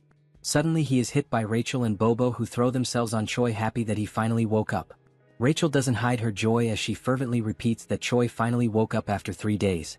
Choi is shocked by how long he slept, which leads Rachel to ask if he doesn't remember anything.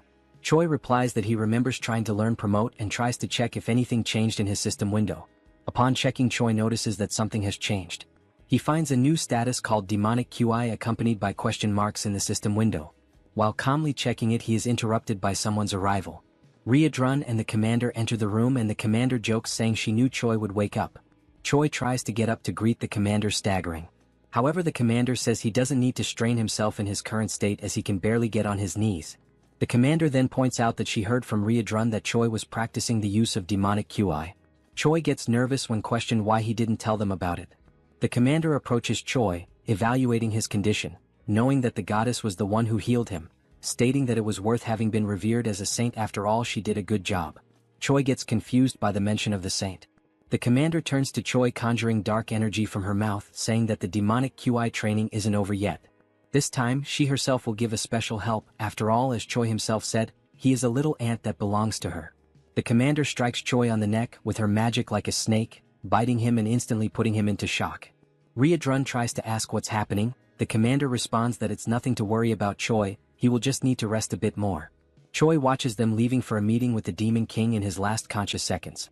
Days later, at Bobo's house, the saint finishes another day of healing Choi's body. Abelson has been treating Choi since the day of the incident during training. After she finishes, Choi thanks her for always helping, and internally, he's grateful for the chance to see her every day. Abelson mentions there's no need for thanks, since it was Choi's willpower that helped stabilize the crisis. She also murmurs that thanks aren't necessary because he is her hope. Choi doesn't understand Abelson's murmur and asks her to repeat it. She ignores the request and says goodbye, saying she's done everything she had to for the day. Choi is left confused, thinking about other times the saint said things he couldn't understand, and how many strange things are happening in this world, leaving many questions. The only thing left for Choi is to wait for things to unfold. Later that night, Choi and Reborn are together, with the hero receiving lessons on the theory of demonic chi manipulation. Reborn, however, warns Choi not to overdo it. Choi says he's fine, as it's already been 3 days since he woke up and he'll be okay as long as he doesn't use that type of magic again. Reborn then recalls that it's been exactly 3 days since the commander left. As Choi continues talking, Reborn gets lost in his thoughts. He reflects that even though the meeting is an annual and recurring event, this particular year feels like there's something strange involved. Choi notices Reborn is distracted and calls his attention, prompting an apology from him. Choi mentions that Reborn has been very busy in recent days. He offers to help if necessary, as Reborn has been handling command duties alone. Reborn replies that everything is fine and the commander will return soon. Even if she was summoned earlier this time, it won't change much of the routine. He ends by telling Choi to focus on himself, and Choi accepts it as an order. Reborn observes that Choi is getting stronger over time. He also notes that now that he has demonic chi, his strength should develop even more. Choi will only need to remain stable in his current state to achieve tremendous results.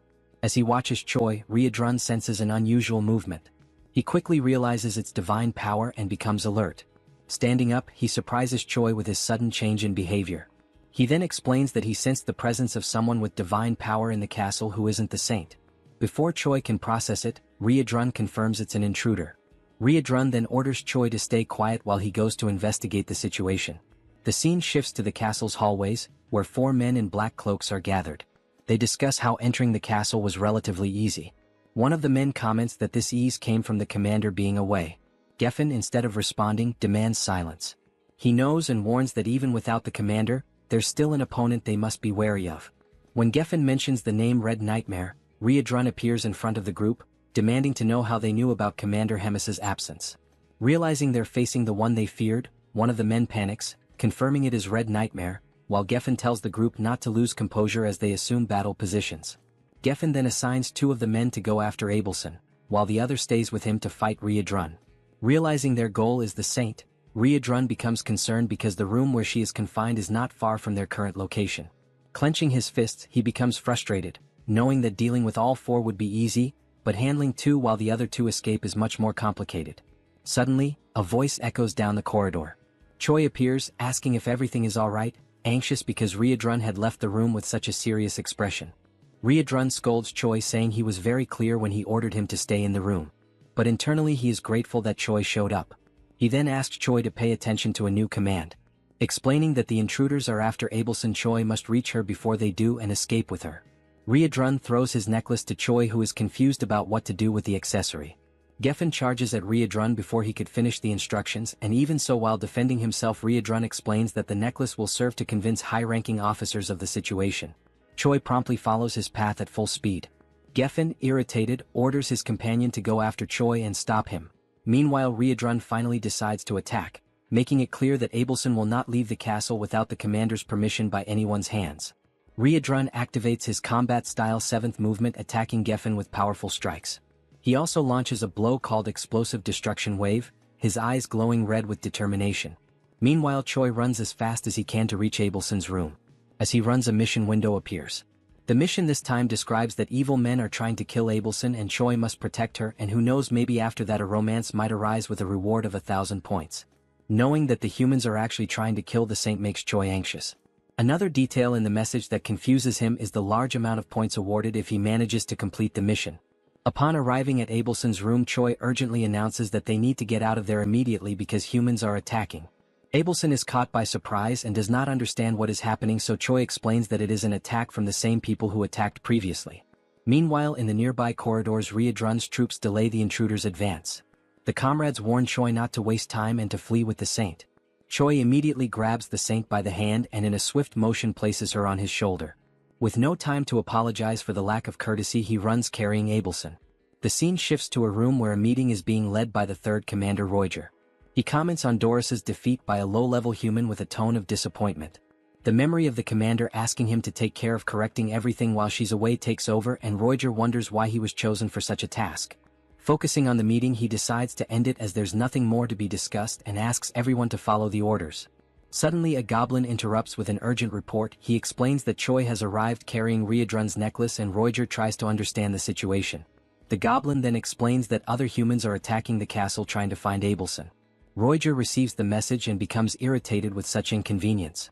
Moments later, Roger encounters Choi accompanied by Abelson in a corridor, who intends to explain the situation in more detail. Choi then begins to tell that Riadrun detected divine power within the castle, and promptly went after the intruders, who turned out to be humans seeking to put an end to Abelson. Roger does not believe that humans would attempt on the saint's life, and asks Choi to calm down, thinking it must be some mistake. In a brief moment, Roger senses something strange approaching, and before he can react, with only enough time to tell everyone there to protect themselves, a devastating attack hits the corridor windows, signaling the arrival of another enemy. Now, with no more doubt about the human's objective, Roger is stunned by the reality he is witnessing. Roger, seeing that the enemies are approaching the saint, casts a restriction spell to try to stop them. However, the distance is too great, being insufficient to stop both attackers. Choi decides to act, preparing to use the 7th movement of Riadrun's combat art. Before one of the enemies could reach Abelson, Choi hits him from behind with a powerful punch, knocking him out instantly. Choi shouts as he attacks, declaring that he will protect Abelson. Meanwhile, in Riadrun's battle, one of the invaders has already been defeated, while Geffen mocks the loss of his companion after having used him as a shield. Riadrun already expected Geffen to be a strong opponent, but even so, the level of Geffen's strength is surprising, equating to that of a commander. Besides strength, divine power and demonic IQ are natural enemies. Such points are essential to classify warriors like Geffen as heroes of humanity. Geffen laughs while belittling Riadrun, considering his struggle against the 2 invaders as proof that he is just another ordinary demon. Riadrun keeps his composure, questioning how someone with no chance of victory can be so arrogant. Geffen asks who could possibly stop him now that the commander is not present and Red Nightmare is not all it was believed to be. Confident in his strategy, Geffen only needs to keep Riadrun occupied while his comrades deal with the weaker henchmen. Riadrun takes on a more serious stance as the enemy has demonstrated deep knowledge of the castle's defense strategies. Determined to end the clash, Riadrun declares he no longer has time for talk and will finish this quickly. Geffen smiles and asks how Riadrun plans to end the fight quickly, considering their powers are incompatible. Riadrun responds that pure brute force can overcome any incompatibility. Meanwhile, in Choi's fight, after knocking out one of the invaders, Choi hears the other one say he didn't know there was another hero in the Demon King's army. The man laments that he didn't expect 3 corrupted humans to be on the Demon King's side. Choi ignores the enemy's concern and warns that the invasion plan has already failed and that all castle allies are on their way. Choi also declares that no matter how strong this enemy may be, there's no way to fight an entire army and the best strategy is to surrender. The man scoffs at the hero's statement, asking if he's sure the invasion has actually failed. Nearby Roger wonders when the hero learned Reborn's combat arts but also feels grateful that it allowed them to capture one of the invaders. The captured invader mutters something inaudible which soon reveals itself to be an incantation, a spell to use his own body as a sacrifice and quickly spread flames. He used sacred magic to burn himself completely, creating fire as a last resort, forming a wall of fire, a blaze that creates a kind of flaming arena. These flames are capable of killing a person with just a single touch. The man, now more confident, raises his sword while stating that not even the highest-ranking demons will be able to easily pass through the wall of fire, giving the hero the only option, which is to hand over Abelson. Choi is caught in distress, desperate, not understanding why the humans are interested in killing the saint. Choi desperately wants to know why they want to attack someone who is on their side. The man does not acknowledge Choi's statement, and when he tries to explain the obvious, Abelson decides to speak for herself. The divided empire abandoned God a long time ago. Choi is caught off guard by the information, and Abelson continues explaining that the only thing the empire needs is a puppet that obeys commands. For that it doesn't matter whether it is the real saint or not. Tired of the conversation, the man strikes his sword to the ground. He declares that he no longer wants to hear drama and will give the hero a 10-second head start. Choi finds himself under pressure, with no safe strategy to withstand a direct fight for long. The only thing that comes to mind is exactly the riskiest possible option. While the man begins his 10-second countdown, Choi starts activating Promote. Upon activating the first level of the magic, Choi immediately causes concern in Abelson, because she realizes what he plans to do. The saint tries to warn him that his body won't withstand it and tries to make him stop, but time is running out. Nothing will be able to convince Choi because he already believes that everyone is going to die, so the only thing left is to fight with everything he has. Pushing the technique to its limit, reaching full stage 2, Choi still hasn't given up on evolving Promote. He recalls Riadrun's instructions, who explained that Promote has 3 stages named Bloom, Full Bloom, and Falling Flowers. Each step taken increases the risk to the user, highlighting that Choi should never think of going that far. Although he must master the previous level before moving on to the next, reaching the 3rd level is too risky. But Choi saw no choice in the face of certain death. So he decides that if he manages to do it, this will be the only time. After 7 seconds, Choi finally reaches the peak. His heart feels like it's about to explode while his body screams for him to stop this madness. Rachel, desperate, cannot believe that even with the situation so dire, using Promote is the only solution. Choi, however, is completely focused, ignoring any contradiction. He has only one step left to take, which is to act. Because Promote has already reached level 3. With his body completely transformed, crimson eyes and dark aura, Choi asks Rachel to use her buff abilities. Time is up. The man is surprised to see a human using Promote, recognizing that Choi is not just anyone. Choi ignores the dialogue and announces the start of his offensive. He then dashes forward at high speed toward the man, who decides to defend against Choi's blows. He recognizes the level 3 of the ability, opting to defend because, being human, Choi will soon run out of stamina to keep attacking. Choi once again ignores the man's words, throwing even more punches against the sword. The enemy is confident that his victory will come simply by waiting, but Choi suddenly repels the sword with his fists, leaving the enemy disarmed and open to attacks. Before the invader could even react, Choi lands a precise, powerful punch right in the enemy's chest. The blow was enough to destabilize the man, who complains about the tricks Choi used. He watches as Choi prepares, astonished at a human who allowed himself to be corrupted by demon arts. Choi knows he's reaching the limit of what his body can endure from the technique, but he cannot fall, because he is the only barrier between the assassin and Abelson. Remembering that Promote, if pushed to the limit, can bring irreversible consequences, Choi finds a reason to go even further. There's a beautiful woman crying in front of him, and that is unacceptable. Dying for her to stop crying is undoubtedly a good deal. Now, with his body doomed to perish, Choi's only option is to move forward, surpassing all limits. There is no turning back. Choi decides to give his all to protect Abelson. The saint, witnessing Choi's unshakable will in his pursuit to neutralize the threat, reflects on the danger of using holy power on Choi, who is taken over by demonic chi. That would cause Choi's body to explode immediately. All that remains is for Abelson to pray for him. Choi, determined, advances toward the enemy, activating his combat arts.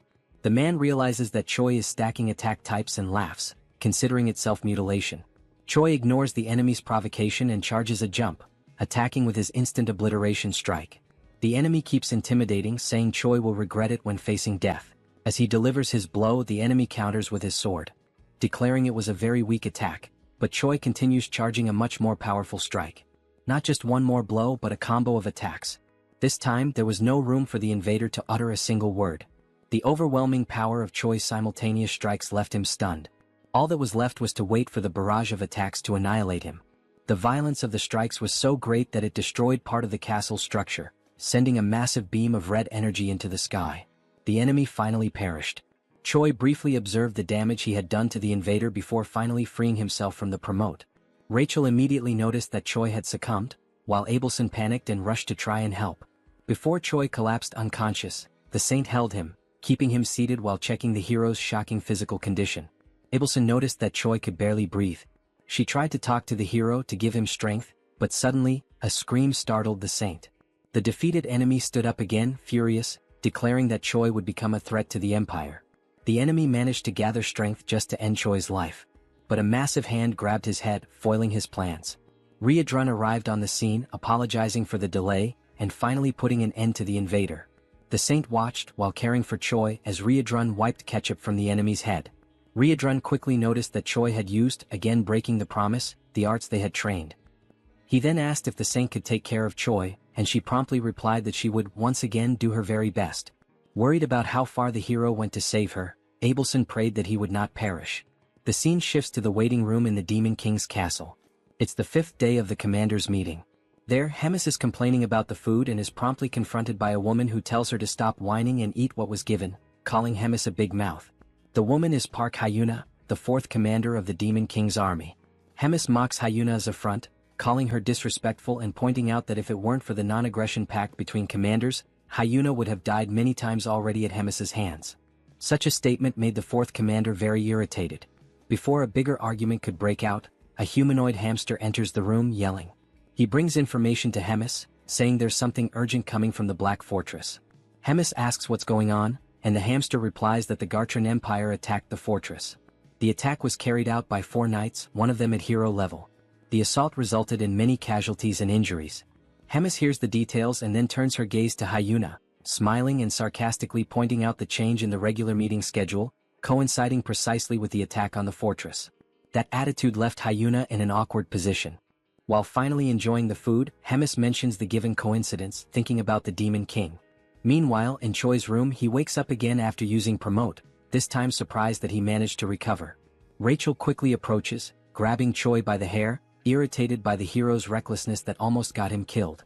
Choi begs for mercy, saying he's still a patient. Choi jokes that, considering the pain he felt from Rachel's blow, he's definitely alive, even though he thought he had been defeated. Rachel then explains that he was indeed defeated because, even after using all the combined techniques and hitting the enemy directly, the villain still managed to remain standing in the end, while Choi was unconscious. But before the enemy could strike back, Reborn arrived and ended the game. The cowhead guy saved everyone with just one blow. Choi listens to the explanation in awe. Rachel continues narrating the events, explaining that after the battle, Reborn and Abelson took care of Choi, giving him the necessary treatment to recover. Finally, she and Bobo also took part in the care. No less important, both Reborn and Abelson described it as a miracle that Choi came out alive and asked him not to repeat that recklessness, so he wouldn't make others worry again. Choi then points his finger at Rachel, who immediately gets irritated, thinking Choi is about to argue with her. However, he just gently touches her face and apologizes for making her worry, thanking her for all the care. Rachel lets her guard down and the two are fine again. A few hours later, Reborn and Commander Hemis go visit Choi. While the commander plays with Bobo, Reborn repeatedly says that Choi was only able to use the technique the way he did because of the demonic chi Hemis put in him. Reborn also asks if Choi thinks he has 9 lives to keep acting recklessly, reminding him once again that he's only alive because of Hemis, and Choi states that he's already gotten the message. Hemis, while playing with Bobo, gets annoyed by the conversation. Choi asks how the meeting went, and Hemis says she doesn't care about what happened there because what matters more is taking care of the headquarters. That's why she simply abandoned the meeting and returned to the fortress. Choi is shocked by Hemis's attitude, since it was a meeting with the Demon King. Hemis smiles as she notes that the Demon King might have gotten a little upset. Meanwhile, Choi and Reborn get chills thinking about what that could lead to. Hemis has more interesting matters at the fortress. Choi's performance after she put her own demonic chi in him behaved as if it were his own. While Reborn and Choi fear the wrath of the Demon King, Hemis is delighted by how interesting Choi is. The scene then focuses on the moment when Hemis meets the Demon King. In the memory, she emphasizes that even during all the battles from the first to the last fought by the Demon King, she remained by his side, following his purpose. Hemis believed that all of the king's actions were with the intention of protecting. The Demon King, Tigrat, tries to move things along, asking what she means after all. Hemis then gets straight to the point and explains that if the Demon King's plans go against her, they will have a problem. Tigrat responds that Hemis's attitude is insolent and that what she's saying basically means she will no longer obey him. Additionally, Tigrat asks if the fact that Hemis has lived for a long time made her bored, as he sees it as a way for her to kill time. Hemis replies that she already knew that would be Tigrat's reaction and that she doesn't plan to fight him, which is why she will leave. But before going, Hemis looks at Tigrat once more and asks who is really getting bored as time goes by, and tells him to think carefully as this is her final warning as a longtime companion. And after that farewell, Hemis goes to meet Choi, and the scene returns to the moment when Hemis and Riadrun leave. Choi shows respect as the duo walks, and Hemis turns to Riadrun, congratulating him, which makes Riadrun curious about the reason for the congratulations. Hemis explains that he managed to handle a hero-class human on his own and asks if it wouldn't be time for him to evolve into a higher hierarchical position. Riadrun thanks her for the compliments but replies that he doesn't think it's the right time for that. Hemis asks why not, and Riadrun promptly responds that he's still interested in training and following Choi's growth, and with that he also wants to learn more from Hemis's own teachings. That will be good for his personal growth. Hemis briefly smiles, and after a moment she decides to go straight to the point, confirming whether the castle turned into 3 chunks due to the human invasion. Riadrun confirms that yes, and he has no excuse for it. Hemis then says she thinks everyone has gotten lazy, as she didn't even arrive at the front lines. So she gets the idea to start a tournament to select a commander for the Third Army. The scene then cuts back to Choi, who is viewing his shop through the system. He notes that even after upgrading the hero shop to the intermediate level, he still has 950 points left, and it would be a waste to let them sit unused. He wonders if there's anything interesting he could buy. Rachel questions if, since he finished another quest and gained another 1,000 points, that was to be expected. Choi focuses on browsing the shop, excited that after evolving the shop level, there are way more things to explore, seeing all kinds of items and even cosmetics. When asked by Rachel if he's actually going to buy something, Choi reflects that even though there are countless options, all of them are very basic and don't even offer bonus stats, considering their high cost. Rachel agrees, pointing out that all those items could be destroyed like paper by Hydro. Taking another look at the shop, Choi notices that some accessories have different options, but they're hard to understand. So he decides to first upgrade his combat power gauge. Before proceeding, Choi notices something and asks what this item called Wrath and Magic Creation is. Rachel then explains that it's not an item, it's more related to something like a unique skill from the creation system, where Choi can, for example, turn his kick into a skill and then level it up. Even though they're the same kicks, they'll probably hit harder. Choi reflects on Rachel's words. After proceeding, deducting 500 hero points, the system begins the creation process, analyzing the hero's mana and physical movements for a period, with the duration of the analysis being manageable by Choi himself. The countless pieces of information leave Choi confused, and as soon as he understands how the system records movements, he becomes amazed by the skill. With that, he stands up and prepares to record his new skill. While the system records the movements, Choi chooses to start with his kick, performing the motion for the recording. Once it's finished, the system will generate the alteration, optimizing his physical balance and mana control. Choi simply watches as the system operates, and suddenly, a warning message catches him by surprise, while he thinks that his life is finally becoming a real Isekai story. The system's warning message comes with a failure during the creation process and a suggestion for Choi to perform the movement correctly. Choi then gets irritated, asking what the hell is going on, since he did exactly what the system asked him to do, not knowing why the hell it's not working. Rachel speculates that the system might not be recognizing Choi because he's a bug user, since he possesses demonic chi, clarifying that the hero's security system is the most secure in that world. Therefore, it's not Choi's fault that he wasn't able to use the skill the way he did. Choi, even more annoyed, grabs Rachel with his hands and shakes her violently up and down, leaving her desperate. While he explains that he's already pissed and her explanation made it worse, something catches his attention. A new hero quest has appeared, and even before reading it, Choi gets even more irritated by a new mission, having spent a bunch of points for nothing, demanding that the system return his points. In the mission, it informs that it's too early for him to despair over the points spent, stating that he can always earn more points and now it's time to forget the past and move on. The mission is precisely to create a new skill using his strength. Sometime later at Riadrun's training field, Choi begs his master once again on his knees to help him. Riadrun confirms Choi's request, saying that he needs help to develop his personalized wrath, and Choi confirms it. Riadrun takes a moment to analyze, then responds to Choi saying he'll help him.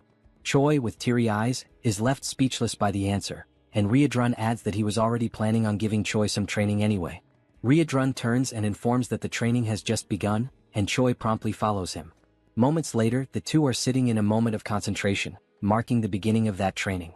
The session continues with more strikes and some physical exercises, which may be the ones that leave Choi quite exhausted.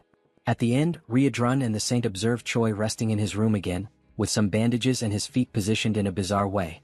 Marking day 1, Choi smiles, grateful for having completed the day, and after getting up to pull himself together, he checks the system window informing that he completed a mission. Choi's combat power increases, and he then reflects on having managed to create his personalized wrath. It's a modified version of Riadrun's martial arts style, and the name Choi gives to this new style will be Nobilis. On the day of the tournament, the host greets everyone, introducing himself as Jark, explaining that this time's event will be to select 1 company commander and 13 battalion commanders. The host also states that the number of expected tournament participants exceeds 1,000. Focusing on the image of Remus and Hyuna, who are together in a room, the host explains that the tournament will consist of 3 matches in total and that all of them will follow a battle style different from the usual in previous tournaments. All participants will have 1 hour to prepare for the beginning of the first match, and during that we already see some participants gathered, including one with a goat head and a weird smile. Right after that, we see Choi smiling as the host explains that a knife has been accidentally dropped, making a metaphor with the name of the first match, which is the Killer Run and will take place on the Outlaw of the Highway. The scene shifts to Choi, who is warming up as the 4th commander arrives and approaches him. She states that she has been observing him for some time, asking if he is human in a rhetorical tone. Choi is surprised by the presence of the woman, who is a stranger to him until now. The hero is dumbfounded by her beauty. She then begins to describe him, answering her own question by saying that the fact he has black hair and a combat power gauge suggests he is probably just an ordinary hero at first glance. Choi tries to confirm this, but the 4th commander continues her analysis, surprised that he possesses demonic chi and speculating that he might be some kind of spy. Before the conversation could progress, Riadrun arrives at the scene, asking for permission and demanding that the woman step back, until he realizes she is the 4th commander. Riadrun then states that he has a request from Hemis to deliver to the commander of the cooking squad, and Hyuna is surprised that this guy is receiving an order directly from Hemis. Riadrun confirms it, and Hyuna then decides to step aside, complying with Riadrun's request. As she looks back, she reflects on how Riadrun is standing beside Choi not as prey, but as a commander. She then becomes excited, saying that what is to come might yield more results than she expected. Riadrun then speaks with Choi, explaining that sometimes she behaves inappropriately, but she is a squad commander, clarifying that she is also a hero just like Choi. He warns that she came to observe the tournament under the Demon King's orders, but Hemis used the word surveil, so it's best for Choi to keep his distance from her. Choi quickly senses that there is something strange about the relationship between the 2 commanders. He then tells Riadrun that he understands and asks what Hemis's request was for him. Riadrun explains that Hemis said he should reach at least rank 8 in the tournament, and that if this doesn't happen he would be sent to the 2nd Material Research Squad. He also mentioned something about cost protection, which shocks Choi, who fears his fate. 2 hours later, the start of the tournament is announced, and the host explains the rules. The first race is simply a race. The goal for the participants is to reach the final destination, and there are no other rules beyond that. He adds that for today, if a competitor accidentally kills another competitor, there will be no penalties. The goat then turns to Choi, asking if he heard that correctly. In a threatening tone, he says that if he accidentally kills Choi, he'll be forgiven, so Choi shouldn't even come near him. Choi, unfazed by the threat, simply confirms that he got the message. The host then gives the command for everyone to begin, and the competitors promptly start the race, with Choi leading a small group, but still far behind the front runners. One of the competitors who can fly mocks those who cannot, and soon launches a magical attack directly at the group Choi is in, prompting Choi to ask Rachel for a shield to protect him. While running under Rachel's protection, Choi asks her to update him on the condition of the front line of runners. She then tells him that if he keeps the same pace, he'll barely be in the 100th position. Suddenly, the goat appears beside Choi, surprised that he's still alive even after the aerial attacks, and he charges an energy sphere to launch directly at the hero. Upon receiving the attack, Rachel's shield works perfectly, and Choi thanks her for it. The goat, dissatisfied, charges a stronger energy and then throws it at our hero. However, before the attack can land, the energy begins to split into countless fragments and falls like rain, hitting several other competitors. Choi doesn't understand why the attack got weaker, questioning whether it was smart to divide it into waves. The answer comes when the goat starts acting as if it was Choi who launched the attack with the intent to hit multiple other runners, leaving Choi furious at the false accusation, since now all the competitors want his head, driven by fury and resentment against our hero. The goat then picks up the pace and mocks Choi, who is falling behind. While running to escape the crowd and seeing the goat just ahead, Choi curses him, saying that as soon as he catches him, he will kill him. He then asks Rachel how many are still ahead, and Rachel informs him that he has passed 76 and there are still 24 left in front. As soon as Rachel gives the information, Choi is hit from behind by an attack strong enough to break Rachel's barrier. While feeling the attack and about to fall, a memory comes to Choi's mind about his training with Reborn, where he was confused about what to do regarding having multiple combined styles, where each of them was made exclusively for demons incompatible with humans. Both the Promote and Reborn's combat skills needed to be used as a base to create a new skill completely compatible with Choi, and thus Noblesse was born. As soon as he activates the skill back focused on the race, the system informs him that his magic power evolved from rank D to C, and also that the level of demonic chi evolved from rank E to C. The Noblesse skill then appears in the system, explaining that it was created through the merging of the two forces, thus creating a unique combat style that emanates a purple aura of magical and demonic power, with a proficiency of 0.06%. After fully charging while defending himself from the attacks of other runners, Choi then starts a fast sprint, warning everyone to get out of his way, and in moments, the only thing the runners can see is a flash of purple light passing everyone at an absurd speed. He quickly overtakes several competitors, but then the information appears that 95 runners have already reached the destination, leaving only 5 spots available for qualification. Determined, Choi accelerates even more, fast enough for Rachel to barely hold on to keep up. Suddenly, the goat looks back, noticing Choi's approach, surprised that he is already so close. As he approaches, Choi enjoys the situation, grateful for finding the goat right at the end of the race. He then activates Rachel's third combat form, charging an attack, getting even closer to the goat, and as soon as he reaches him, he hits him from behind, saying for the goat to accidentally die. The goat then flies at an absurd speed toward the wall, completely destroying the structure. Meanwhile, observing both amidst the confusion, the host explains that the 99th and 100th positions were filled by Choi and Whole Goat. Choi then sits, relieved for having qualified, while the goat is unconscious behind him. Choi gives thanks and the goat quickly gets up, enraged, cursing Choi and threatening him with death. But before anything could happen, the host intervenes, saying that the race is over. He then explains that the 100 people who passed the first round will have the second stage in 3 days, and everyone else is dismissed. Meanwhile, that night, in a forest near the Dark Fortress, Hemis and Park Hyuna are in a forest location, and the fourth commander asks Hemis if she is really going to release a certain thing inside the tournament. Without answering, Hemis only focuses on what is ahead, greeting Modem, saying how long it has been since they last saw each other. The creature, emanating a red aura, explains that indeed it has been a long time, exactly 97 years, 3 months and 11 days, and asks what can be done for Hemis. The creature is Modem, Hemis's familiar, with a strength of 198,532. Hemis then explains that what Modem needs to do is capture all the participants' flags. Modem confirms he understands, and then Hemis asks him not to be reckless with the task, because if there is a decent participant, Modem needs to go easy on him. Hyuna, hearing this, says that the big mouth is getting too soft. Hemis questions why she is being seen as soft by the fourth commander, and then asks if she knows why demons are losing to humans. Before receiving any kind of answer, Hemis justifies the question by answering it herself, saying that demons are fighting too fairly. They try to solve everything through brute force, and if they lose in strength they do not retreat, and in the end they end up dying. And this is accepted very simply.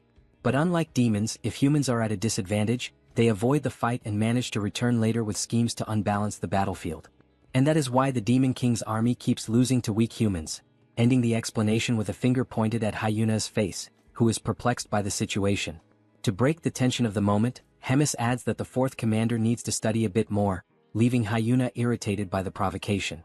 Next, the rules for the next phase of the tournament are explained, detailing that groups of 4 people will be formed randomly and each group starts with 2 flags. After 48 hours, the teams with the most flags will be classified for the next round, with a limit of 10 spots.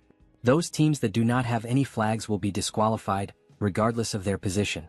Hearing the explanations and after the groups are formed, the GOAT is happy with the composition of his team because they are using Choi as bait to attract other participants and collect their flags. Choi is also somewhat content with the strategy, saying that it is brilliant, but deep down he is wondering what kind of bad luck made him end up on the same team as the GOAT. But in the background, with no expressions, are the other team members. One being a hawk and the other looking like Arbok. The four of them make up Team 9. The goat, still excited with the results, declares that they just need to wait because with the number of flags they currently have, they are practically already classified. But Choi watches him, reflecting on how annoying the goat is. It is then shown that Choi's team is in 4th position with 4 flags, but that was not the current position just moments ago. The ranking rose abruptly, and once again the team's position rises to 3rd place without them having done anything. Seeing this, everyone is surprised, wondering what is happening. Suddenly, a steel foot approaches the group, and Choi hears the sound of metal, making him look back and notice the presence of Moten with his extreme strength and intimidating presence. The goat notices, upon seeing several flags on Moten's back, that he is probably the cause of the mess in the ranking. The goat then smiles, wondering if he is a golden goblin, and then recklessly rushes toward the stranger, causing Choi to try to stop him, saying he shouldn't try to fight him. The goat continues the charge, calling Choi a coward. Concentrating an attack, the goat arrogantly declares that he is going to kill the tin monster and take his flags.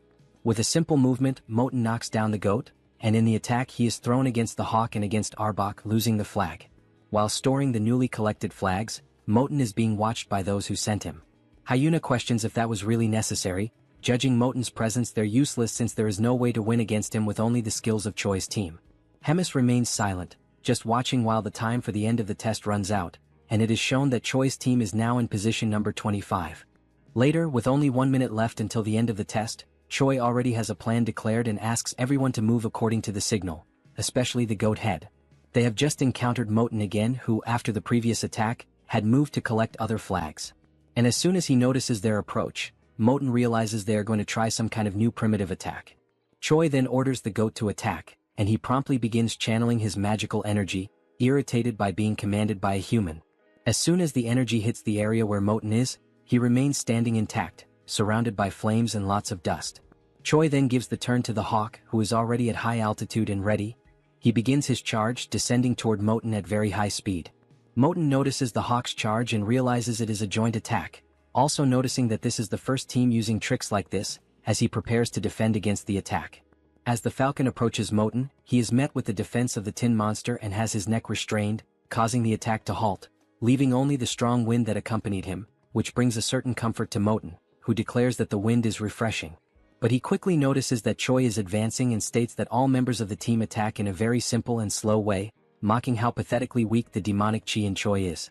From afar, Arbok approaches underground while Choi is already practically at Moten's defense. He then orders the centipede to attack and tries to dodge Moten's defense. To finish the attack with extreme determination, Choi then activates his unique skill. Surrounded by the noblesse, he advances toward Moten, and when he is just a few centimeters away from grabbing the flag, Moten stops him and compliments the team's group attack, saying it wasn't bad for an improvised plan.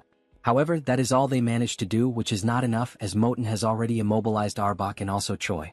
With only 15 seconds left before the end of the test, the 3 team members are already completely immobilized by Moten, and the tin monster then decides to ask Choi what that purple energy he just used was. Choi is not concerned with the question and only focuses on the time left to finish the test. Desperate, he then declares to Moten that he will find out what the energy is the worst way possible. Grabbing the enemy's hand, Choi then activates his new skill, Chi Explosion. The purple energy then moves toward the enemy and, in an instant, Choi is already out of combat, but the strength of the attack was enough to destabilize Moten. As he falls to the ground and time runs out, with both participants drifting apart, in the final second Moten stabilizes and the match ends. Moten realizes how the ability worked, wondering if it was in fact a self-explosion, although it wasn't strong enough. Choi, hearing this, gets Moten's attention by calling him Tin Can and asks him to look back. On Moten's back is the goat holding a flag, causing confusion in his mind. Choi then mocks the situation, questioning if Moten really thought he would blow himself up without a plan, explaining that everything was orchestrated so that, at the moment of the explosion, the goat would be ready to capture one of the flags. Choi then ends by saying it was a great displeasure to meet him, and the ranking is presented as Choi declares that he will never see the Tin Can again, flipping the middle finger at his enemy.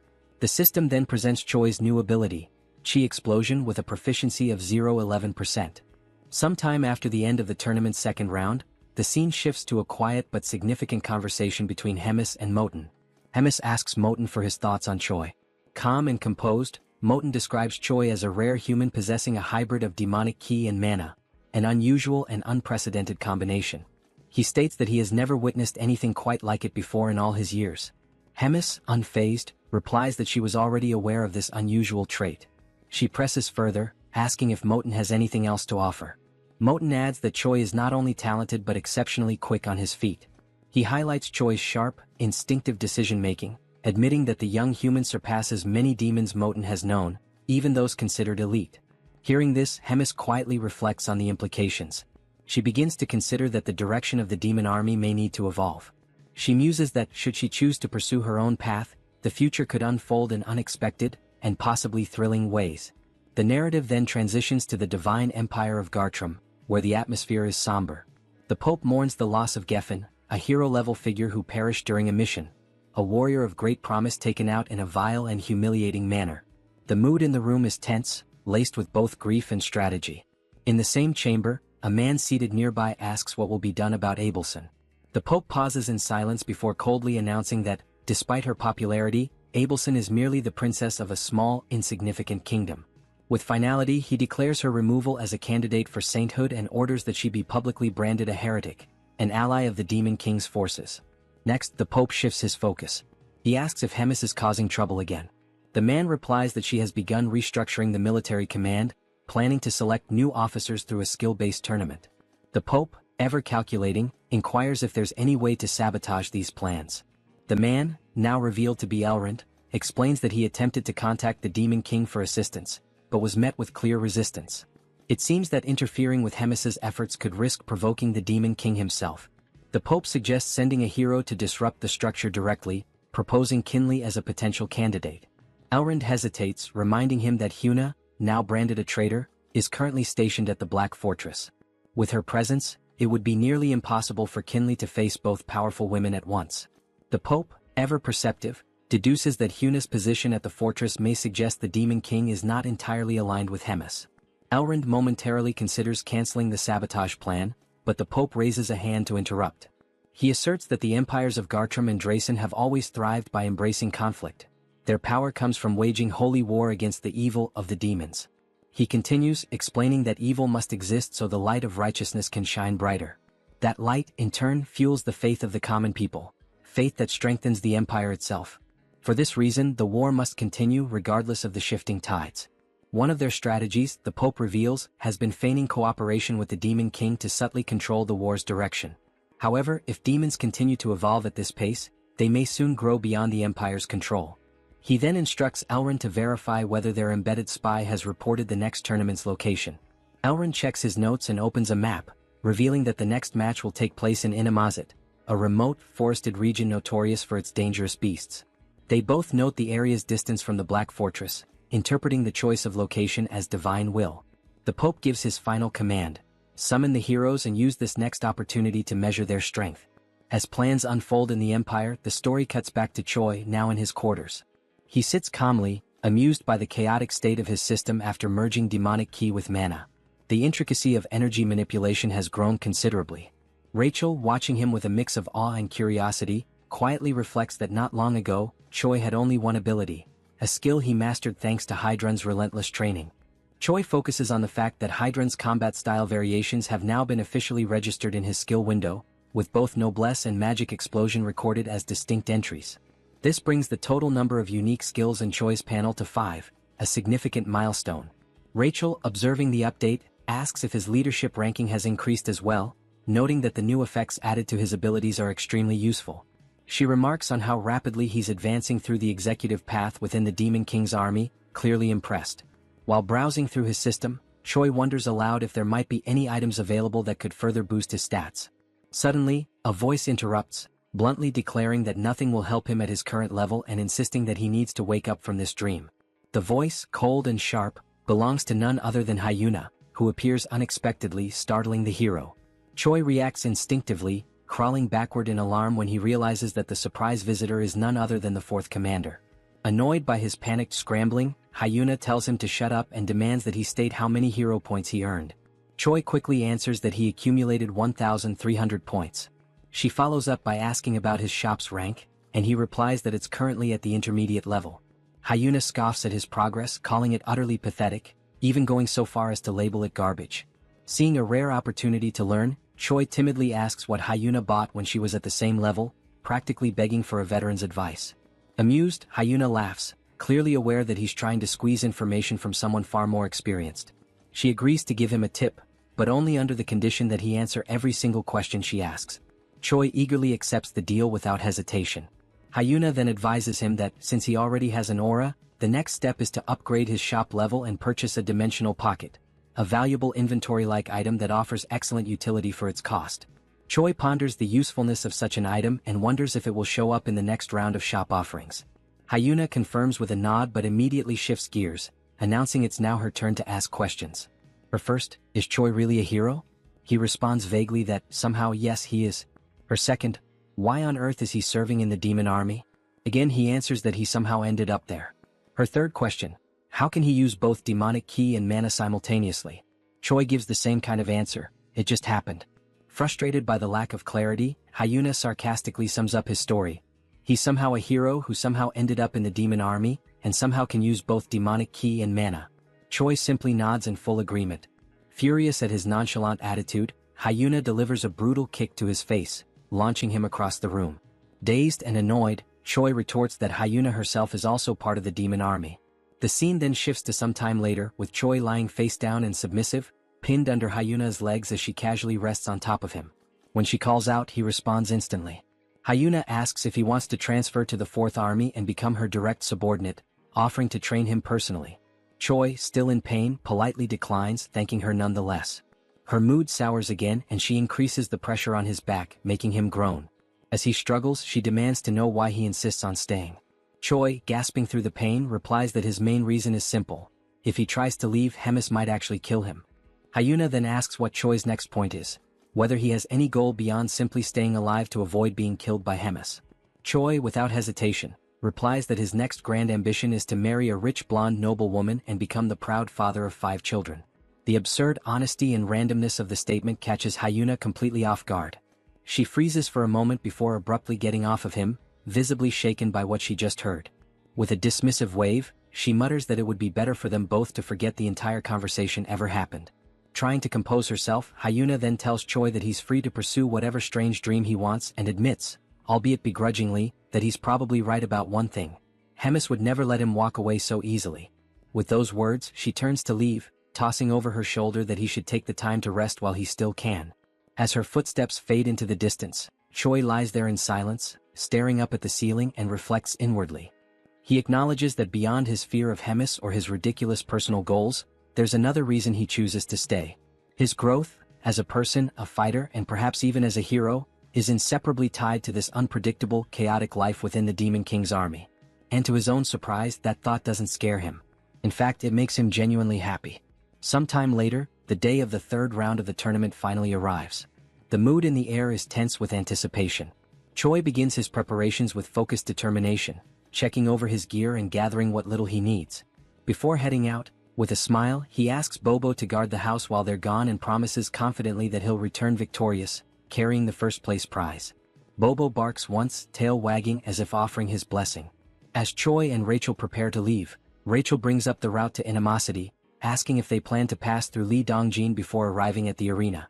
Choi confirms with a nod, double-checking the map one last time.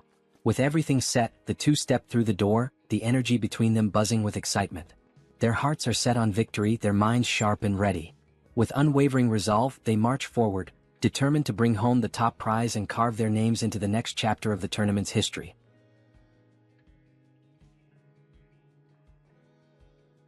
The scene moves forward to the beginning of the 3rd day of the tournament, where Choi is hunting monsters.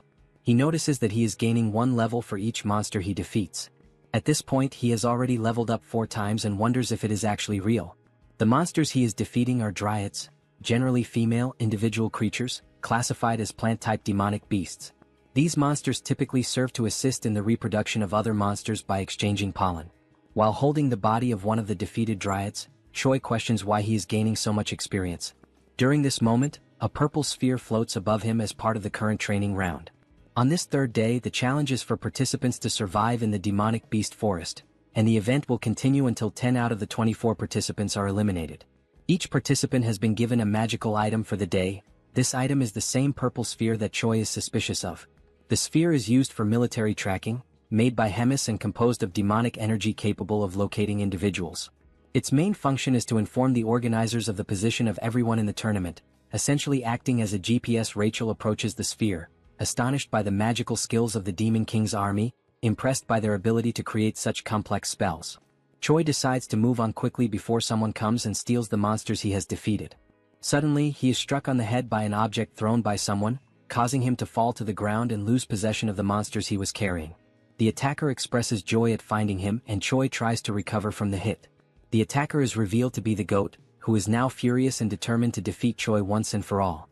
Meanwhile, elsewhere, the tournament host seems bored, finding the task of overseeing the event annoying. He questions why he is always assigned to jobs he compares to guarding a doghouse door, while other guards assist in watching the portal to Inamazet. One of the guards tries to motivate the host, saying he shouldn't talk like that because guarding the portal is important. It is the only one connected to the main gate, and if it breaks, something bad could happen. The host agrees but insists that it is unlikely anyone would show up in such a remote location. Far away, a presence appears, and the portal guardian quickly senses strange creatures. He channels his energy to scan them and identifies a group of humans, guessing they might be monster hunters. However, he chooses to ignore the potential threat since he doesn't sense any special magic from them. The guardian considers that it would be troublesome if he took the initiative to attack and they ended up finding the portal. He decides to wait, reasoning that Inamazet is very large and they probably won't encounter the tournament group. Despite sensing something odd, he continues with his farewell and chooses to leave the strangers alone for now. Back at the confrontation between Choi and the goat, the new enemy tries to intimidate the hero, claiming to have immense power and that Choi should beg for mercy. Noticing Choi's indifference, the goat tells him that if he won't plead, then he should run as there is no shame in fleeing. Scars on the back are not dishonorable for those who fight with their fists. Choi, annoyed, asks Rachel if it wouldn't be better to just kill the goat already. Sensing the shift in Choi's demeanor, the goat immediately changes his own behavior to one of submission, begging Choi not to kill him, warning that he would regret it. This confuses Choi, who doesn't understand the reason behind the threat of regret. The goat then reveals that he possesses very valuable information, prompting Choi to ask what it is. The goat explains that all demons currently have Choi at the top of their target list. Choi is skeptical and asks why, if that's true, they aren't all after him already, since he is supposedly the common enemy of them all. The goat suddenly begins a countdown, leaving Choi confused. As the countdown ends, all the other tournament participants approach a dominating chair, and Choi is startled, while the goat laughs at his situation. Meanwhile, at the Black Fortress, the scene is being magically transmitted to Hemis and Hyuna, who are observing the events of the tournament's third day. Hemis admits she didn't expect everyone to target Choi and laughs, calling it shameful. Hyuna reprimands her, saying this is not a moment to laugh. The transmission is abruptly interrupted by the Guardian, who reports that humans are attacking and attempting to destroy the gate. He explains that the enemy group is composed of highly equipped humans using stealth devices, and somehow they know the exact location of the gate. The transmission ends, and Hemis immediately assigns Reborn to take action. Reborn quickly understands the gravity of the situation and offers to act at once. Hemis notes how well prepared the attackers are and declares that information must be leaking from somewhere. As she speaks, Hyuna watches in shock. Hemis then raises her voice, demanding to know where the leak is coming from, while Hyuna reacts again, visibly shaken. Back in the forest, having escaped the other participants, Choi is distressed, questioning why the contestants are breaking tournament rules and why those monitoring the stage are doing nothing to stop it. Rachel urges him to remain silent so as not to compromise his hiding spot. Two participants are seen nearby, searching for Choi. They briefly scout the area but soon decide the hero isn't there and leave, planning to wait for the next tracking update. Choi stays hidden a bit longer to be sure, then collapses to the ground, overwhelmed and fearful of dying. He wonders how he will survive the ordeal. Rachel tries to comfort him, reminding him that his level progression has been going well and suggesting they could defeat more monsters nearby. She asks if Choi has anything in his shop that could help. He agrees it's a good idea and starts to search, though unsure if anything there could truly help him survive. Just as he finds something possibly useful, a dark cloaked figure approaches, interrupting his search. The stranger asks if he is the rumored hero, surprising Choi. The figure then removes his hood, revealing himself as a red-haired human, and Choi is taken aback. The rest of the group reveals their faces too, all fixing their strange gazes on the hero. Though they are all human, something about them feels unusual. The leader apologizes for not introducing himself earlier and tells Choi his name is Andrew Taylor, and that he is also a hero. At that moment, Choi's system interface appears, presenting him with a mission.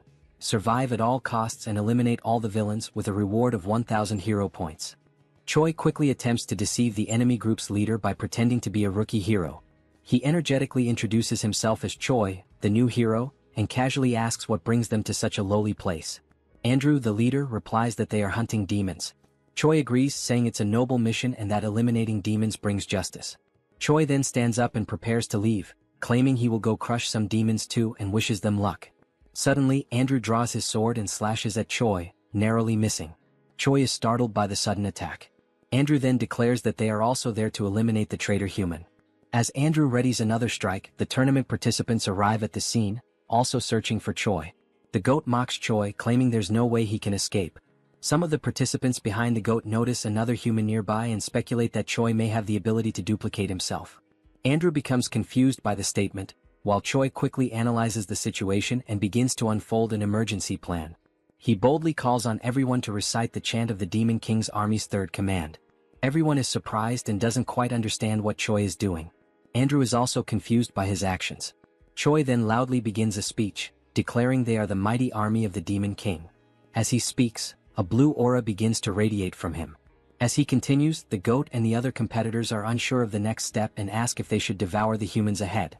Choi confirms and urges everyone to eliminate the enemies of their father, the Demon King, as true warriors. At that moment, the system announces the activation of a hidden status called Charisma and Leadership, and notes that morale among allies has increased. Choi raises his voice and commands the group to charge. The participants begin discussing among themselves, and the goat comments that Choi isn't wrong. Another participant agrees, saying they are an army either way. The goat then reinforces Choi's words, proclaiming that they should all advance and destroy the humans. Empowered by Choi's blue aura, the group charges into battle.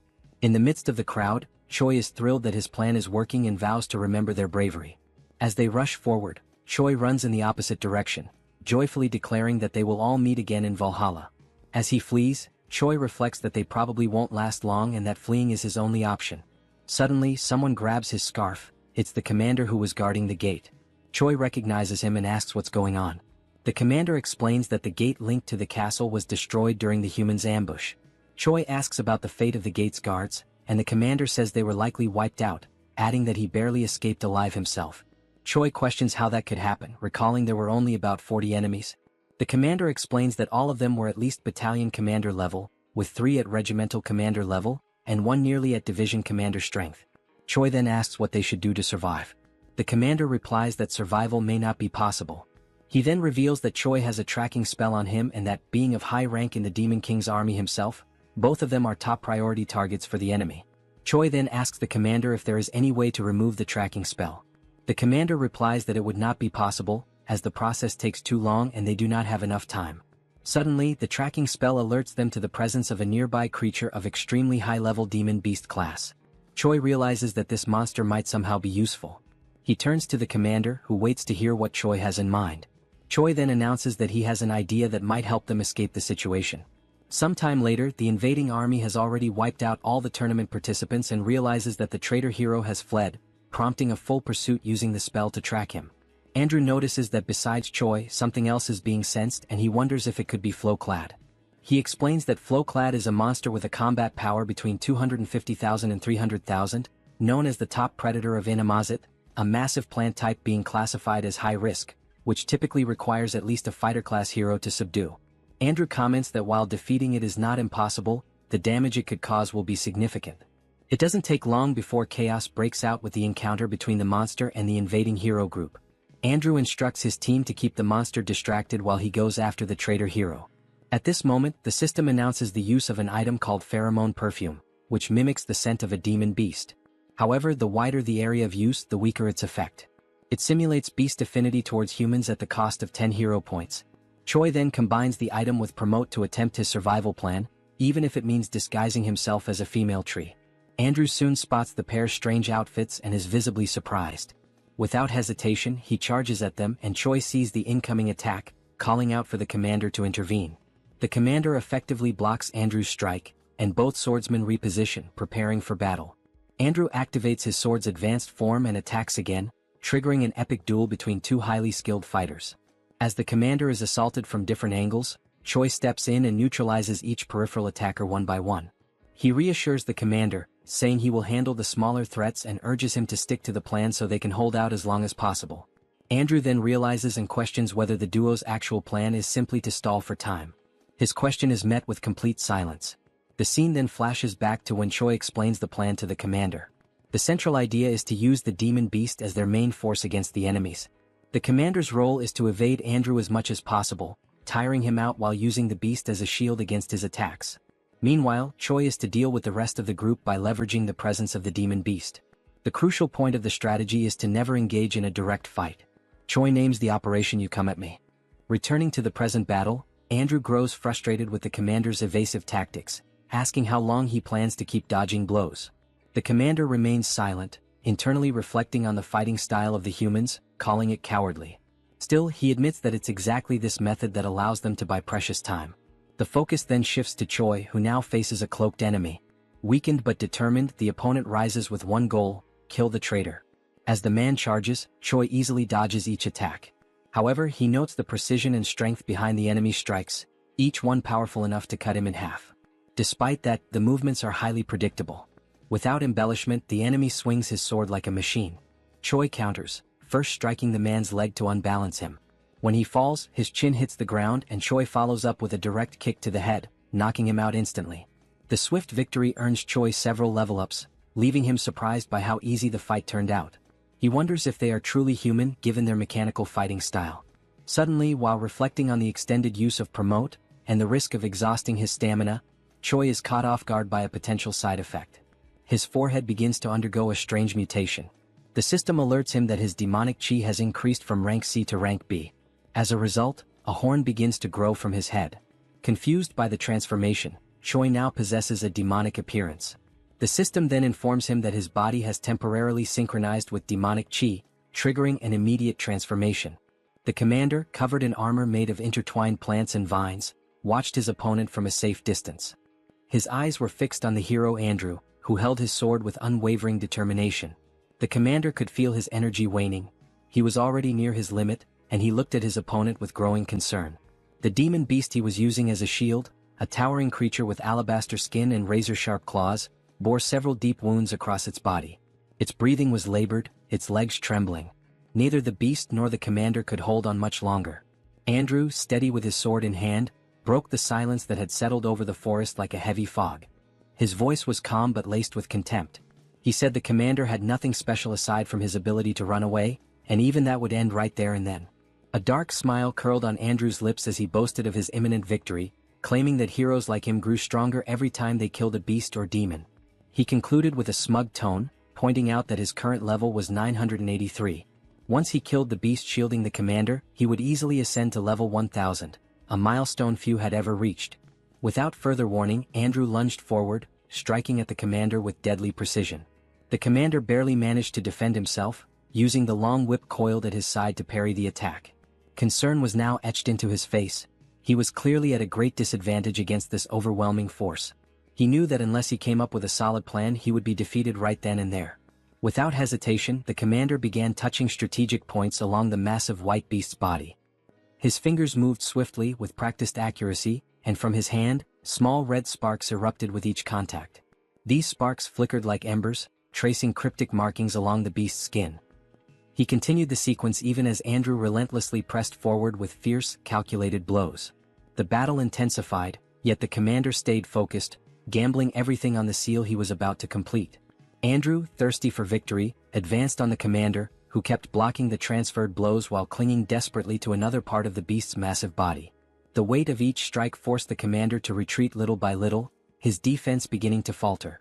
After another powerful blow sent him tumbling backward, scraping against the forest floor, Andrew gripped his sword with both hands, raising it high above his head. His eyes burned with anticipation as he prepared to stab the weakened demon beast. He warned the commander, his voice dripping with arrogance, that once he killed the beast and gained a boost to his attributes, dealing with someone as weak and desperate as him would be nothing more than a formality. But before Andrew could deliver the final blow, the commander, still catching his breath, spoke firmly. He hadn't been running around for no reason.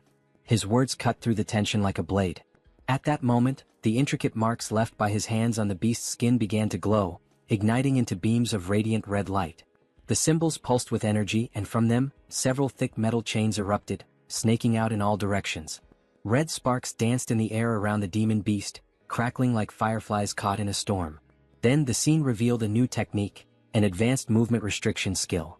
The commander, ignoring his injuries, focused his energy and curled his fingers into a circle, completing the final gesture needed to activate the seal.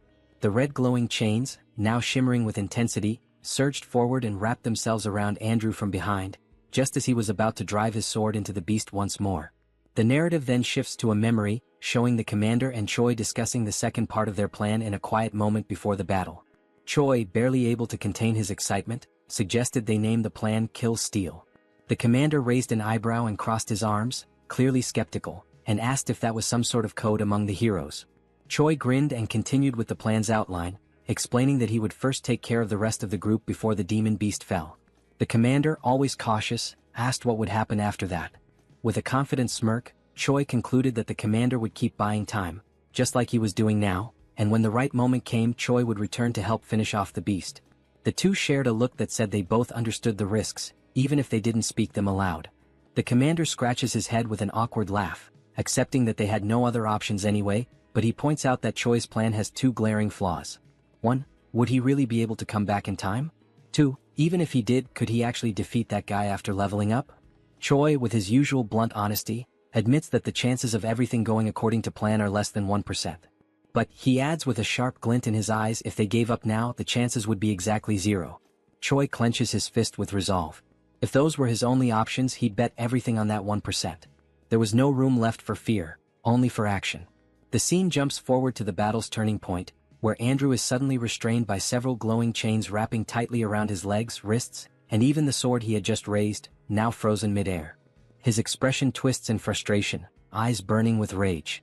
He demands to know what the commander was thinking, using such a cheap trick to restrict his movement. His voice echoes through the battlefield like a growl.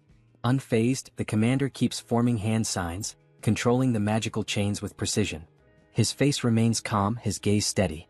He simply advises Andrew to wait and see, because they also have a hero who can level up. Suddenly, Choi appears on the scene in his awakened demonic form. His body radiates power, dark horns protrude from his head, and his muscles are tense with raw energy. The air itself seems to crackle around him. Andrew's face shifts from anger to disbelief. He can't believe what he's seeing. His voice falters as he asks what that thing is and whether Choi is actually a demon. Choi says nothing. Instead, he charges at the demon beast with nothing but his bare hands, landing a brutal blow that sends a shockwave through the battlefield. His strength is so overwhelming that the chains wrapped around both the beast and Andrew shatter instantly. The hero's system interface lights up, confirming that Choi has successfully leveled up, just as the demon beast lets out its final breath and collapses with a thunderous crash. The commander, kneeling with one fist on the ground and catching his breath, lets out a tired laugh. He jokes that there couldn't have been a better time for Choi to show up, even if the timing was clearly cutting it close. Choi, his fist still dripping with the blood of the beast he had just brought down, gives a slight nod and thanks the commander for holding the line. His tone is firm, but there's a flicker of genuine respect in his voice. Without wasting another second, Choi turns sharply and raises his arm, pointing straight at Andrew. Now, he declares with unwavering confidence, the hero will be defeated by me. Andrew lifts his sword, his expression darkening. He scoffs at Choi's boldness, dismissing his claim as nothing more than overconfidence. In his mind, no one could possibly defeat him just because they managed to kill a weakened demon beast. He tightens his grip on his blade and prepares to crush Choi's foolishness with overwhelming force. In the next scene, the air vibrates with tension as Andrew's newest skill is revealed, a high-level sword technique in Form 3, ominously titled Dragon Slayer.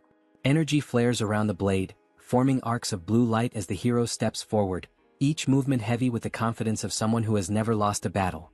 Then with a roar he strikes. Choi doesn't flinch. He braces himself, raising his arms and crossing his wrists above his head. The massive blade crashes down, but he holds firm, stopping the strike with raw power. The ground cracks beneath him from the impact, yet he remains standing. Andrew's eyes narrow. In that instant he understands, this wasn't just a brute. Choi is a close-range combatant with terrifying physical strength. If he lets him close the distance again, his sword advantage might not be enough. On the other side, Choi's eyes glow with intense white light, sharp and calm, reflecting not just power but total composure. His gaze pierces through Andrew, void of fear. He's not impressed by the glowing sword or the title of hero. He's here to finish what he started. Andrew begins delivering a series of strikes with his sword skill, one after another, tirelessly, forming blue beams around Choi. Yet Choi defends against all of them effortlessly. Worried that level 3 won't be enough, Andrew pushes the skill to level 7. He charges again to land another blow, but before he can finish, Choi retaliates with absurd force, releasing violet lightning that sends Andrew flying. He crashes down from atop the demon beast, stopped only by a wall of rocks that cracks under the impact. Blood drips from Andrew onto the ground. His teeth are clenched, his eyes wide in a desperate scream. He wonders what the hell Choi is, and if he truly is a demon. Choi, now standing on the forest floor, radiates a violet aura. He walks toward where Andrew fell and calmly states that every opponent he's faced until now had been stronger than him. Then, with a powerful kick to Andrew's stomach, he makes the hero gasp in pain. Suddenly, Choi grabs Andrew's face and slams him into the ground. Still holding him down, Choi speaks, his voice unwavering even as Andrew begs him to stop. As he advances on the enemy, Choi delivers each blow with brutal precision. In the brief pauses between attacks, he murmurs words almost like a mantra, as if each strike were meant to engrave a single truth into his opponent. That level in the end is just a number. With fists wrapped in energy and determination, Choi finishes his declaration with one final punch, more powerful than any of the previous ones. It is this final blow that ends the confrontation, leaving behind only the certainty that he had proven his point. At the end of the battle, Choi leveled up several times, and with that, a new hidden attribute was unlocked. The attribute is called Fighting Spirit, capable of increasing resistance to mental debilitation and adding focus during combat. Choi starts with 10 points in this new attribute. A few moments later, Choi is lying on the ground, agonizing from having used Promote once again, but this time with fewer side effects.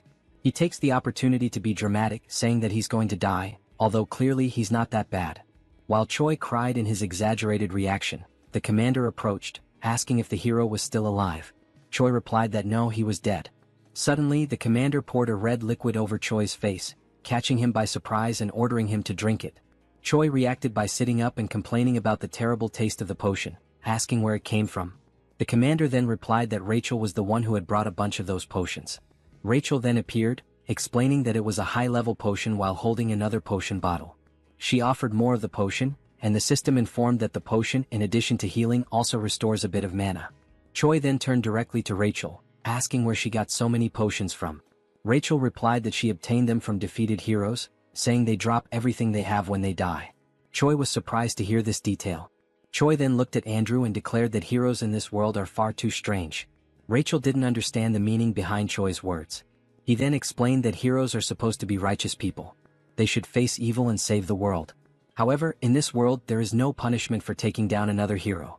On the contrary, by doing so you can gain XP and items. Choi reflected that even though he is a hero, he's been acting like a villain for some time. He does exactly what a villain would do, but suffers no kind of retaliation. The commander, after hearing Choi's words, responded. He said that this concern makes sense from a human's point of view. However, as an ally, Choi's actions are analogous to those of a good hero. After all, he saved him. Finally, the commander said that it's not worth getting too attached to human morality, as there are two sides to everything, and judging only between right and wrong doesn't work, because those points of view are not absolute. Choi carefully observes the commander's words. However, one detail catches his attention. Was the commander trying to comfort the hero? When Choi asks this, the commander responds with kicks, ordering Choi to shut up and go rest. Choi, still suffering from side effects, complains about the aggression, saying his bones hurt. The commander then stops and begins to explain that he requested help before the signal was lost due to the attack. So, it's likely that reinforcements are on the way. Choi smiles, relieved that the situation is over, but he remains defensive, bracing for more attacks from the commander. The scene then moves to the moment Reborn appears. He is responsible for creating a portal that will be used by everyone to return. The commander gives Choi a hand to enter the portal, and it works perfectly. Everyone crosses through the portal and arrives at the Dark Fortress. Choi is delighted and announces his arrival. But as soon as he opens his eyes, he notices something catastrophic. The entire scene before him is one of destruction. The structures are in ruins, and Choi reacts with surprise upon realizing that his safe zone is no longer safe. His despair grows as he sees that his house is on fire. He becomes furious, trying to find out what caused all the destruction. Reborn and the commander notice the calamity, and the three of them quickly realize the source of all the chaos. All the destruction came from Hemis herself, who was still there, driven by rage, her face expressionless. Hyunna is desperate, she is the one under Hemis's wrath. The heroine tries to make Hemis see that continuing with the destruction isn't worth it, especially considering that the attack makes no sense. At this moment, it becomes clear that Hemis believes Hyun-na is the traitor, even though the heroine vehemently denies it. Hemis, at this point, no longer cares whether Hyun-na is a traitor or not. She is enraged, and that alone is enough to keep her going. Hemis is determined not to let anyone complicit with the Demon King live in peace. She smiles sadistically as she prepares another attack. Hyun-na, with no other option, prepares to defend herself. She is appalled that Hemis, even with all the evidence proving the heroine is not a traitor, still insists on destroying everything. Hemis's attack is brutal, but something strange happens, interfering with the trajectory of the attack. A massive curtain of smoke rises, and a creature slowly reveals itself amid the chaos, leaving everyone unsure of who it is. Someone with an appearance similar to Reborn calls out to Hemis, wearing a serious and unyielding expression. He is Uzgaze, another commander of the Demon King's army. He brings a message from the king himself, ordering Hemis to stop the commotion immediately. Hemis reacts with curiosity as one detail stands out. How could Uzgaze have found out what was happening? It's nearly impossible that he had enough time to arrive at that moment, even if he had been alerted as soon as the attack began. In other words, the Demon King knew before everything started and sent Uzgaze. Hemis then realizes that Hyun-na was just a decoy, and that someone else was actually tasked with spying on the commander. When she says this, confronting Uzgaze, he replies that Hemis is being paranoid and giving exaggerated importance to something in her own head. That response is interpreted as mockery, and Hemis prepares to give Uzgaze the attention he deserves by directing her next attack at him. Hemis hesitates for a moment and lowers her guard, descending to the ground to speak with Uzgaze. She approaches him, recognizing that she may be overreacting. Then she begins to mention that she was unjustly punished for saving Rotak from the humans and was confined for 100 years in the Dark Fortress. With this, she reveals her interpretation of Uzgaze's words, asking if he truly thinks she is arrogant and paranoid. Hemis begins casting a spell that spreads across the ground. As the magic advances, Hemis declares that perhaps saving Rotak was a mistake. Uzgaze, sensing the threat, is surprised by Hemis's offensive move. As the dark aura surrounds Uzgaze, Hemis finishes her speech by asking if he agrees with that statement. He, in turn, remains still, standing, almost as if he knows that nothing bad could happen. Suddenly, a voice echoes through the scene. It's Reborn who shouts, drawing Hemis' attention and asking her not to proceed with the attack. Uzgaze acknowledges Reborn's presence, showing that the two share a certain familiarity. But before any concern can arise, Hemis calmly walks forward and touches Uzgaze's shoulder, telling him that he can relax because there's no more need for confusion. Hemis says she already got everything she wanted. She then tightens her grip on the commander's shoulder, warning him to thank his nephew. It becomes clear that Reborn is Uzgaze's nephew. Sometime later, Choi is lying in bed, still processing everything that happened. He is surprised that there is so much disorder within the Demon King's army. Abelson is once again by his side, helping with his recovery. She takes the opportunity to ask if he plans to continue in the Demon King's army, considering he is about to be promoted to commander of a battalion. Choi replies that he probably will, since there is an official war declared between the Dark Fortress and the Gartran Empire. He also adds that even if he wanted to leave, it would be practically impossible to live among humans now. Choi now has horns growing from his head and is a user of demonic chi. Abelson laughs at the hero's situation. Choi soon remembers the events during the trial, especially the appearance of the heroes. Something seemed very strange about the heroes in that group, with the exception of Andrew. They had a strange appearance. All of them looked dazed, and no matter how injured or even killed they were, their expressions never changed. When asked if she knows anything about those heroes, Abelson responds to Choi that she isn't sure. She recalls that she was expelled and therefore doesn't know the internal workings of the kingdom. However, she confirms that the Empire has many strong heroes, and that most of the wars against demons are not fought by heroes of priestly rank. Amid this, it remains a mystery how the divided Empire manages to gather so many strong heroes so quickly. However, there are rumors that inhumane methods are being used to make that possible. As soon as she finishes speaking, their conversation is interrupted by someone arriving. Reborn apologizes for interrupting and ruining the mood between the two, but he informs them that Hemis wants to see them. The scene shifts to the meeting in Hemis' office. There they are warmly welcomed by the commander. She happily announces that they have a new mission. There is a need to install a spatial interference magic shield. Choi is confused about what that is. Hemis then explains it simply, asking him to think of it like a barrier capable of preventing unauthorized teleportation. She argues that it's important so that he doesn't wake up with an assassin waiting in his room. Hemis explains that only the Second Corps can carry out such a task. Choi then understands where she is going with this, and Hemis continues by saying they will go on a work trip, under the cover of being a messenger and the messenger's personal medic. Hema states that this is basically to protect them from humans so it won't be hard to fulfill a simple task. Moreover, she will send a trusted guide to lead the two. And that guide is, once again, Commander Roy, who reads the travel order with fire in his eyes, irritated at being dragged into another ridiculous task. The room where the group gathered was wide and imposing, bathed in the vibrant light of a flaming structure at the center, whose presence not only illuminated the space but also reinforced the grandeur of the place. On its sides, swords meticulously positioned on the walls reflected the firelight, symbolizing both the opulence and the power of those present. In front of the flame, a long solid wooden table stretched out, with 7 chairs designated for the members present, although only 5 were occupied. At the head of the table rested the most ornate chair of all, occupied by the host of the meeting, a figure of authority and command. One of the seats, however, remained empty. The absence was notable but not surprising. It was just another one of Rotaka's recurring absences. The 5th commander, named Uzgaze, who wore the head and hide of a bull, shrugged, knowing that Rotak never showed up to the meetings. Dorichigus, the 1st commander, dressed in purple armor, was irritated by Rotaka's absence, even though the meetings weren't mandatory.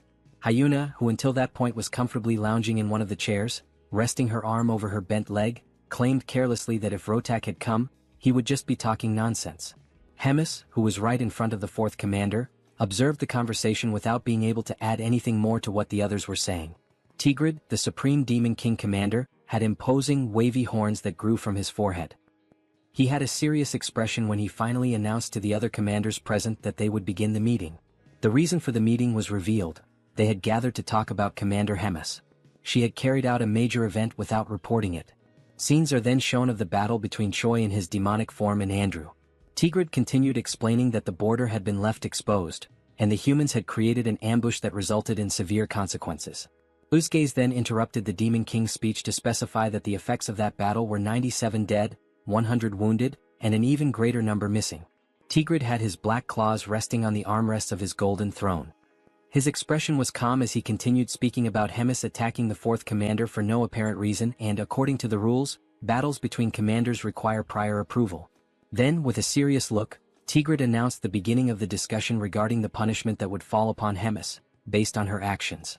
At the moment he opened the floor for objections, Hemis promptly interrupted, wishing to express her side. She raised her hand and requested attention to object.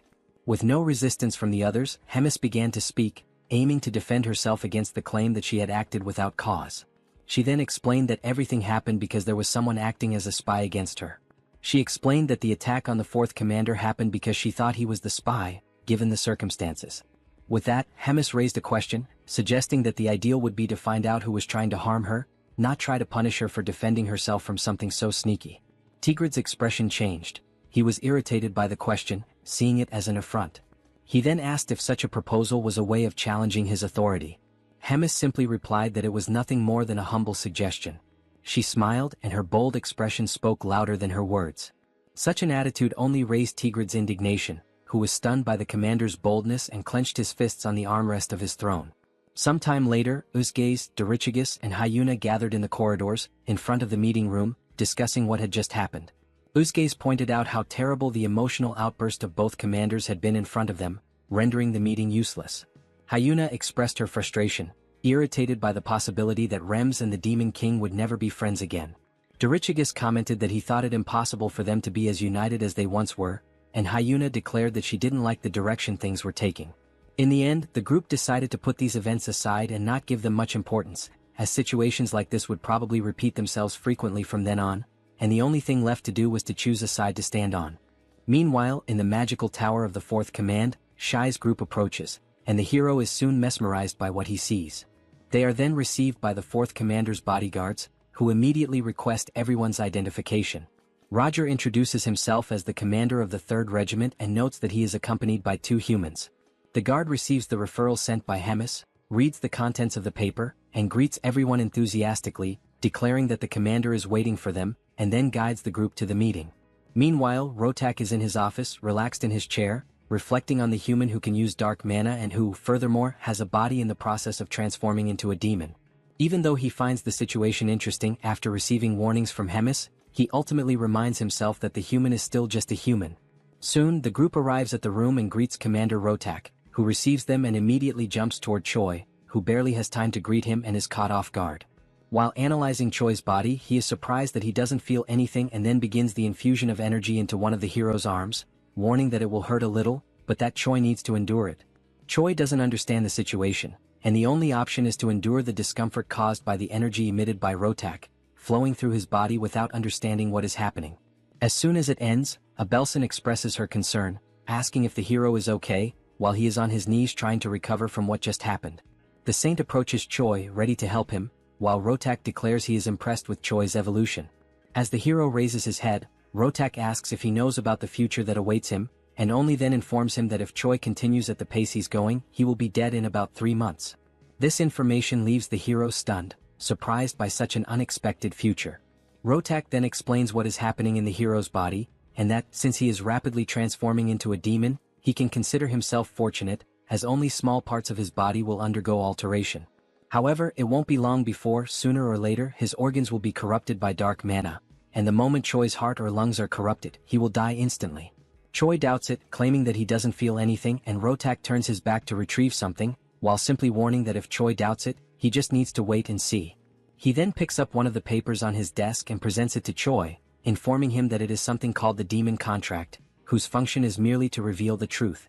This surprises Choi.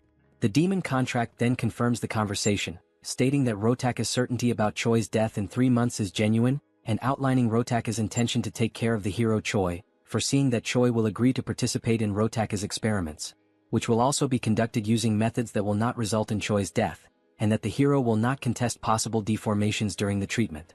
Also, if his intelligence or ego fades during this treatment. Choi realizes the commander's intentions, and Abelson is surprised by the presentation of the contract, asking Choi not to agree, since she will take responsibility for caring for him. Rotak then intervenes, calling Abelson arrogant, warning that dark mana and divine power are opposites, and that her healing power only worked until now because Choi still has a mostly human side. However, in the future he will become a complete demon, and that will completely nullify the effect of divine powers on him. Abelson and Choi are surprised by Rotak's statement, and he, aiming for urgency in the contract signing, reminds them that 3 months is an optimistic estimate, urging Choi to decide quickly what he wants to do. The group then takes some time to reflect on the situation, and Rachel worries about what might happen to the hero, who apparently has a terminal illness, whose doctor capable of treating him demands that the hero give up his body to undergo psychopathic experiments. Choi explains that he is trying to buy some time before training the battalion, wondering if there is another way to get treatment without needing to be part of some kind of experiment. Rogers then questions why Choi doesn't try to seek an answer from Hemis. Choi is surprised by the suggestion, and the commander then replies that there is an unofficial ranking among the commanders, where Hemis is at the top of the hierarchy, while Rotak is at the bottom, and that she can easily exert some pressure and make the second commander yield on the conditions. The group then knocks on the door to return, requesting authorization, and Rotak promptly allows everyone to enter. Thus, Choi presents himself again, holding something covered by a cloth in his hand, asking permission and entering the room. Rotak then notices the artifact and asks what the hero is holding. Commander Rogers places the object on the table, revealing it to be a glowing purple orb, already known by everyone there, and then he begins to cast the spell to contact Hemis. Rotak becomes slightly startled and concerned by the presence of the communication orb, and it doesn't take long for Hemis to initiate contact, greeting Rotak and asking how he has been. Rotak, with a trembling voice, greets Hemis, highlighting how long it's been since they last saw each other. Hemis recalls that the last time they met was at one of the meetings with the Demon King, and Rotak, even more nervous, repeats and confirms that it is indeed true. Hemis then goes straight to the point, stating that she is there only to ask for a favor. In a threatening tone, she asks him to write a few things into the contract, starting with a demand that Rotak do his best to treat Choi. Secondly, that the hero will not suffer any harm. Rotak realizes the direction of the requests and is stunned, unable to argue. Hemis wastes no time and adds the third point, requesting that he include in the contract that nothing in Choi's body can be altered without permission, and that the hero must not die before the contract is finalized. Rotak becomes enraged with the list of changes to the contract, questioning why Hemis would care so much and why he should follow that for a human. Hemis, with a neutral expression, calmly calls Rotak's attention, and he straightens up in submission upon hearing Hemis recall the moment when she took him in and fed him after he had been abandoned by his people 350 years ago, that she also helped him win the commander selection tournament 200 years ago, and that she also saved him from being killed by humans 100 years ago. And with each reminder, Rotak's pride sank further. Hemis finishes by saying that, lastly, she ended up paying the price for having interceded for Rotak, and gives him the ultimatum. If he remembers all that, there is no other choice but to sign everything, leaving Rotak with no alternative but to obey. Sometime later he expresses his anger, cursing the humans and Hemis, and then calls one of his subordinates to bring him a communication device, as he has something to do in retaliation for the humiliation he suffered. Time passes, and the next day Rotak receives Choi again in his laboratory, which he also uses as an office, and informs the hero that there is quite a lot to talk about. He decides to go straight to the point without much beating around the bush. Choi simply observes the seriousness in Rotak's gaze. But with a calm look, the scientist commander asks if Choi knows why demonic chi is altering his body. The question, combined with Rotak's posture, surprises Choi, considering that this indicates that for him, something like that happening is perfectly fine. Confident that they are both aligned in the goal of preparing him, he feels free to respond to the question sincerely. And, as an answer, he says that the transformations in his body happen because it is an outrage for a human to use demonic chi. Rotak promptly declares that this answer is wrong. Then he explains that, just as Choi says, humans cannot handle demonic chi, and a normal human should explode and die as soon as demonic chi is imbued in their bodies. However, apparently fate, mixed with a bit of coincidence, made it possible for demonic chi to take root in Choi, thus becoming part of his body. And this allowed the evolution of the demonic Shin, to the point where it is causing alterations in Choi's body. It is remolding him not just physically but in his being as a whole, making him something more flexible for the demonic Shin, allowing it to root itself even deeper. Choi is surprised by the explanation and asks Rotak if there is any way to stop the changes that are happening in his body. And Rotak, once again being direct, responds that it is not possible to stop the transformation. However, he adds that Choi may be able to create a way to guide the direction the transformation is taking. And for that, Rotak is planning to transfer parts of a demon or a magical creature into Choi's body. The hero does not take the news very well, imagining how grotesque it would be to become part human and part demonic beast. Choi then asks if there is a possibility for him to say no to this idea, since all the substitution options seem bizarre. Rotak simply responds that if he does not accept the idea, the other option is to continue living like someone with a terminal illness until he dies. Furthermore, Rotak explains that there is nothing to worry about, as he intends to maintain the hero's appearance and his main organs intact, doing the transplant only with things that wouldn't be noticeable. Once the subject is closed, and sometime later in the training arena, the commander and Choi gather for a noblesse demonstration. Rotak asks him to demonstrate the ability, and Choi promptly begins to focus, and it doesn't take long until the channeled energy displays a purple aura, signaling the start of the transformation. Rotak watches Choi's preparation attentively. He notices that the hero is producing an incredibly efficient output through the combined use of demonic chi and mana. Above all, he notices that Choi has obtained enough physical strength and mental sanity to overcome the result. He is surprised at how talented Choi is for achieving such an outcome. At the end of the noblesse preparation, Rotak quickly asks Choi to activate Promote, and it doesn't take long before the horns grow again on the hero's head. Rotak notes that this is the only major physical difference between Choi's noblesse and Promote characteristics. Rotak then reflects that Choi was perhaps lucky and confirms that this transformation was efficient in the sense that it protects his internal organs. Internally, Rotak despairs at the desire to study more about this and replicate it in his test subjects and future research. He laments that if it weren't for Hemis, he could dissect the hero to better analyze these results. He also regrets not being able to mass-produce the abilities in chimeras, which would make him an unreachable target for his enemies. But the only chance he has to make that possible is through a scroll pact. Choi notices that Rotak has entered a spiral of thoughts and brings the commander's attention back. Shortly after, he asks what he should do after using Promote. Rotak refocuses and informs him that there's no need for further demonstrations today and internally, reflects that he already has all the information he wanted. Then he tells Choi that starting tomorrow he will begin working on fixing the hero's body and abilities one by one, and advises that it's best for him to get some rest. After that, the hero performed more Promote demonstrations and also engaged in some physical training, pushing himself to the point of exhaustion.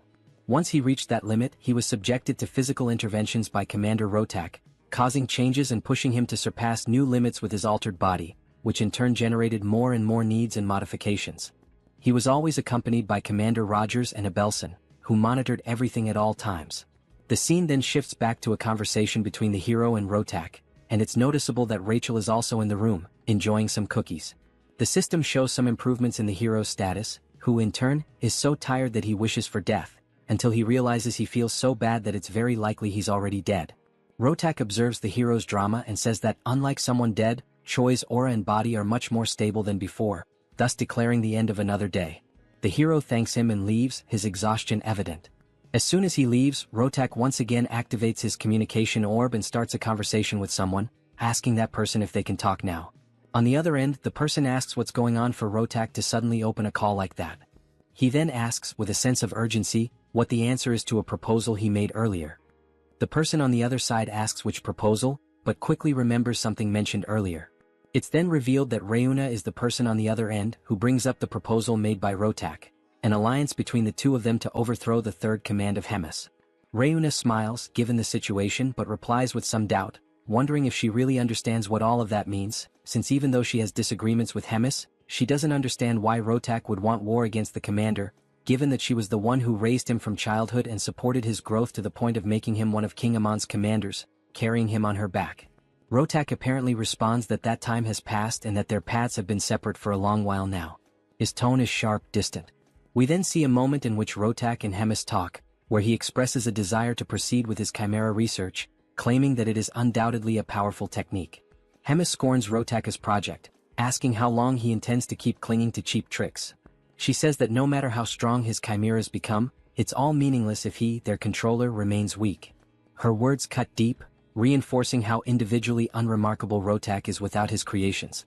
Back in the conversation, Rotak asks Reuna to answer whether or not she will ally with him. The commander pauses, considering whether it might be better for him to just keep ignoring Hemis, just as Hemis ignores him, rather than insist on dragging her down. Rotak says he wouldn't mind continuing that way. However, there's an individual in Hemis's hands who changes everything. Someone too valuable to overlook. If he could replicate that individual's abilities in others, their alliance could become something much greater than revenge. It could reshape their position entirely. Reuna quickly realizes that he's referring to Choi, but asks if it might be someone else, still questioning whether he's really worth the fall of Commander Hemis. Rotak confirms that he is. As an argument, he states that no matter how powerful Hemis is, she won't be able to handle two commanders coming at her at once. If the two of them join forces, her downfall won't just be possible, it will be certain. Reuna reflects for a moment, her expression unreadable. Then, she agrees to the proposal and tells him to contact her as soon as a plan is in place. The call ends with Rotak calmly saying that he'll reach out again in a few days. Rachel, who was still enjoying her cookies, overheard the entire conversation and is shocked by Rotak's plans. It doesn't take long before the team contacts Hemis to talk about the plot forming against her, but to everyone's surprise, Hemis already suspected everything. Choi asks why she isn't surprised. Hemis then asks back why she would be, since everything was already out in the open. She then questions if that was the reason the team used the communication orb. Choi replies that it wasn't, because he has something else to report. He wants to know what he should do in this situation, considering that he is just a small shrimp in the middle of a battle fought by great whales. Hemis reflects for a moment, her gaze turning distant as if measuring the weight of her next words. Then she looks back at them and asks for their opinion on an idea she just came up with. But this idea, while clever, would put Rotak in a very tight spot. Sometime later, in front of Rotak's laboratory, we see Rogers and Choi knocking out one of the guards, with Commander Rogers leading the way and locating the room where the final objective of the mission is. Choi asks if all those vials are the treasure guarded by Commander Rotak, previously mentioned by Hemis.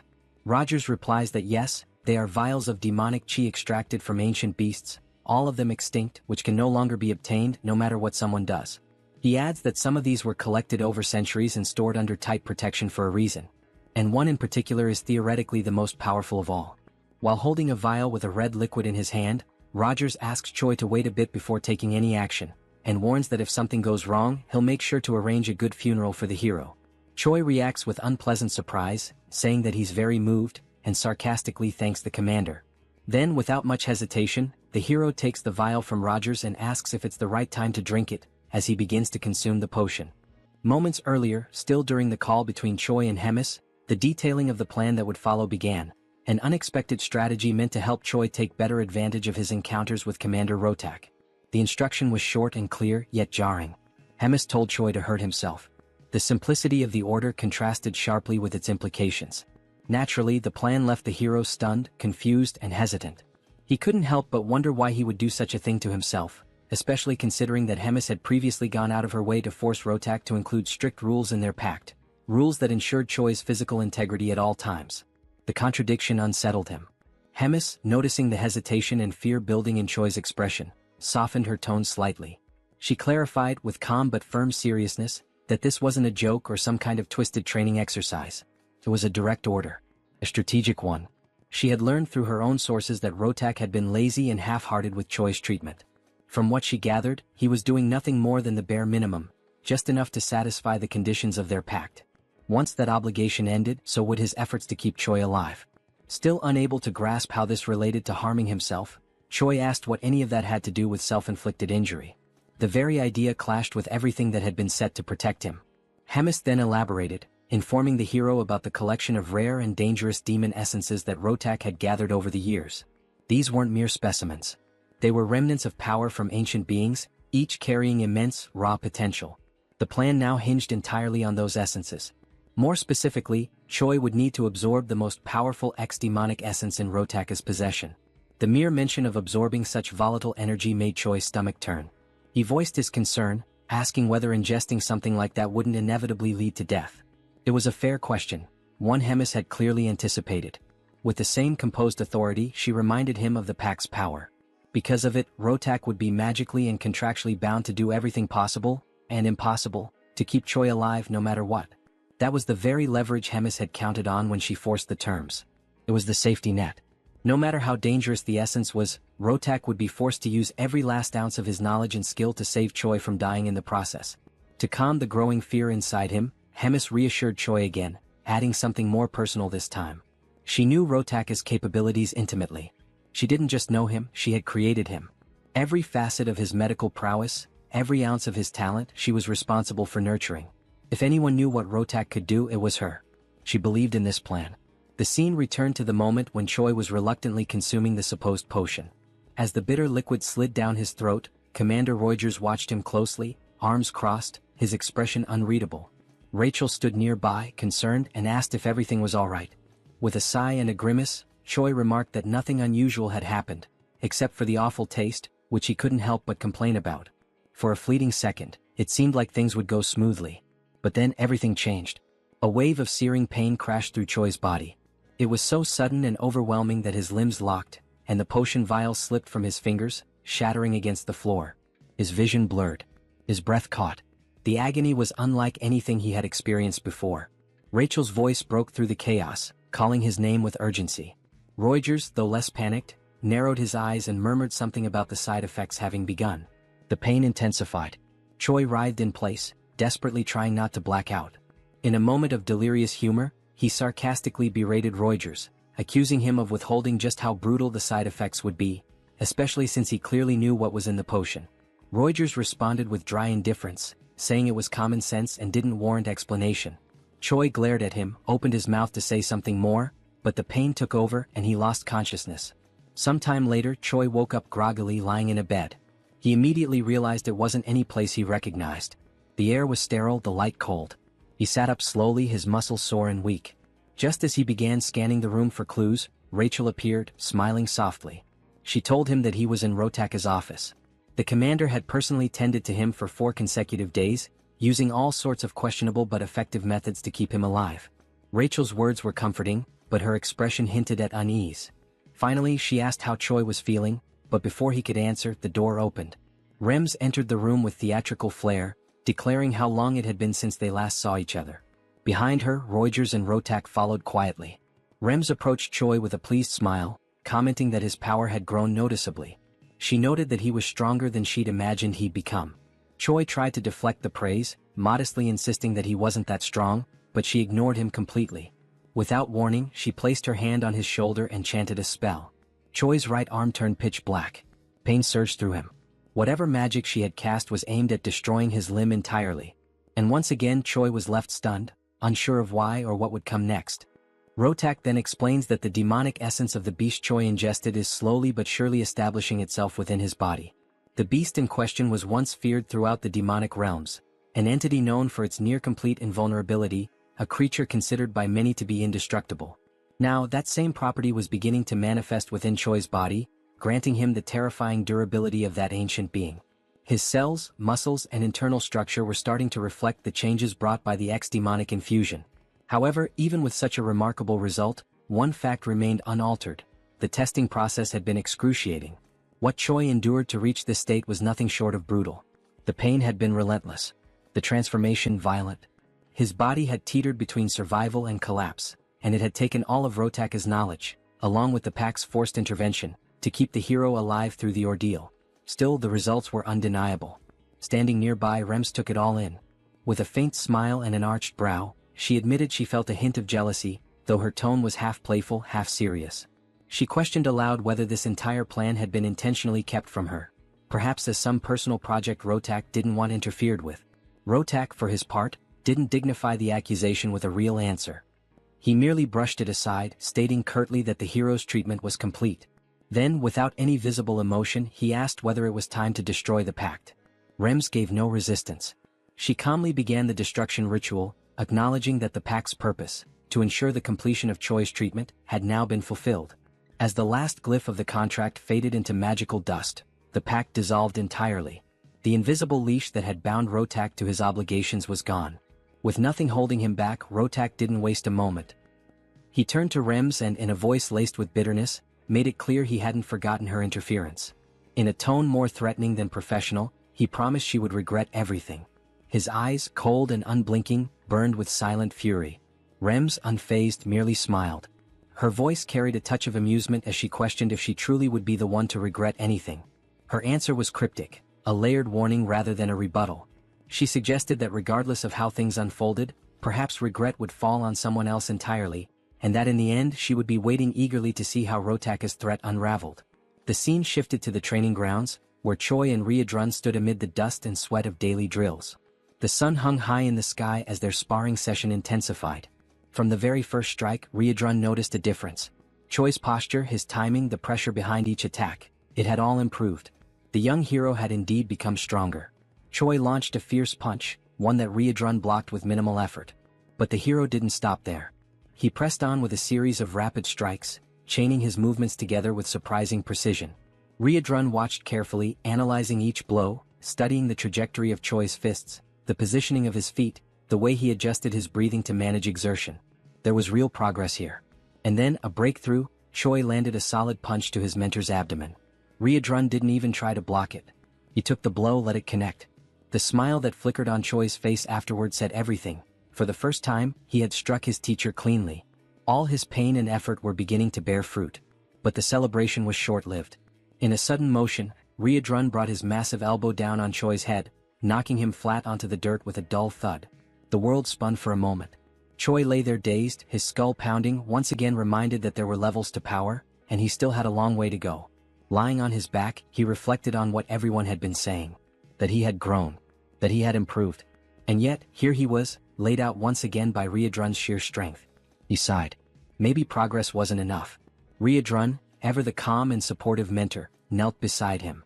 He said that there was no need for discouragement. Choi was unlike anyone he'd ever trained. His rate of improvement was staggering. He didn't seem to have any plateaus in his development, just an unrelenting climb. His body hadn't fully adjusted yet, but once it did, the results would be extraordinary. Choi, still skeptical, rose to his feet. He muttered that he didn't believe it. He remembered how he'd barely survived the last real fight, and that was only because others had stepped in to help. Riadrun said nothing at first, just smiled at his student's humility. At the end of the session, he extended a hand and pulled Choi back up again. With a reassuring nod, he told him not to be so impatient. The real test would come, and when it did, Choi would be ready. Encouraged by that vote of confidence, Choi promised with quiet determination that he would prove his worth. Meanwhile, back in Rotaka's domain, the atmosphere shifted. Soldiers moved with urgency, preparing for something serious. Weapons were handed out, orders were issued. In another room, cages were being locked, each one containing a chimera ready for deployment. The air was tense. In his office, Rotak received confirmation. Everything was prepared. Without hesitation, he rose. His goal was clear. They were going to retrieve the human from the dark fortress, the one Rems had stolen. With fury burning in his voice, Rotak swore that she would pay. That human wasn't hers to take. He was his experiment, and he wanted him back. Back to the moment when Hydrun and Choi finished their training, and Hydrun speaks words of encouragement to Choi, asking him not to be impatient, as the moment to prove himself is yet to come, leaving the hero with renewed confidence. A great explosion occurs, causing massive damage to the wooden structure surrounding the training grounds. The explosion catches the hero by surprise, leaving him and Hydrun alert for what is to come. The Sentinel team quickly sounds the attack alarm, informing that the Skeban tribe is attacking them. Hydrun immediately realizes it is the troops of the second commander, and with that, both are left stunned. The Skeben tribe, commanded by Rotak, are, as previously seen, rat-like beings about 1.5 meters tall, who are physically weak due to their size and physical characteristics, but are extremely cunning beings.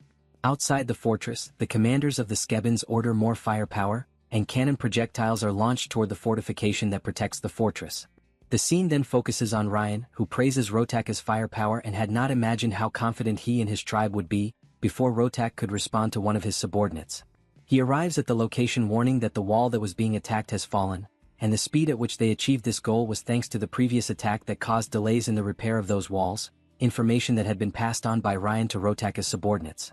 The second commander then orders the teams to attack with the chimeras on the front line and informs Galdeo to capture Choi. Rotak, in turn, states that he will go along with Hyuna to deal with Hemis personally and thus carry out his revenge plan. The scene then focuses on Hydrun and Choi again, who are moving as the hero claims he had already imagined Rotak might pull off some scheme like this someday, but with Tom declaring he didn't expect it to happen so soon. Hydrun, noticing Choi's agitation, asks him to calm down and adds that in moments like this, more than ever, he needs to act calmly. In contrast, Choi reacts hysterically, asking what they are supposed to do now in a situation like this and also asking what he himself should do. Hydrun, with a serious expression, declares that he will gather all the troops and assigns Choi a particular mission. Choi attentively observes the instructions, which are, first, to eliminate Commander Galdeo, which leaves Choi completely stunned, as he is being assigned to deal directly with a commander. Hydrun gives more details about this commander, explaining that he is a very close confidant of Rotak and adds that in other situations he himself would take care of fighting Galdeo. However, Hydrun declares he has full confidence in Choi's strength, and this vote of confidence makes the hero even happier, feeling ready to accept the mission. Secondly comes the mission that is quickly brought into the scene, where Choi is carrying Abelson by the arm while they run through the corridors. The Saint questions whether Hydrun sent Choi directly to get her out of there, and Choi confirms that indeed that is what happened. The justification for taking care of Abelson was rooted in a simple but strategic reasoning. If she were allowed to simply wander freely, sharing her divine power without restriction, she would quickly become a significant threat to the demonic forces. Her presence alone, radiating sacred energy, would be enough to destabilize entire squads. And if such power fell into the wrong hands, or even just wandered unchecked through the battlefield, it could shift the tide in unpredictable ways. This explanation, while grave in tone, was met with a soft chuckle from the Saint, who found some amusement in how seriously her power was being regarded. Choi, standing beside her with a focused gaze and unwavering seriousness, declared his intention clearly. He needed to find Galdeo. The air around him seemed to tighten with tension. But even before he could consider which path to take, the very commander he sought emerged from the shadows, appearing without warning and commanding immediate attention. The suddenness of his arrival caught both Choi and Abelson off guard. The imposing figure stepped forward, introducing himself with confidence and a hint of arrogance.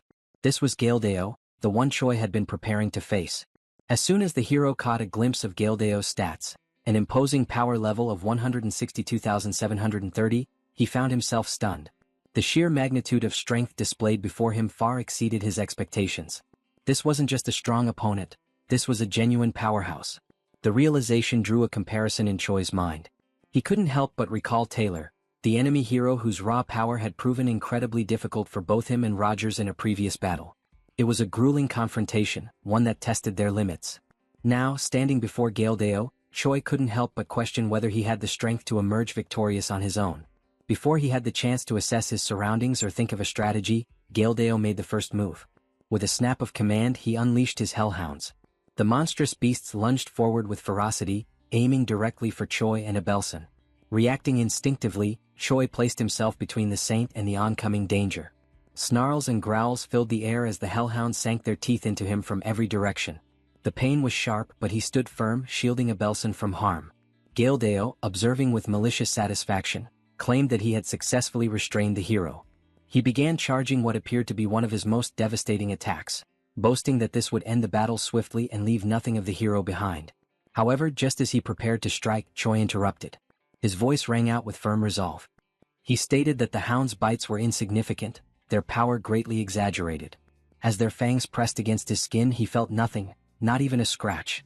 With that, he activated his transformation, a blinding surge of energy engulfing him as his body pulsed with raw force. In an instant he ascended directly to level 3. The sudden shift in power stunned everyone. The hellhounds, sensing the danger, instinctively backed away. Galdeo himself was caught off guard, his confidence visibly shaken. But Choi gave no pause. Wasting no time, he darted forward, his speed immense, his body a blur as he charged at the commander with everything he had. Then, with a thunderous impact, Choi's fist collided with Galdeo. The strike reverberated through the air like a shockwave. The confrontation had officially begun, a direct clash of strength. Galdeo snarled, claiming once again that he possessed the finest technology on the entire continent, and that there existed no reality in which he would be bested by a mere human. Fueled by pride and desperation, he shouted for his entire army to converge on the battlefield. The ground trembled as more enemies approached. Abelson, who had remained in the rear, now sensed the danger escalating. Her eyes widened as she witnessed the arrival of the chimeras, grotesque, powerful creatures bred for war. The threat level rose dramatically. In a moment of resolve, she dropped to her knees and began chanting. She focused all of her divine energy into a single incantation, trying to delay or, if possible, repel the monstrous advance. Within moments, the battlefield was illuminated by an immense explosion of sacred energy. Her power surged across the terrain like a tidal wave of light, radiating from her in every direction. The brilliance of the spell could be seen from every corner of the Black Fortress. It was an awe-inspiring sight. But Choi's admiration was quickly replaced with concern. He knew the toll such a spell would take. Abelson, breathing heavily, confirmed that she wouldn't be able to keep going. She had used everything she could muster to deliver a single blast. Her energy had now been spent like a sacred cannon shot. That was all she could give. But it was enough. With newfound vigor, Choi turned his attention fully to Galdeo. Channeling his strength and determination, he began to overwhelm his foe. With a fierce cry, he tore one of the mechanical arms from the commander's armored suit, ripping it free with a sound of screeching metal. Galdeo's expression contorted into one of fear. The commander, once so proud and composed, was now frightened. He couldn't understand how a human could possess such overwhelming power. But Choi didn't allow him time to process. Without hesitation, the hero surged forward once more, gathering all his strength into a single devastating blow aimed directly at the buoy that protected Galdeo's head. The punch landed with tremendous force. Metal cracked and shattered. The buoy split apart entirely, and the impact transferred directly into the commander's body, sending a tremor through him. It was a finishing blow, one that left no room for recovery. With that, the enemy is finally defeated, falling to the ground with a dull impact that echoed through the battlefield, and Choi finds himself unexpectedly disappointed with his rival's overall performance. He tilts his head slightly, observing the fallen enemy with a look of contemplation, questioning whether this individual truly carried the weight and responsibility of a commander. His tone inwardly is skeptical, claiming that the man wasn't all that impressive, at least not compared to the challenge he had imagined.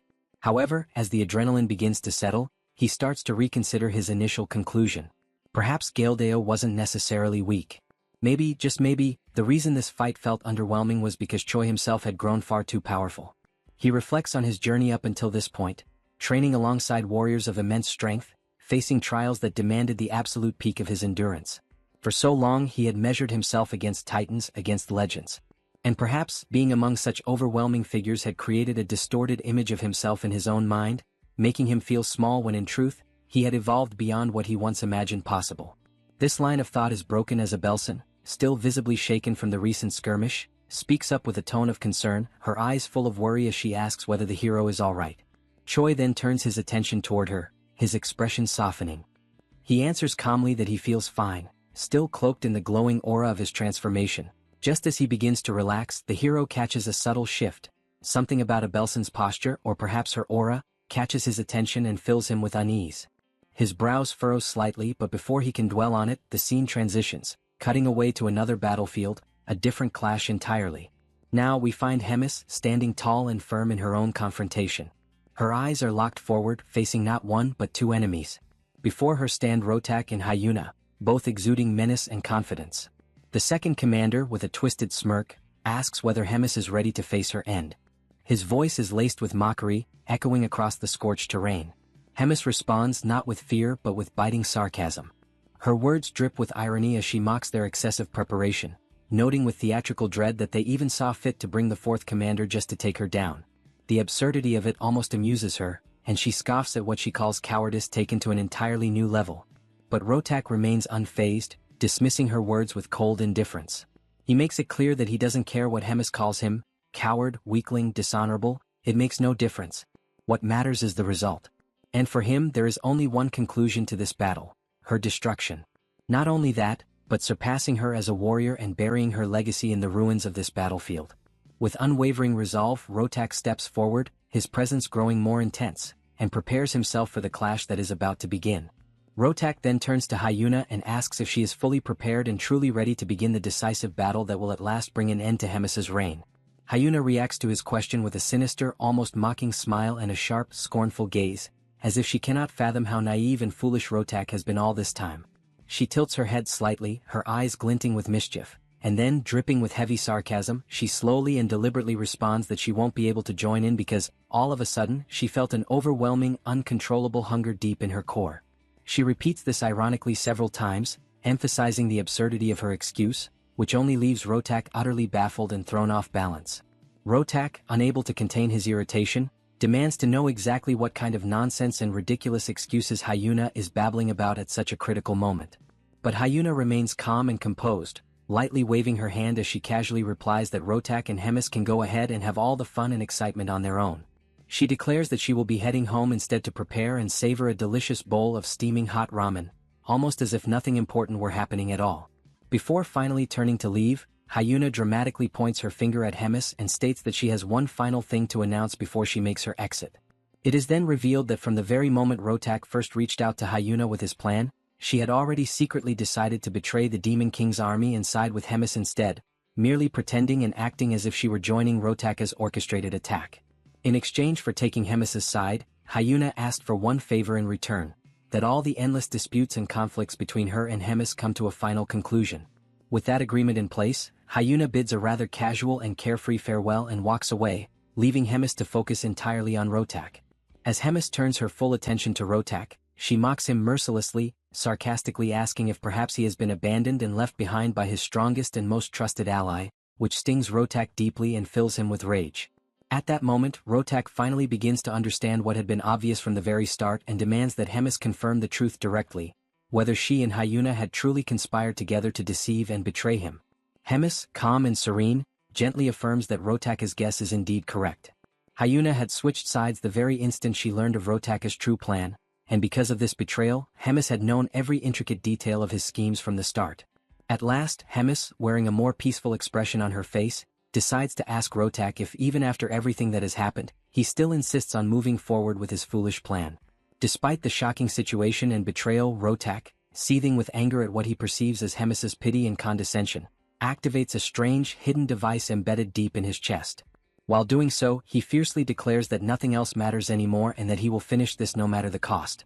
By activating the device, he begins to generate a strange, complex technological armor that wraps and twists tightly around his arm, emitting a dark, ominous crimson energy that fully envelopes him and finalizes his transformation. Now fully armored and brimming with murderous intent, Rotak stands prepared for battle, clearly determined to demonstrate in the most brutal way possible everything he has learned and all the skills and experience he has gathered through the hundreds of years he spent living and training in Hemis's shadow, always yearning to surpass her. Meanwhile, back with Choi, it is revealed that the moment he noticed a figure was actually the moment Hyuna approached him, leaving him shocked and completely caught off guard to see her there. Hyuna calmly explains that she was merely passing by and happened to become concerned that Choi might get caught up and hurt in all the surrounding chaos.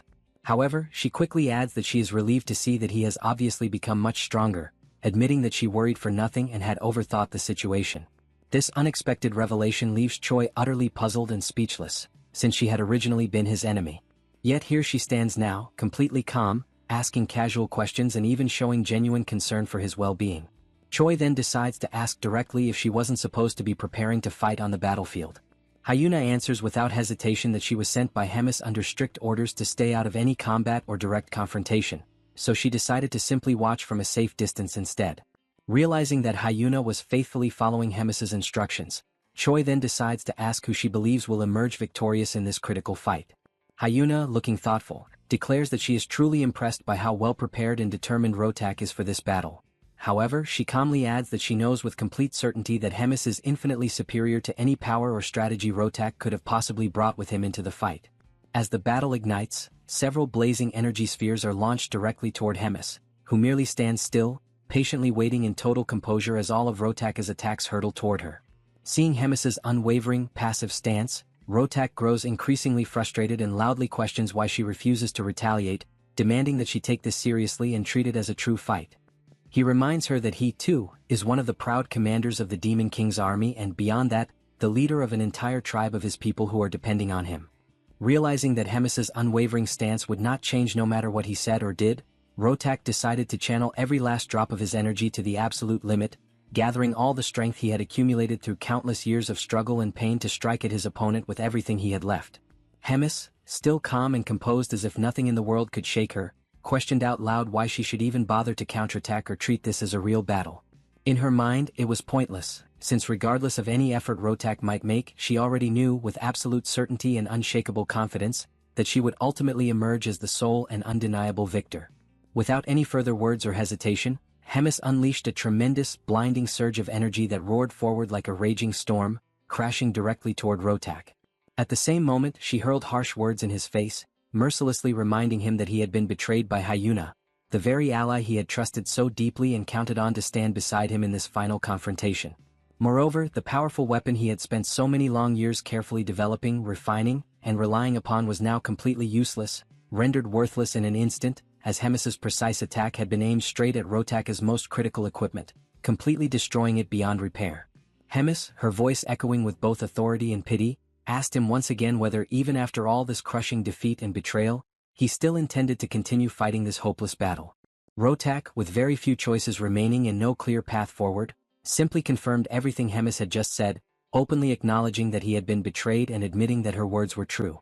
But even so, with a burning fire still flickering in his eyes, he fiercely declared that he would not retreat under any circumstances, no matter how impossible victory seemed.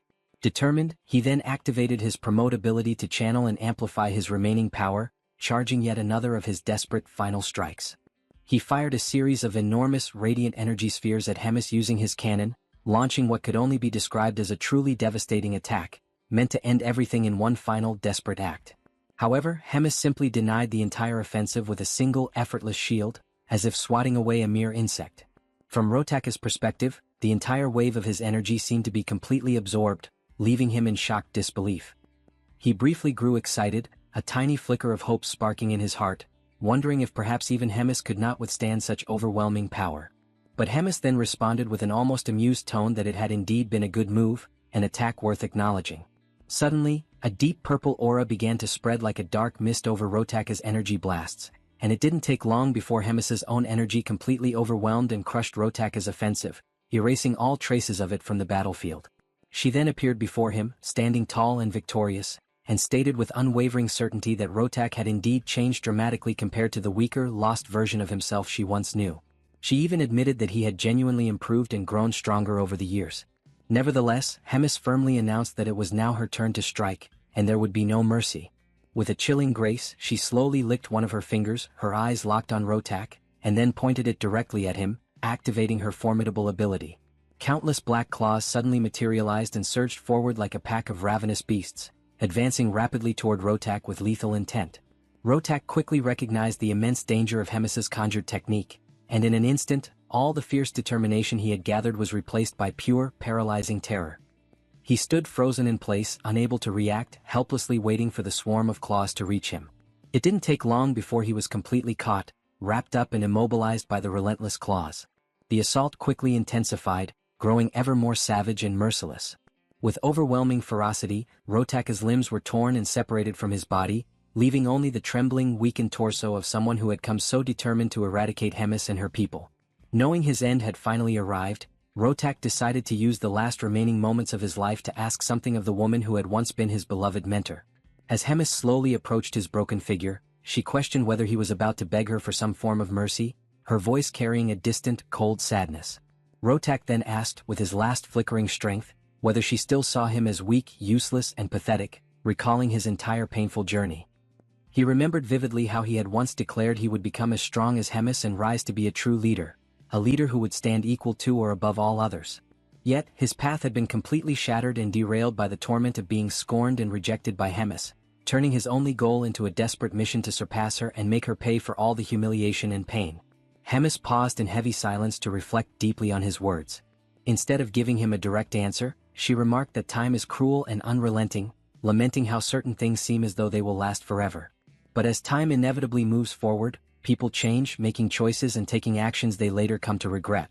Despite it all, she expressed her sincere gratitude to Rotak for, in the end, being able to find and enjoy at least something meaningful in his journey over the many long years, and for the destiny that his actions had helped shape. These final, heartfelt words drew a faint, peaceful smile from Rotaka's face, and at last he collapsed, his eyes closing for the final time, as Hemis softly wished that he may now rest in peace. The scene slowly transitions to the crumbling remains of the Black Fortress. Once a formidable stronghold, the structure now teeters on the edge of collapse. Its towering walls are scarred with deep cracks, and dust drifts from the ceilings with every minor tremor. The air is heavy, stale with age and decay. In the heart of this battered ruin, a tense meeting unfolds between Hemis, Choi, and Riadrun. The topic at hand is the inevitable. The fortress can no longer serve as their base of operations. Then comes the announcement, sharp and unexpected. Hemis informs them that they are preparing to relocate. The news lands like a thunderclap, catching the others off guard and momentarily silencing the room. Hemis, ever composed, elaborates on her decision. She states firmly that no matter how many repairs are attempted, no matter the effort poured into rebuilding, the fortress will remain fundamentally broken. Its integrity, both physical and symbolic, has been compromised beyond saving. Riadrun and Choi listen intently. Though neither openly argues with her reasoning, it's evident from their expressions and posture that accepting this truth does not come easily. Breaking the silence, Riadrun asks where they will go, what destination awaits the entire Third Command. He frames it as a logistical question, but beneath it lies concern for their future and safety. Without hesitation, Hemis answers. The Third Command is to be moved to the 8th Division. Their new home will be Fort Gadrick. The declaration lands heavily. Riadrun begins to object, perhaps to voice doubts or propose alternatives, but Hemis immediately shuts him down. Her tone is sharp but resolute. Her mind is already made up. She orders him to write a letter demanding the evacuation of the current commander of Fort Gadrick, making it clear the fort will now belong to them. With no room left for discussion, Choi and Riadrun exit the chamber. As they walk through the deteriorating corridors of the fortress, Riadrun falls into uneasy silence. In his mind, questions swirl. Of all the divisions, of all the fortresses available, why had she chosen the 8th? What could possibly be going through Hemis's mind? Noticing his companion's troubled expression, Choi finally speaks. He asks what it is about the 8th Division that's causing such worry. Riadrun responds after a pause. He explains that Fort Gadrick isn't just any fortress, it is the one closest to the forward outposts maintained by the human forces. In short, it is the closest thing they have to a frontline base. A dangerous, volatile position. Choi's face hardens as the implication sinks in. It's a deadly place to be stationed. And yet, he reasons, if the fort has survived this long under such pressure, then surely the one commanding it must be highly capable. Riadrun disagrees, shaking his head. He reminds Choi of Fort Hemern. The reference seems to confuse him, which visibly irritates Riadrun. That's where they first met, he says with a touch of frustration. He recalls the fierce battle that forced the command to retreat, an unforgettable moment of loss and tension. He goes on to remind Choi that Grat had been the commander of that division during those days. Choi then asks how they managed to deal with Hemis's wrath in the aftermath of the defeat. Riadrun answers soberly. Amid the chaos, Grat had somehow managed to protect Fort Gadrick, his personal base of operations. Choi gives a brief nod, commenting that Grat must be someone who knows how to protect what's his. But Riadrun doesn't agree outright. Instead, he responds carefully. Perhaps Grat truly defended it with skill, or perhaps he resorted to some other method. It's impossible to say for certain. The scene shifts to Fort Gadrick itself. Grat, seated in a dimly lit office, finishes reading Riadrun's letter. The veins on his temple twitch as his hand curls into a fist. Without warning, he slams it onto the table with a loud crack, shouting Riadrun's name in fury. The arrogance of the message enrages him. The order is clear. He is to evacuate the fort so that it can be claimed by Hemis's Third Command. The insult stings. He mutters bitterly under his breath, calling Hemis an old witch, and questioning what her true intentions could possibly be. Despite his outrage, Grat knows there is no escaping this order. Still, something in his expression suggests he is not finished. He stalls briefly, then reaches toward a communication orb nearby. With practiced hands, he activates it, initiating a magical connection. Once it stabilizes, he announces himself. Grat, commander of the 8th Division under the Demon King's army. A voice on the other end responds with dry amusement, remarking how long it's been since Grat last reached out, and asking what he wants this time. Grat doesn't waste time. He states plainly that he has a proposal, an urgent and significant one. The narrative now cuts to the Holy Capital, where a conversation unfolds in shadowed halls. One of the Pope's subordinates speaks, visibly disheartened.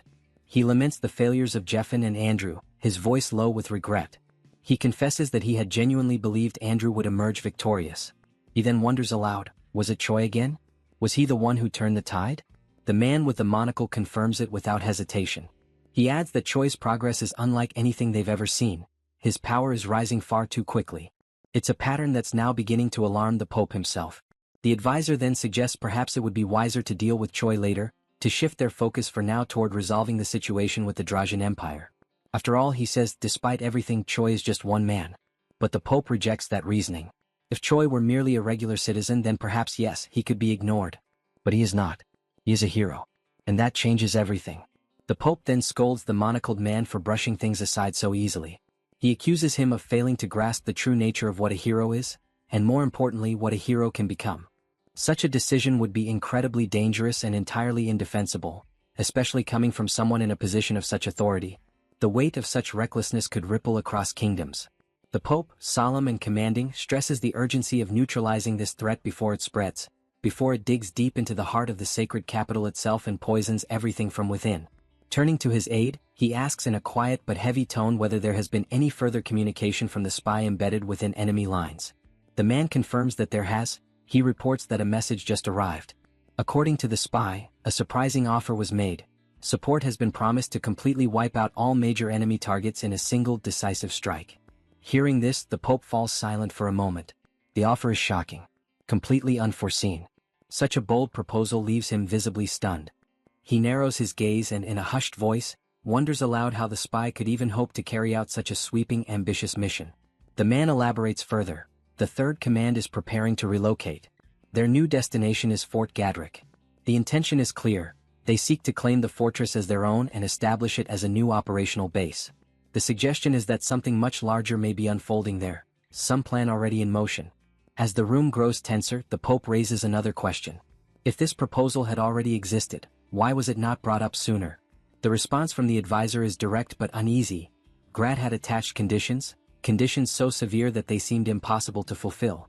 10,000 sacrificial offerings. The strategic recall of support posts scattered across multiple fronts. And a non-aggression pact spanning 5 years. The monocled man hesitates as he says it, his voice tinged with disbelief.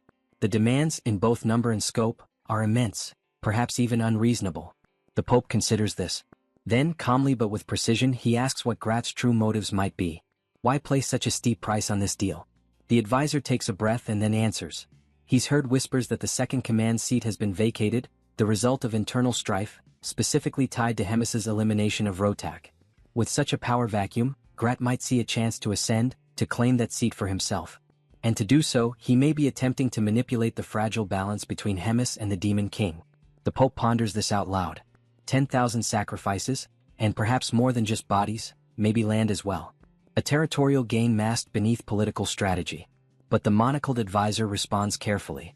It's not the land that's troubling, he says, it's the staggering demand for sacrifices. That level of loss could shake even the strongest foundations of the empire. The Pope then wonders aloud, why is Grat, of all people, seeking so many resources and services from within the empire's reach? Before another answer can come, the Pope rises slightly from his seat and delivers his verdict. With a voice of finality, he commands that the agreement be accepted. His conviction takes the advisor by surprise. The firmness in the Pope's decision is unshakable. The Pope begins to explain his reasoning. This might be the only opportunity they'll ever have to crush every looming threat in one bold stroke. To sever the heads of every rival in a single campaign. Even more crucially, this arrangement could elevate their spy into a vital, strategic position within the very core of the Demon King's army. And that, above all else, is an advantage they cannot afford to lose. No matter the cost. Be it 10,000, 100,000, or even 1,000,000 sacrifices. However, the Pope warns, such a scale demands meticulous planning. Every step must be executed flawlessly. The margin for error is now non-existent. No further failures will be tolerated. With that, the Pope issues his final order. Summon the legendary warriors of every region. The time has come. Every blade, every spell, every oath must be prepared, for the final battle is about to begin. Sometime later, within the shadowed walls of Gadrick Fort, Grat welcomed the arriving members of the Third Command. His face wore a smile, but it was clearly forced. His exaggerated enthusiasm poorly disguised the tension lingering beneath. He appeared to agree with their mission, to vacate Gadrick Fort as ordered by Hemis. On the surface he was cooperative. But it didn't take long for the cracks to show. Barely a few words in, Grat's tone shifted. Something wasn't right. His eyes narrowed and a hint of concern bled through his voice. Reborn, sharp as ever, cut straight to the point.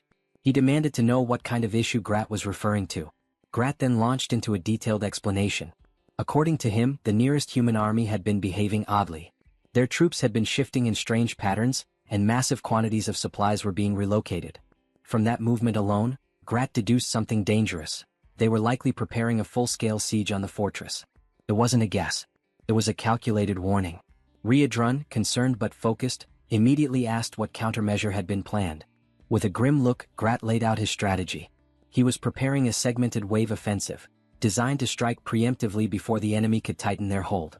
But to execute it properly, he needed support, solid reinforcements to hold the line until Hemis's main force could arrive. According to Grat, the 8th Division had been suffering from ongoing complications, minor setbacks here and there, that left them undermanned and overstretched. They were in no shape to hold out on their own. Reborn gave his word. The 3rd Command would provide the necessary backup. Then he asked if the rest of their team would also participate in the counterattack. Grat hesitated for a moment, then shook his head. He claimed their presence might slow things down. Their involvement, he argued, could be more of a liability than an advantage. With an urgent tone, he volunteered to assign roles himself and made it clear. Everyone was to get some rest and prepare for the operation ahead. Later that evening, in the quiet of their quarters, Choi and Rachel sat in conversation, tension still thick in the air. Choi, clearly conflicted, turned to Rachel once more with the same question he'd asked before. What did she really believe it meant to be a hero? Rachel immediately sensed where this was going. She braced herself, knowing full well that Choi's mind was already spiraling into another round of reflection. He spoke slowly at first, then with growing emotion. He was a hero, but he was fighting humans. And that truth was tearing him apart inside. Rachel's response was calm, even a little distant. She said there wasn't much they could do, it was just how the situation had turned out. But Choi wasn't satisfied. He was taken aback by her resignation. Rachel, who used to speak endlessly about heroism, duty, and righteousness, now seemed strangely indifferent. When had that changed? Rachel simply smiled and asked when, exactly, had she ever said those things? Choi didn't hesitate. He recalled how she had once promised to guide him to defeat the Demon King and protect humanity. But something had shifted inside him recently. Choi admitted he'd started to see things differently.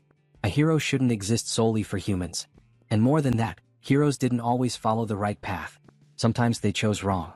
At that moment, Abelson spoke up, breaking his silence. He said he'd once read that heroes existed to fulfill the will of all. Choi blinked, confused. What did that even mean? Abelson elaborated. He'd seen ancient writings that claimed heroes were born to secure the happiness of the absolute majority. That was their true calling. Those words triggered a buried memory. Choi's commander had once told him something similar, that in his eyes, Choi was already a hero. It made him question what majority truly meant. Did it include non-humans too? The saint nodded. She said it likely did. Humans, she explained, often believed their happiness represented the happiness of the world. But maybe that wasn't true. Maybe human joy didn't equal universal peace. Choi's brow furrowed. Were heroes supposed to be responsible for the happiness of every intelligent life form? The saint didn't flinch. She said that might be exactly the case. And maybe that's why Choi was different, why he was a hybrid hero.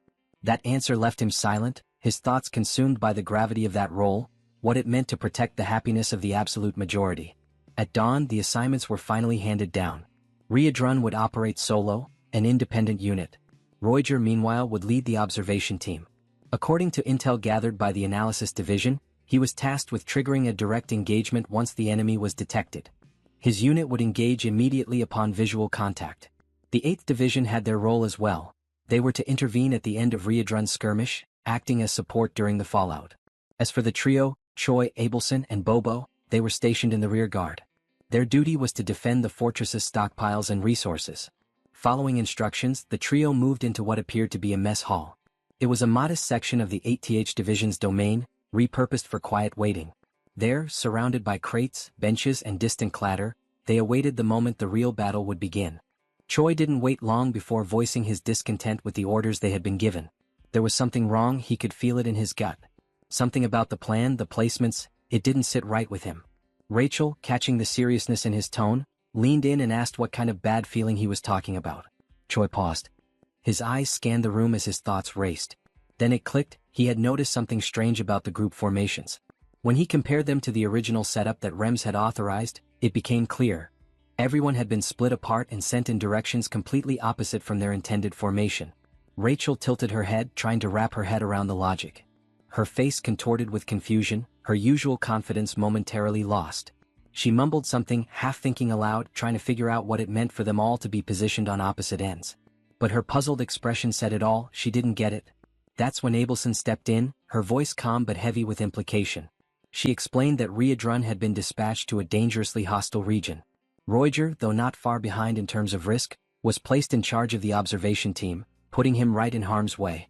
And yet, the three of them, Choi, Rachel and Abelson, were stationed somewhere completely secure, far from danger. Rachel frowned in disbelief. That couldn't be right. It had to be because they were guarding a saint. That had to be the reason, she insisted. Protecting a saint should be an honor, something positive. But her argument rang hollow as the logic unraveled. Choi slowly stood up, still processing. He pointed out the strange contradiction. Riedrun and Roger had both been pushed to the front lines, even though it had been said that the enemy forces weren't particularly powerful. And yet, 3 capable team members had been left behind, to guard supplies. Rachel's eyes widened as the realization sank in. It made no sense. Why leave behind someone as strong as Choi? Anyone could have stayed back to protect Abelson. It didn't need to be all 3 of them. Choi nodded. That was exactly what had been gnawing at him. Without another word, he began walking away. Rachel stood up abruptly, startled, and asked where he was going. Was he planning to disobey his assignment? Choi didn't stop. He said that Bobo was perfectly capable of handling things here alone. And as for him, he couldn't ignore the growing unease any longer. He had to see what was happening on the front for himself.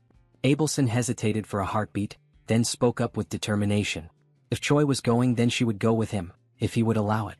Choi turned, his expression softer now.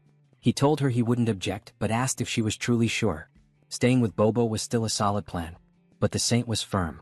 She said she could help him and she meant it. Choi reminded her that he could move faster using his transformation. He wouldn't just sit around and slow anyone down. That wasn't the issue. But something else, something deeper, was bothering him. Abelson looked confused by his words, but before she could press, Choi shook his head. He told her to forget what he said. As long as she felt well enough to keep up, then she could come along. And with that, he announced his intent to head toward the battlefield.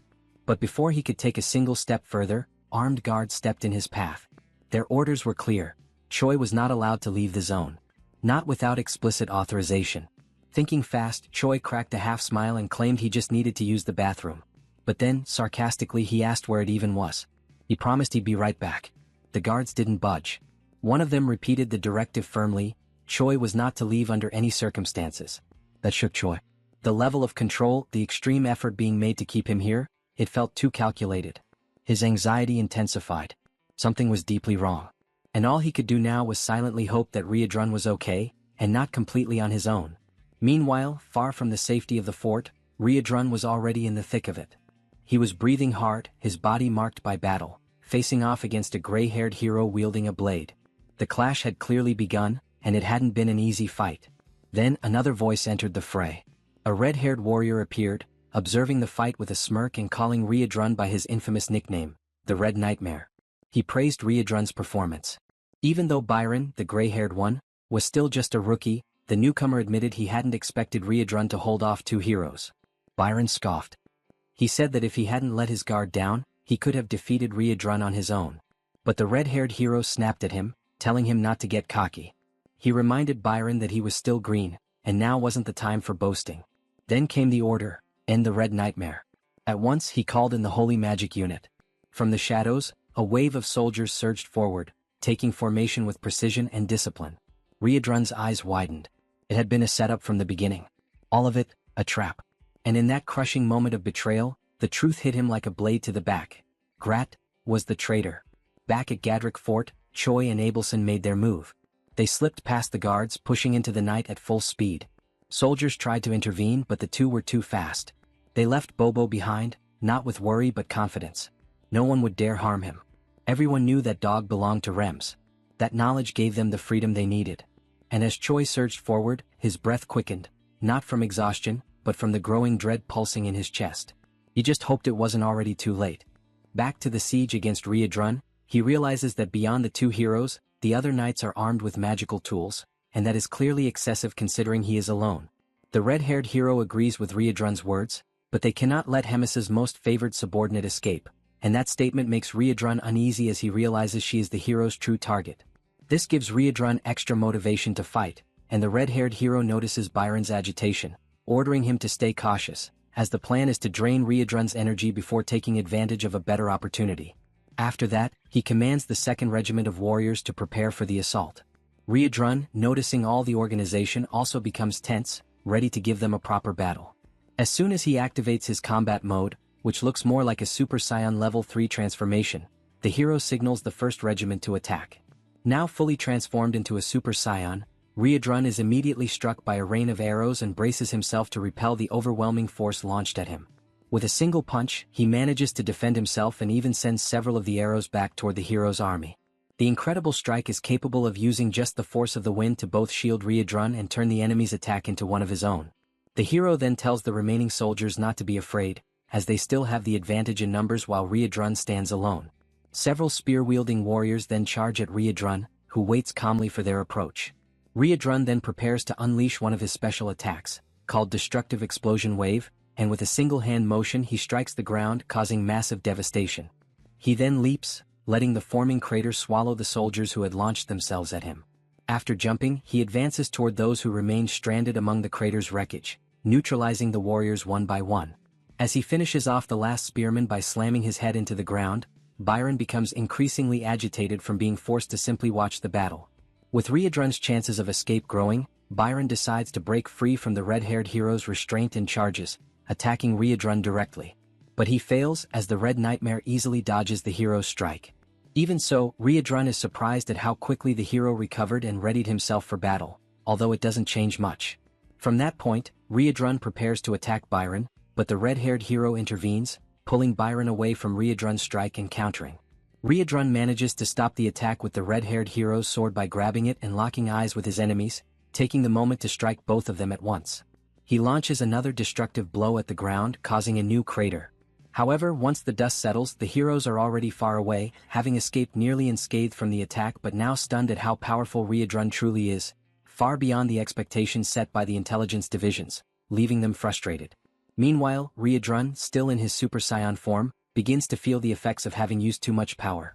Having relied heavily on his demonic chi, he wonders how much further he can still go. But with little time to reflect, he is caught off guard by the hero sounding the signal for the 2nd Regiment to strike, taking advantage of the opening caused by Riadrun's moment of reflection on his energy use. Along with the 2nd Regiment's attack, the heroes themselves now launch forward with the other warriors, and Byron stays behind, irritated at how the red-haired hero always takes command.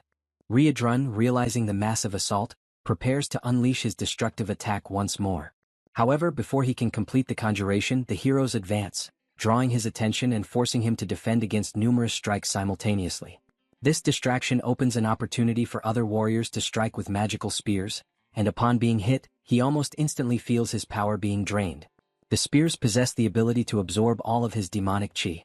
As his energy is siphoned away, Riadrun finally succumbs to the enemy siege. The red-haired hero then explains how the spears function, stating that the intensity with which they drain energy renders even the strongest demons unable to move or launch a single blow. The red-haired hero now stands in front of the subdued Red Nightmare, declaring that the battle is over. As a precautionary measure, he orders his subordinates to drive more spears into Riadrun to ensure he remains in that state, and that as soon as possible, they should finalize the capture and take him as a prisoner. Upon hearing this, the hero Baron steps forward and grabs one of the warrior's spears, claiming responsibility for stabbing Riadrun himself and seizing the moment as if it were personal revenge. As he approaches, mocking the Red Nightmare situation, comparing him to just any other demon, completely subdued and defenseless, he readies himself to strike. But Riadrun, with his head lowered and eyes darkened, mutters something inaudible while attempting to summon a bit more energy to respond. Baron becomes curious about what Riadrun said and demands he repeat it. Instead of mere words, Riadrun repeats that he is the Red Nightmare of the Demon King's army. With those words comes a tremendously powerful counterattack that shreds Baron to pieces, ending the arrogant hero. The force of the blow is so immense that it not only eliminates Baron but also strikes several other spear-wielding warriors, leaving only a small team and the red-haired hero still standing. The red-haired hero, now in disbelief, wonders how someone so foolish could have become a hero and been assigned to such a critical battle. He reflects on how the army is now nearly annihilated, but emphasizes that Baron's defeat is not something to celebrate, even if he proved to be useless. Though not entirely, since the attack he suffered from Reborn allowed the continuation of the plan, as those were the Red Nightmare's final energies. The hero then commands all remaining survivors to raise their magical weapons and proceed with the encirclement, forming a ring around Reborn. But before the army can reorganize, the hero is struck by a devastating punch to the face. The blow came from none other than Choi, now extremely enraged and already on the battlefield, transformed into a half-demon and fully prepared to annihilate all the fools who orchestrated this trap for Reborn. The red-haired hero is struck with such force that he rolls a great distance across the ground. Reborn then notices Choi's presence, feeling relieved by the help. Choi explains that he had a bad feeling, which was the reason he rushed toward the location assigned to Reborn. Seeing his companion's condition, he asks if Reborn can still manage on his own. Reborn responds that he isn't sure if he can handle things alone but expresses his gratitude for Choi's arrival. The red-haired hero gets back on his feet, noticing Choi's presence and quickly associating him with the rumored hero said to serve the Demon King. Meanwhile, Choi lifts Reborn, trying to hurry and get them out of that place. The red-haired hero then reflects once more on how the soldiers had been wiped out, leaving no one else to help execute the plan. With that, it becomes clear Reborn will surely escape, and the only options left are either to give up and let him go or to fight to the death. The red-haired hero chooses the most drastic option. The duo, realizing the hero won't give up so easily, watches as he activates his kamikaze mode, offering his soul to his god and radiating a flaming aura. Choi realizes he has seen this kind of transformation before, during the battle inside the Black Fortress, where one of the heroes conjured an untouchable fire that burned everything, but also consumed the hero's life. The red-haired hero continues with his transformation, and the power he gains is immense, visible from far away as a streak of blinding light. Reborn realizes that although it is the same technique, this hero's strength makes the outcome entirely different, on a level far beyond those who fought Choi previously. The technique is called Divine Summoning, an evolved version of the fire that burns all, and it can only be conjured by sacred warriors who reach a certain level, as it is an extremely difficult technique to withstand. The red-haired hero hears Reborn's explanation and confirms it, signaling not to compare him with the weaklings sent before. He asserts his superiority over the weakened duo, claiming he possesses the true power of a god. Reborn concludes that just as promote is to demons, divine summoning is to the sacred warriors. The immense power provided by this invocation also comes with a deadly risk, as anyone who uses it is doomed to die. The red-haired hero is surprised by all the details given by Reborn and confirms that once the power fades, he will die, because life is traded in exchange for sacred strength. But with that, both Reborn and Choi will also die, making it worth it to perish knowing they will fall too. The hero finishes his words and charges toward the duo, striking directly at Choi with his sword.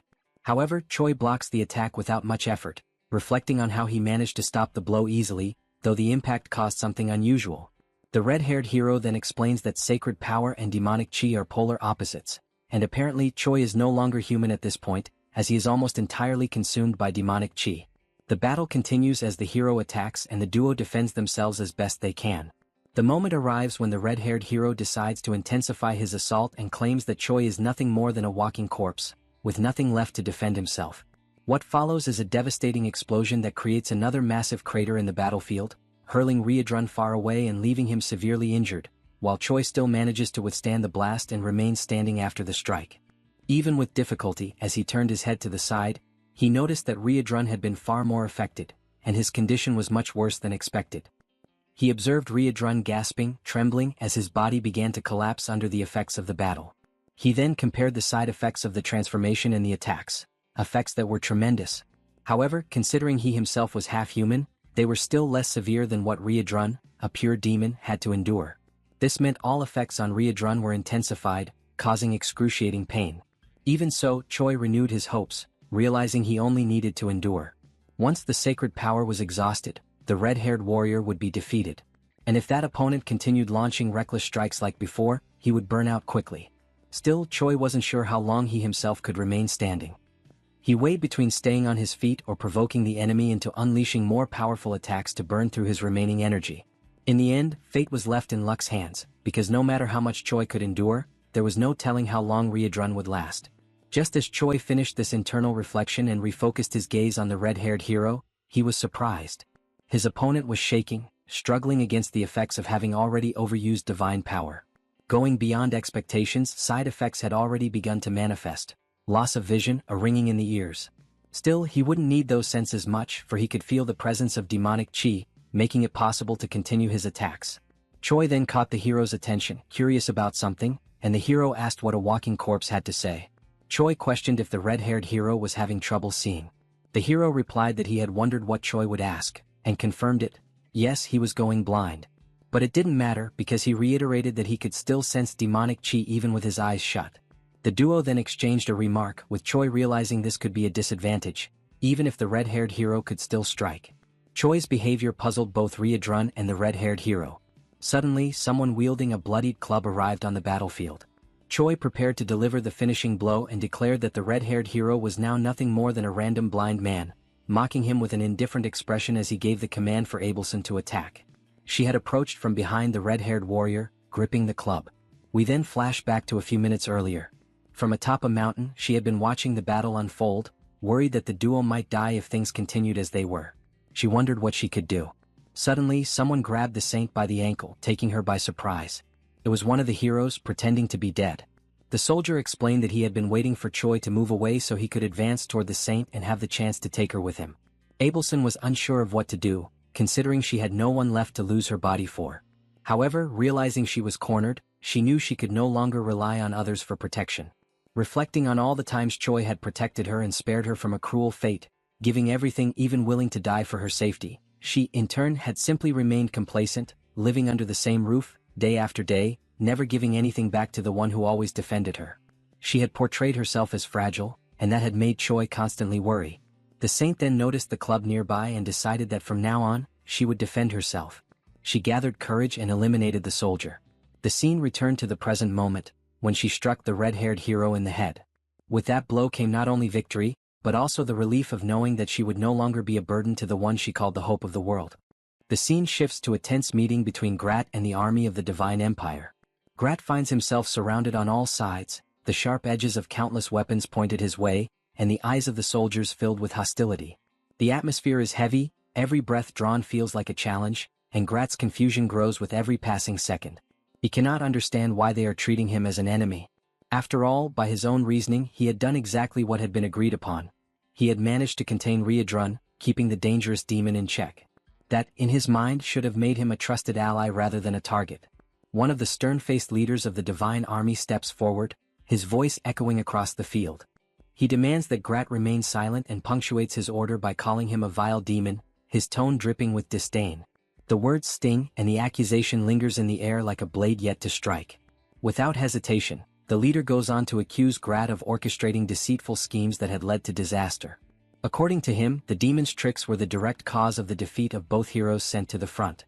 The outcome, he claims, was nothing short of catastrophic for the Divine Empire. Grat listens in disbelief, realizing that he had been completely unaware of such events. His mind races, trying to piece together the chain of events. How could this have happened? How could Reborn, on his own, have been capable of defeating not only two heroes but also an entire army? Before Grat can think further or prepare a defense, the ground beneath them seems to vibrate with an unnatural force. The sky itself begins to change, a sudden burst of energy descending like a divine judgment. From above, a blinding light crashes down, striking Shang with unimaginable force and carving a massive crater into the earth. Dust and heat erupt in every direction. When the glare fades, the source of the devastating arrival is revealed. It is none other than Hemis herself. Her presence commands immediate attention, and as she takes in the scene before her, the rows of Divine Empire soldiers and the lone figure of Grat, she pauses, her voice calm yet sharp as she questions what exactly is unfolding here. The soldiers, quick to draw conclusions, link Hemis's sudden appearance to Grat's presence. Whispers ripple through the ranks, accusations forming faster than reason. They begin to suspect this is all part of an elaborate trap, one designed by Grat himself, in which every soldier here is nothing more than a sacrificial pawn. Grat, ever opportunistic, instantly seizes on their words. A sly smile creeps across his face as he steps forward, addressing Hemis directly. With exaggerated confidence, he declares that he had indeed lured every human here for her, calling it a grand offering. Not stopping there, he embellishes the lie, claiming these soldiers are the finest and most formidable force in the entire surrounding region of the human army. Hemis studies him for a long moment, her gaze unreadable. At length, she acknowledges, almost reluctantly, that in one way or another he might have done something worthwhile for once in his life. Without further delay, she begins casting a skill, her voice ringing with authority. As a superior, she proclaims she would not deny herself such a feast so generously prepared by Grat. The air grows tense as the earth begins to tremble beneath their feet.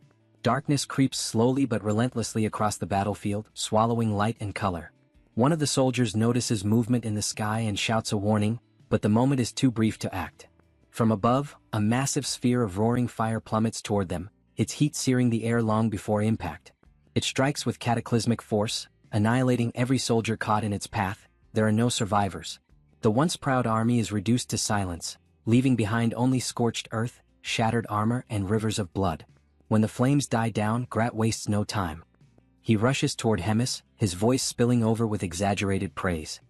He showers her with flattery, calling the attack beyond incredible, a strike so overwhelming it had single-handedly erased an entire army.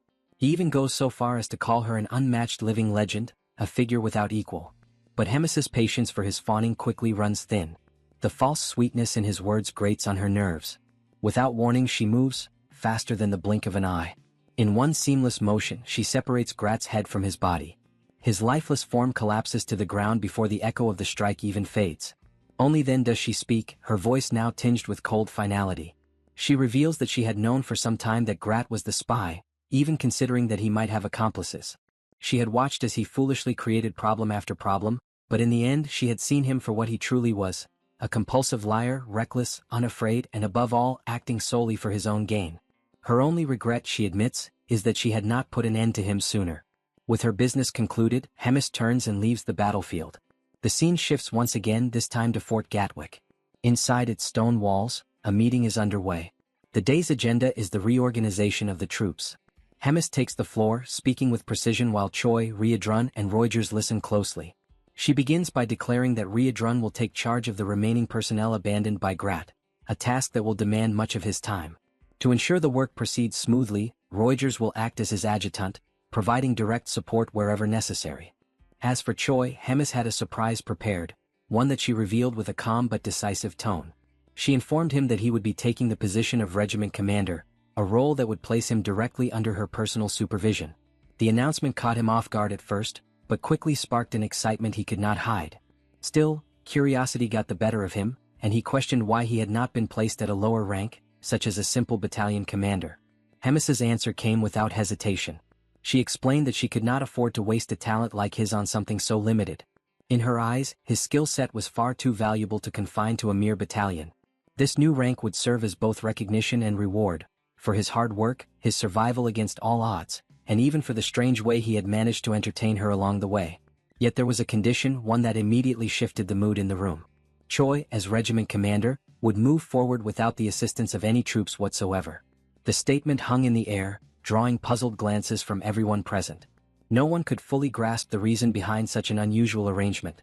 Riedrun, ever the curious observer, finally voiced the question lingering in everyone's mind. He asked if Hemis would share her plan, as he found it difficult to understand the purpose of appointing a regiment commander without any soldiers to lead. Hemis answered without so much as a pause. She explained that there was a possibility, however unlikely, that Choi might not require subordinates at all. She wanted to see firsthand how events would unfold if he were left to operate entirely on his own. Before anyone could press further, a firm knock echoed against the heavy door. A voice announced a visitor's arrival, and the timing was almost deliberate. It came just as Hemis mentioned that Moten would serve as a proxy commander. The door opened and Moten himself stepped into the room. With a small but purposeful smile, Hemis concluded her statement by requesting that the two men get along well. The moment provided Moten with an opportunity to greet Choi warmly, clearly pleased to see him again. Choi, however, instantly recalled the less than pleasant memories of the time this same man had caused him trouble during one of the tournaments in the past. With the formalities concluded, Hemis dismissed herself from the meeting, explaining that there were other pressing matters demanding her attention. The scene shifted to the quiet interior of Abelson's room. Here the atmosphere was markedly different, less formal but filled with a quiet intensity. Choi spoke plainly, admitting that he had been genuinely surprised by the saint's recent actions. He asked what had given her the courage to crush that hero's head in such a decisive moment. Abelson's reply came first in the form of a gentle smile, and then in carefully chosen words. She explained that she had felt a strong urge to act after realizing that constantly being shielded by Choi had made her complacent, lazy even, and it had begun to bother her deeply. Choi noted the change in her demeanor, a more proactive energy replacing her earlier passivity.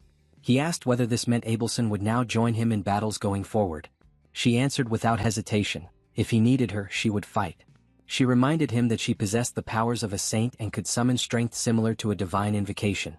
The drawback, however, was obvious. Her physical endurance could not match the demands of long battles and she would tire quickly.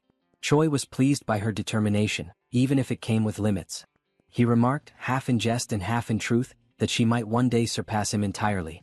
There was even a hint of jealousy in his tone, knowing that as a saint she now wielded the highest level of divine power attainable. Abelson, however, responded with humility, saying she was not certain such power alone mattered. Fighting, she said, was never simply about possessing the greatest strength. Her words carried the weight of experience, coming from someone who had often found eccentric, unconventional ways to win against brute force. It was at this point that Rachel joined the conversation, her voice carrying a teasing undertone. She commented that Abelson's words almost made it sound as though Choi relied solely on dishonorable tactics and dirty tricks to win. Then, with a shift toward a more factual tone, she explained something that caught Choi by surprise. The position of battalion commander, she said, was equivalent to the rank of hero in the human hierarchy. Across the entire continent, there were likely only 1,000 humans who ranked higher than hero. By that measure, Choi was already within the top fraction of the most powerful individuals in human society. The revelation left Choi momentarily stunned. He had known his strength had grown, but to be counted among the 1,000 strongest in the world was something else entirely. From here, the focus shifted again, leaving the personal discussion behind. The scene transported itself to one of the holy cities, Benedict. The sight was grim beyond words. The city streets were lined with devastation, collapsed buildings, shattered defenses, and the lifeless bodies of countless soldiers. A dark trail of blood wound its way through the main avenues, leading toward the grand silhouette of a towering church. In front of its massive doors stood only two figures, Hemis and a lone survivor trembling in her shadow. Hemis took a moment to absorb the scene, her expression unreadable. When she finally spoke, her voice was steady and commanding. She told the man she would spare his life, but not out of mercy. It was so he could carry her message far beyond these walls, across the land, to every ear in his people's domain. The man's trembling intensified as she continued, explaining that from this day forward, she would wipe every single village of the Divine Empire from the map, one by one, leaving no survivors. And in that moment, the only thing left for the man to do was to fall to his knees and beg for a mercy he knew would never come. 500 years ago, the continent was plunged into chaos by endless wars.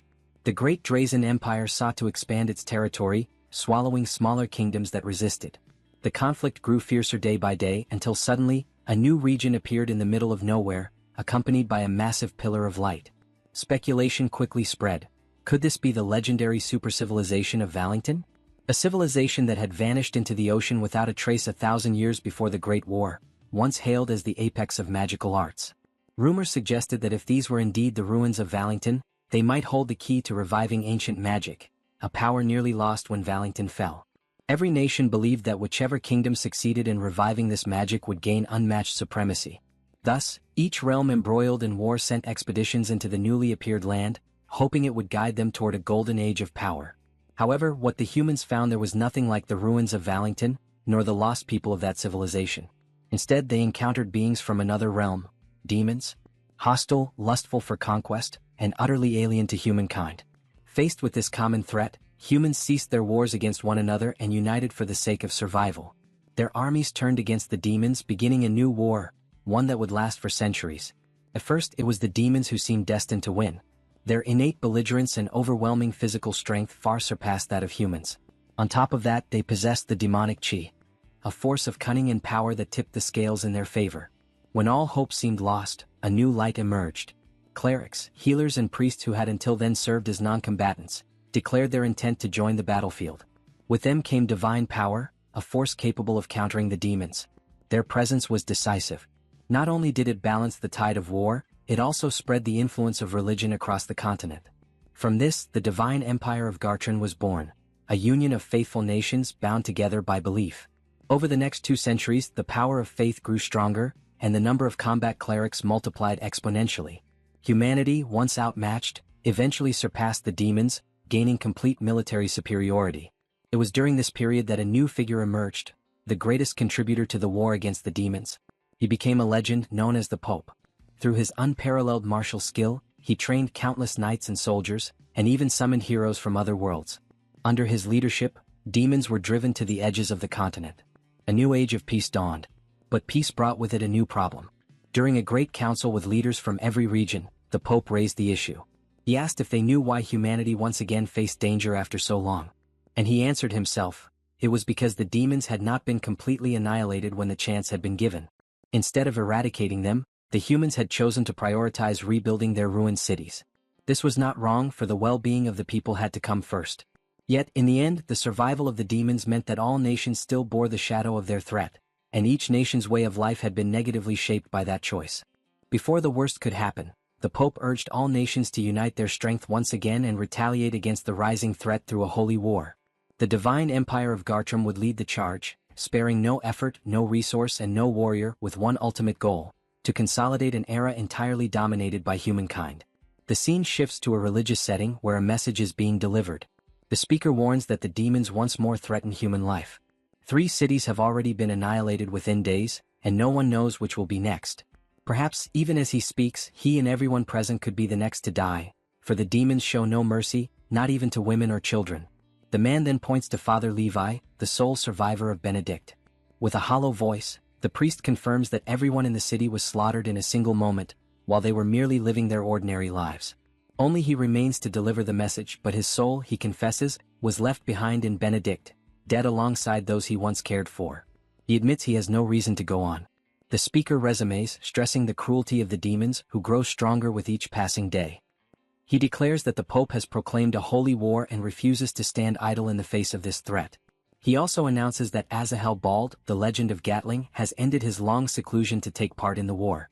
Other nations too have promised to send forth their legends and heroes to serve the people. A large-scale offensive is already underway. Yet this alone will not be enough to eradicate the demons completely. For the future of the continent to be secured, every man and woman capable of fighting must lend their support and strength. Now more than ever is the time. The call goes out to all: join the holy war, the will of God, which shall guide them onto the path of peace.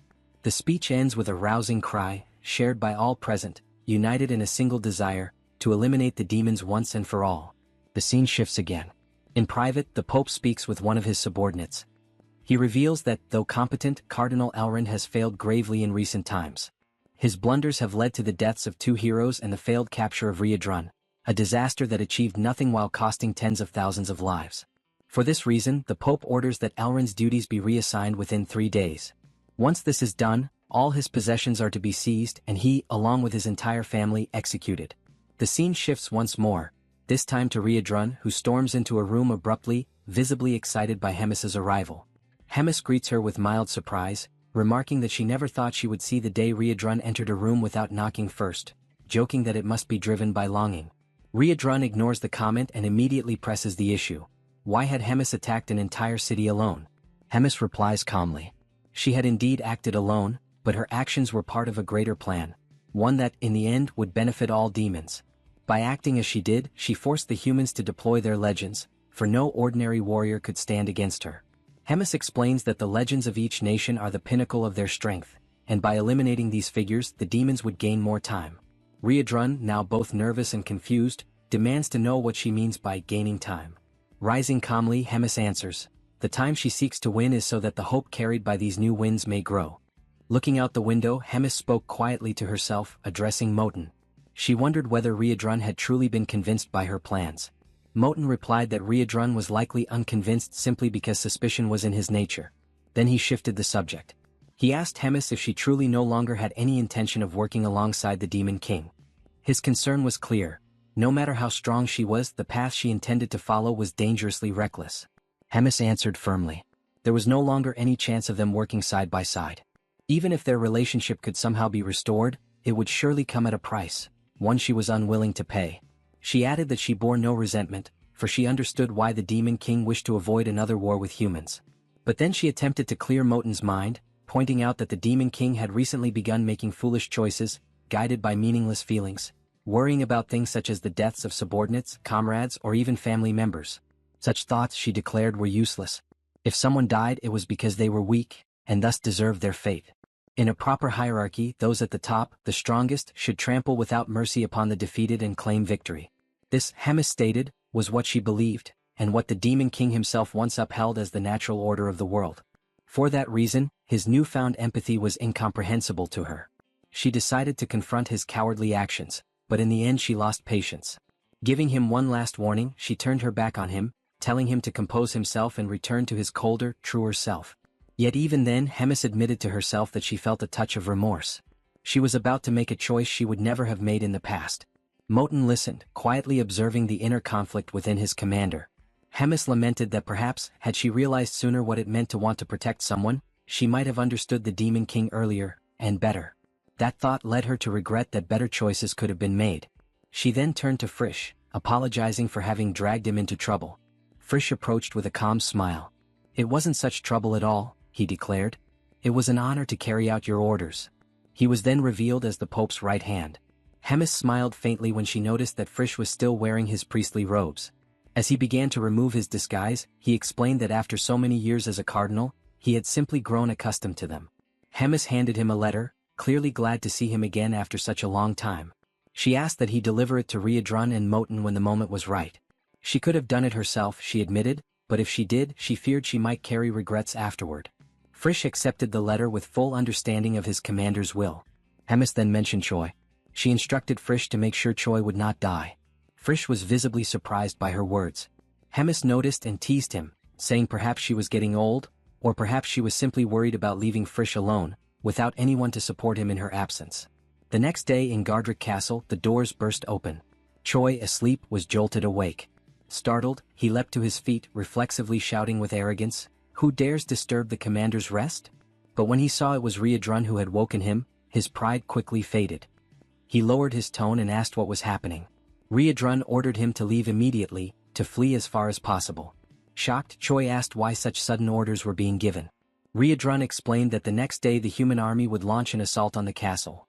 A massive battle involving the highest-ranking humans, their legends. Choi protested. Would it not be better for him to stay and help? Reborn shook his head. The enemy's sole objective was Hemis's death. Though he did not doubt her victory, if anything happened to her, he would not be able to protect Choi alone. The scene shifts to the moment when a letter is slipped under the door of the room where Reborn is staying. He picks it up and begins to read. Its contents reveal part of Hemis's past and the truth behind recent events. Hemis writes that the demons endured countless deaths and were ultimately forced into exile at the very edge of the continent. Yet, despite having cornered them completely, the humans never carried out a full extermination. There were many reasons for this decision, but the most significant one was the existence of the Holy Empire. For the Empire to remain valid, it needed the demons to exist. The Demon King exploited this convenience to form a secret pact with Gartrum. They agreed to maintain the front lines and preserve each other's territories. Thus, the very survival of the demons became tied to the humans' perception of a war, kept alive only through small-scale skirmishes and minor threats. This balance became a key element in maintaining unity among Gartrum and the other nations. Only Hemis was entrusted with knowledge of Gartrum's proposal. Yet she rejected it outright. To her, a proud death was far better than a life of servitude. The price she paid for this defiance, however, was exile. Using Rotaka's actions as a pretext, she was banished to the Black Fortress. Hemis clarifies in the letter that this long explanation was only the introduction. What truly matters now is what comes next. According to Frisch, the humans are preparing a massive attack, an unparalleled battle involving the legends and heroes of every human nation. While she faces this threat directly, Reborn must protect the castle and take her place as its commander. She admits openly that she knows his current strength may not be enough to make this task easy.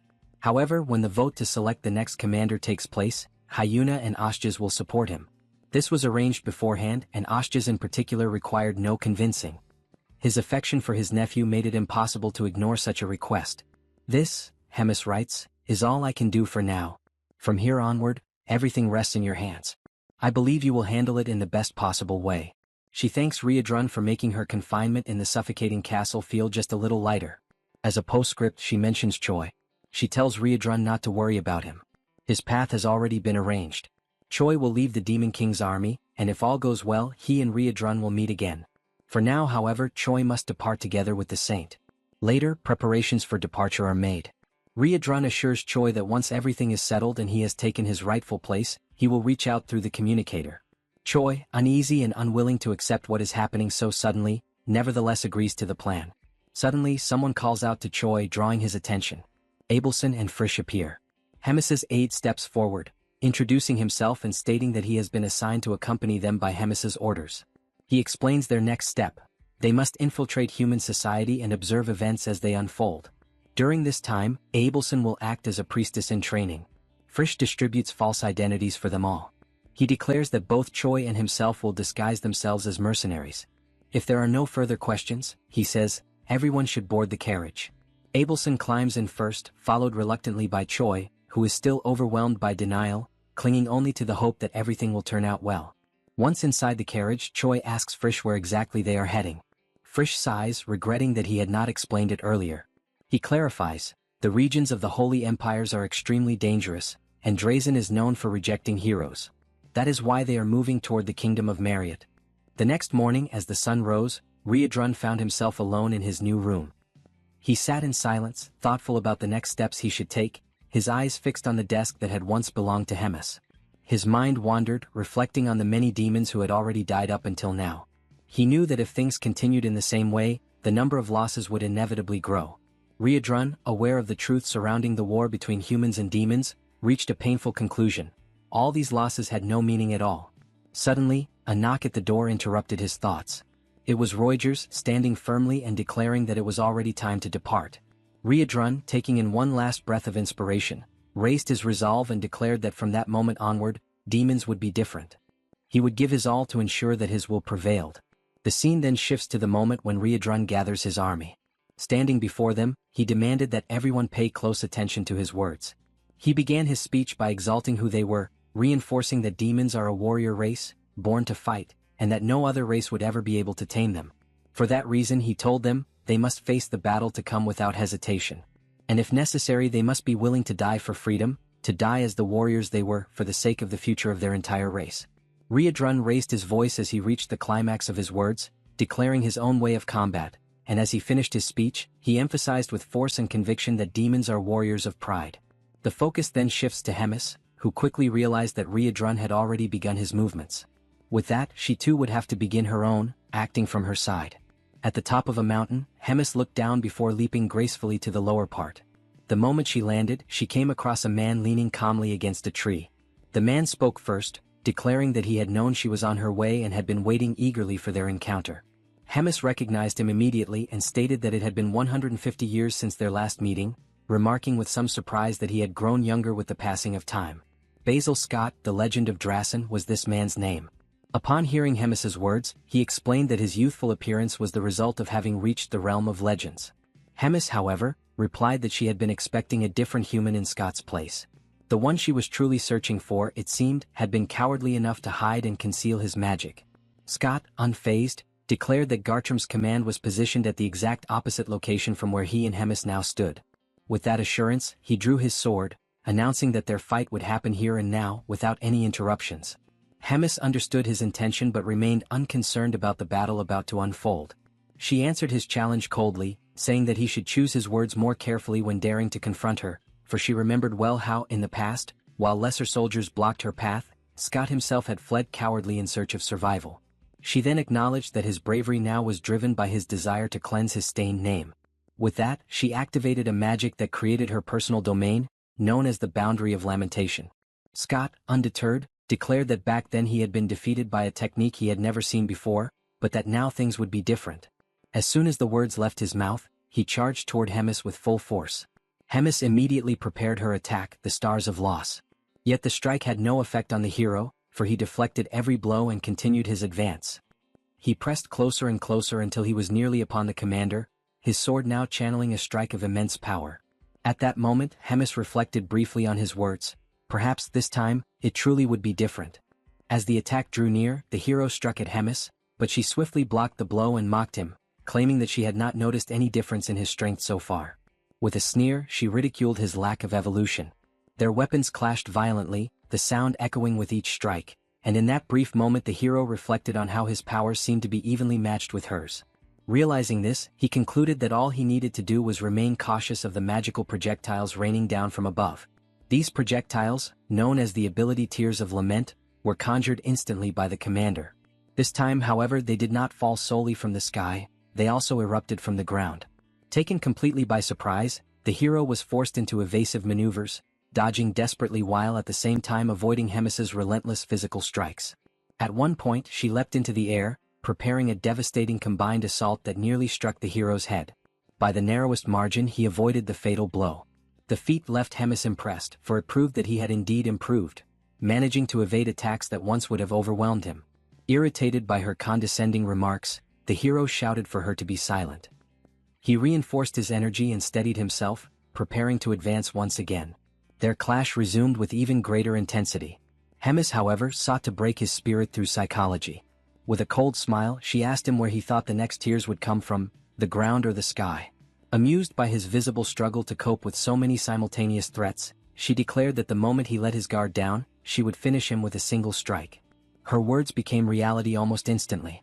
Before the hero could even attempt to dodge, the ground beneath him erupted, releasing countless magical stakes that pierced his chest and pinned him in place. Stunned and defenseless, he could only grit his teeth. Hemis looked upon his suffering with sharp eyes, remarking that the mere fact he had managed to evade so many times before was proof of his progress. The difference between the man before her now and the one she had faced years ago was clear. Yet before she could continue, the hero's body began to blur and fade, as though he were being teleported elsewhere. For a moment, Hemis wondered if it had been a clone, but she quickly dismissed the thought. She was certain she had struck the real one. Meanwhile, the hero emerged from a portal, already charging with a new technique that took her by surprise. For the first time, she was genuinely impressed by his growth. Advancing with determination, the hero declared that he had saved this secret technique for precisely this moment. He launched his strike with all his might.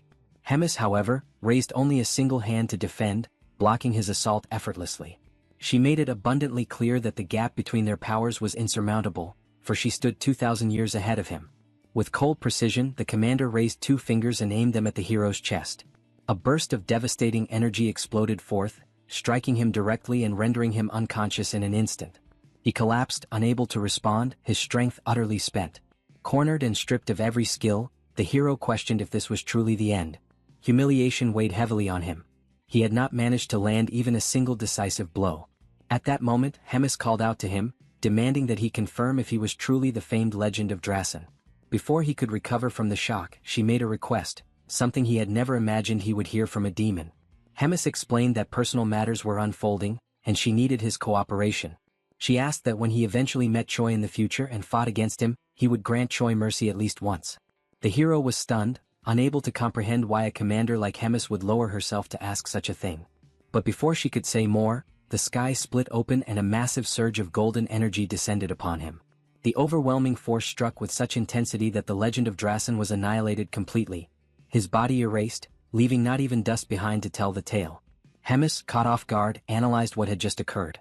She was certain that the hero was now dead. Frustration welled within her, for she had deliberately granted him time to converse, only for their encounter to be interrupted in the most brazen and discourteous way possible. Raising her eyes toward the sky, she identified the only suspect who could wield such power, Azrael Bald, descending with his underling Morim at his side. He had originally planned to appear only after the group defeated Basel. However, realizing that such a victory was far beyond their reach, he concluded that he had no choice but to reveal himself earlier than intended. At that moment, Hemis appeared, gripping her scythe tightly. Her gaze reflected doubt, questioning whether it was too cruel to act this way among humans, silently wondering if it was truly the right thing to do. But the answer was clear: it did not matter. Standing before her was none other than the legend of Drasen. Even if temporary cooperation existed, the truth remained that Drasen had always been the rival of the Holy Empire. Striking first and eliminating him was the wisest choice. After all, the death of a legend carried the weight of disaster on a national scale. From the top of a cliff, Asael observed Hemis below. He knew the destruction of the city had been nothing but bait to lure him to that place. Her response confirmed his suspicions, recognizing him as the very legend of Gratin. Asael, resolute, revealed that nothing happening there was by chance. A long and meticulous preparation had led to this very day, a plan designed for this precise moment. Behind him, Morian stood with her radiant aura, flanked by a vast army aligned at her side. Morian brought her hands together before her lips, in a gesture resembling a solemn prayer. In her thoughts, the conviction was absolute. The second battle was about to begin. Hemis sensed something strange in the air. The pillar before her did not act as a simple defensive barrier. Instead of merely containing her energy, it repelled the field of power she attempted to expand, as though the very space rejected her influence. That pillar carried sacred power accumulated over time, now releasing a golden aura that spread outward, neutralizing her presence. Above, Asael raised his sword before the army. The strategy was clear: the saint would maintain the pillar, while the knight's mission was to protect her with all their might. The soldiers took position, resting their hands on the swords planted in the ground, their heads bowed in reverence. From the exact spot where each of them stood, golden flowers bloomed, as if manifestations of the sacred power itself. At Asael's command, they raised a barrier to ensure Hemis had no chance of escape. The golden sphere, wrapped in lightning-like energy, glowed with blinding intensity, spreading its dazzling light across the field. Hemis shielded her eyes with one hand, struggling against the glare radiating from both the pillar and the sphere. Before her, she recognized a barrier unlike anything she had ever seen. In her hands, her scythe dissolved into black smoke, with faint sparks scattering through the air. The force of repulsion was undeniably strong, and her domain began to collapse before the sacred power. Furthermore, the shield she managed to maintain at that moment was but a shadow of its former strength, offering no true protection. When her face emerged from the light once more, something had changed.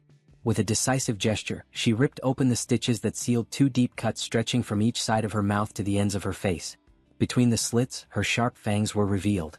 A macabre smile formed. Hemis taunted her opponents, making it clear that without the great handicap she had imposed upon herself, they would not have even dared to face her. Hemis took position, holding the cord made from the stitches of her mouth, and fixed her gaze on the enemies atop the cliff. With a swift motion, she rushed forward, lashing her whip toward Asael, who leapt from above to defend, raising his sword. She struck from one side, then the other, each whip crack swift and precise, while he continued to block with his blade. One strike came dangerously close to his face, slicing the air with a sharp snap. Seizing an opening, Asael advanced, attempting a counterattack. With a shout, he delivered a deadly command, thrusting his blade forward. Yet the strike never landed. At the moment of impact, Hemis had vanished. Asael's eyes widened in shock. Hemis had completely dispersed. From above, Morian called to him, urging him to look up. When he lifted his eyes, Asael saw Hemis hovering above, chanting an incantation. A searing red light wrapped around her figure. It was Hellflash, the evolved form of Hellflare. On the ground, Asael bent forward, frustrated, aware of the overwhelming power pressing down on him. High above, Hemis pressed her hands together and unleashed her might, sending a direct impact crashing down on Asael as if it descended from the heavens themselves. But the attack was halted. Asael gripped his sword with both hands before him, fully blocking the surge of energy. The force etched a deep V into the earth where it clashed against his defense. Hovering above, Hemis clenched her fists, observing the scene. She reflected on his strength. Even as a defensive authority wielder, she had not expected him to emerge without a single scratch. Asael, dripping with sweat, stood firm, his sword still raised as though his entire body channeled resistance against the colossal strike. Hemis immediately realized the effect manifesting before her. The sacred barrier was absorbing the demonic energy of her attacks, lessening their impact and preventing any true damage. A high-level defensive authority wielder, a saint, and a colossal shield powered by the sacred force of hundreds of warriors. Morian remained bowed, eyes closed, hands clasped in absolute concentration, channeling all surrounding energy into the barrier. For Hemis, the sight was infuriating, a battlefield prepared to perfection for a long, exhausting confrontation. In her right hand, violet sparks began to crackle, glowing with rising intensity. For a brief moment, she seemed to weigh her options, questioning what her next move should be against such an impenetrable defense. She felt the burden of the situation. The demonic energy spent against Basel had been heavier than expected, making each movement harder. With only half her strength, breaking that shield was impossible. As she stared at the white-haired man before her, she realized she had now taken Basil's place, facing the very trial he had endured. Suddenly, a flash of memory crossed her mind. The battle resumed at full force. After trading several blows, Asael pressed forward with determination, gripping his sword and declaring his intent to end it once and for all. With his full strength, he drove the blade into the ground, unleashing an immense power of divinity, sword of revelation. At the point of impact, golden light erupted, so intense that shards of stone tore from the ground and scattered into the air, clouds of dust rising around them. Before Hemis, a crimson sphere began to form, pulsing with condensed energy. She watched the technique with both recognition and defiance. Despite the display, she showed no fear. The maneuver was familiar, yet she was far from believing the battle was over. The sphere advanced slowly toward her, as if it had a will of its own. Her claws, sharp and golden, shimmered with a menacing gleam. Then, suddenly, blood gushed from the upper part of her body, forcing her to arch backward. The kneeling soldiers, their swords still planted in the ground, witnessed the scene in utter disbelief. Morian's eyes widened in shock as she exclaimed that he had struck down the glutton. Asael stood equally stunned. His sword still pierced the earth while before him Hemis lay bloodied, collapsed, unable to move. Trembling, he returned the blade to his waist, struggling to accept what had just occurred. A drop of sweat rolled down his face as he murmured to himself, questioning whether it had truly happened. His gaze fixed on Hemis's hand, adorned with golden claws, motionless upon the ground. Suddenly, before Asael could even realize that she was still alive, he found himself caught between the fangs of Hemis. She lunged forward with a monstrous maw, bursting open from the wound Asael had inflicted on her moments earlier. In a single motion, the legendary hero became nothing more than a morsel for the glutton. Only a fragment of him remained, leaving the scene both grotesque and astonishing. The saint, unable to believe what had just happened, cried out desperately for Asael, her voice filled with disbelief. Hemis, brimming with confidence, returned to her original form, mocking the situation and ridiculing the shock she had caused. She then reflected on how dire her circumstances had become, forced to feign death and rely on a strategy once used by Baal. Yet, with a sardonic tone, she joked, asking what everyone thought of her magic trick. But her composure soon faltered as she began to spit blood. It was then that she admitted the Empire was indeed far stronger than she had anticipated. The saint noticed the blood and speculated whether it was caused by Hemis's wounds, or perhaps the result of being unable to digest a paladin. Without wasting another thought, the saint commanded all the warriors to begin multiple enchantments, while she alone maintained every barrier. The warriors obeyed, dividing themselves as they prepared their incantations. Meanwhile, Hemis stood still, drained of strength, unable to muster any form of resistance. She reflected on how the digestion had been far slower than usual, likely suppressed by the sacred barrier. When she lifted her eyes, she saw the attack was nearly ready. In that instant, she understood that her end had already arrived. With a tone of acceptance, the commander declared that her role had been fulfilled. She entrusted the future to those in whom she had placed her faith. Unable to resolve everything on her own, her only hope now was that her allies would succeed. The saint then unleashed the strike, a radiant beam of sacred energy, that struck the commander directly. Hemis accepted it calmly, seated and unmoving, yet content that she had never surrendered to a destiny of servitude. The battle at last came to an end. All that remained from the devastating clash was the shattered and broken ground, a scar left upon the earth itself. At the center of it all lay a vast crater, silent and empty, with no trace whatsoever of Hemis. The saint, breathing heavily and at last somewhat relieved, allowed her thoughts to wander. Her mind returned to Asael, who had acted like a reckless fool. He had let himself be carried away by the fleeting belief that victory was already his. That overconfidence had left him vulnerable, and in the end, it had cost him dearly. His fate had been a terrible one. She also pondered the weight of his loss, the fact that Asael had been taken from them so early in the sequence of events now unfolding. Losing him at such a moment cast a shadow that she could not shake. Beyond that, she knew in her heart that the Pope himself would be gravely disappointed by what had transpired. A warrior broke the silence, asking her what course of action they should take next. The saint turned slowly to the gathered army. With a firm voice, she instructed them to return to the capital for now. She then warned them to listen carefully, to etch into their memory the words she was about to speak. She declared that the tale to be carried forward, the only tale to be remembered, was this. Sir Asael, together with Sir Basil of Drazen, had fought with unmatched valor. For the sake of the Empire of Gartram, the two had perished side by side with the gluttonous foe. Both had met an end worthy of the highest honor, befitting the titles of living legends. And with that solemn declaration, she commanded that no other version of the story must ever be told.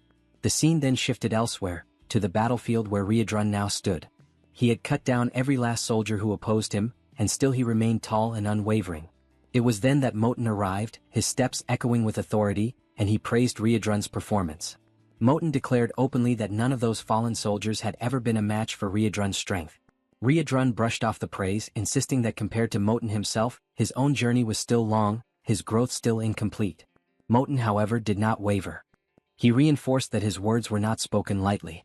His praise was no exaggeration.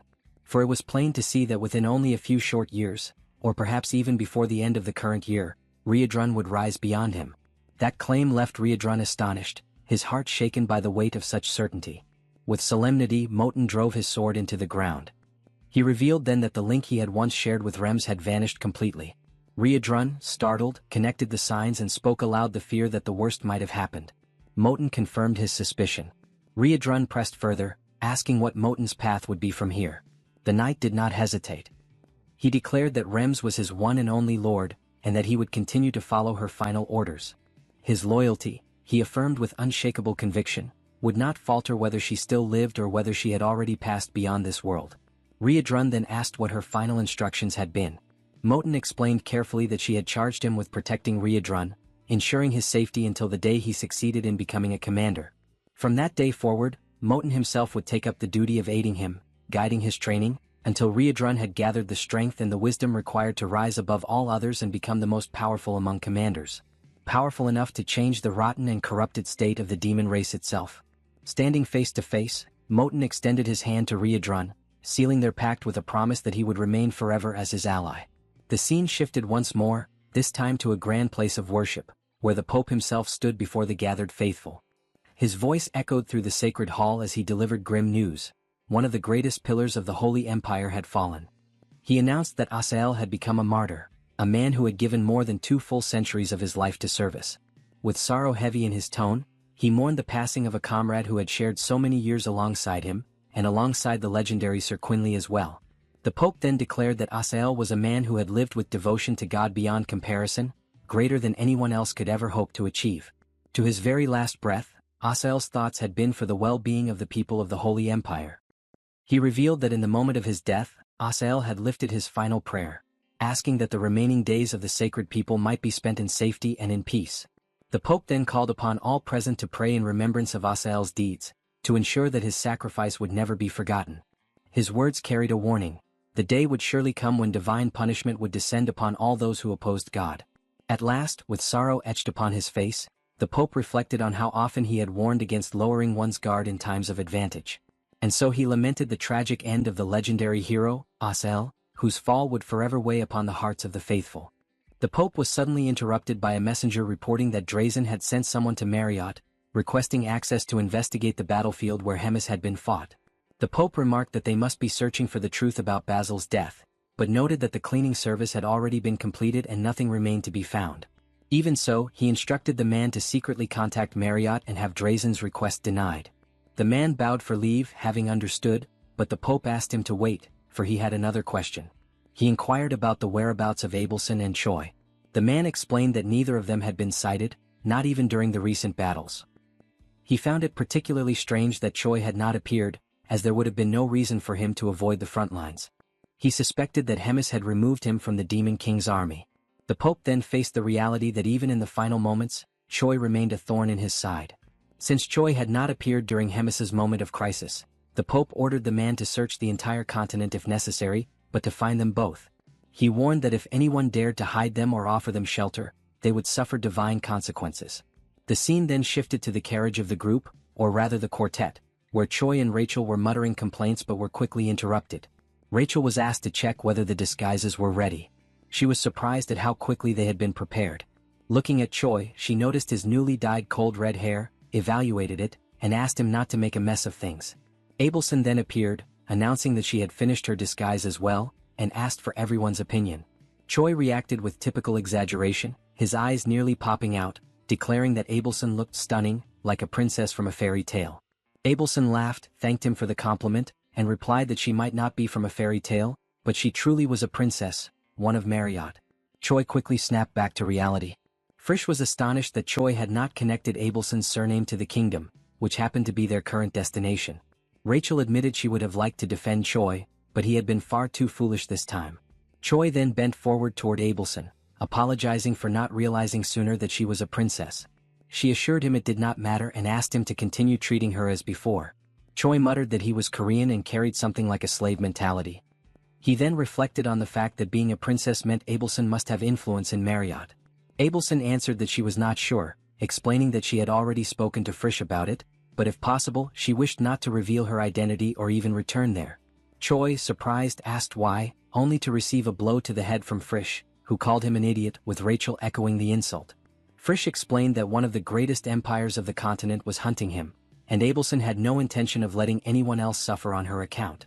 Abelson added that it was not as though she would never return, but if the situation became critical, she would have to find a way to ask for help, because in the end they were still her family.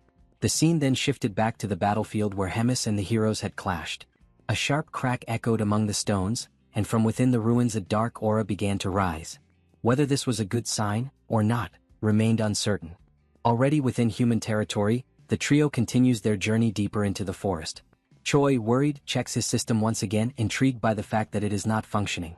Rachel notices the hero's concern and asks what is going on.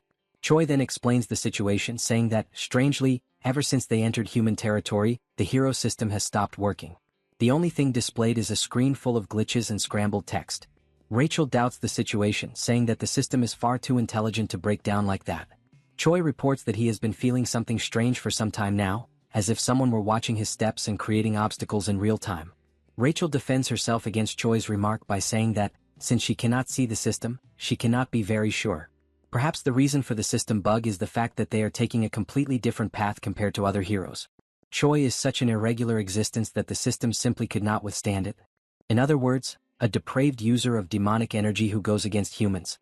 Choi focuses only on the word depraved, noticing that Rachel does not mince her words. Rachel concludes by saying that, despite everything, considering that she has not yet received any order to abandon Choi and return, this may mean that he is doing a good job. Frisch, overhearing the conversation, interrupts the chatterboxes, telling them to stop. He warns them that they are almost arriving at the village located closest to the borderlands, Khitan Village, Kingdom of Marriott, Viscount Andef. Abelson becomes curious and asks if this would be the first time he has entered a human village. The hero replies that yes, since he began his journey in a strange place thanks to someone, but that, in the end, he managed to get a chance to be a hero properly. Knowing this, Abelson points out that Choi will probably be disappointed. The hero's first time in human territory will be in a place far from wonderful. Meanwhile, guards approach the group, requesting identification, while Frisch promptly complies and describes the group as consisting of 3 mercenaries in search of paid work. Choi is surprised by the objective stated by the man, especially considering that the region is the demon border. Frisch ignores the surprise, replying that the objective will become clear once he sees where they are entering. Ahead lies a catastrophic scene, people in misery and ruins as far as the eye can see. Rachel steps forward and notices posters placed on notice boards. The poster contains discouraging information, stating that the region suffers from taxes, endless labor tasks, taxes and more taxes, and also a bit more taxes. Abelson receives the information with great anguish, especially because it is a region belonging to her family. Frisch notices Abelson's reaction and questions why she is embarrassed, asking her to be honest ironically. With Abelson's hesitation, he himself explains, saying that the imperial family is exploiting the people there, draining every last drop from everyone under the pretext of an imminent war. He adds that what is happening there is not a problem unique to the Empire of Marriott, and that he knows the situation exists in other empires, having learned this during the period when he worked as a cardinal. It is common for rulers in Garden to exploit the people through the fear of wars, inciting them while filling their own pockets. Abelson listens to the explanations without believing the direction the kingdoms are taking. Later, Abelson is sitting, reflecting on the reality of the people, beneath the statue of a knight. The saint's thoughts are interrupted when someone surprises her, calling out to her. It is Choi who arrives, surprising Abelson, who in turn asks him where Frisch and Rachel are. Choi sits beside the saint and asks how she is feeling.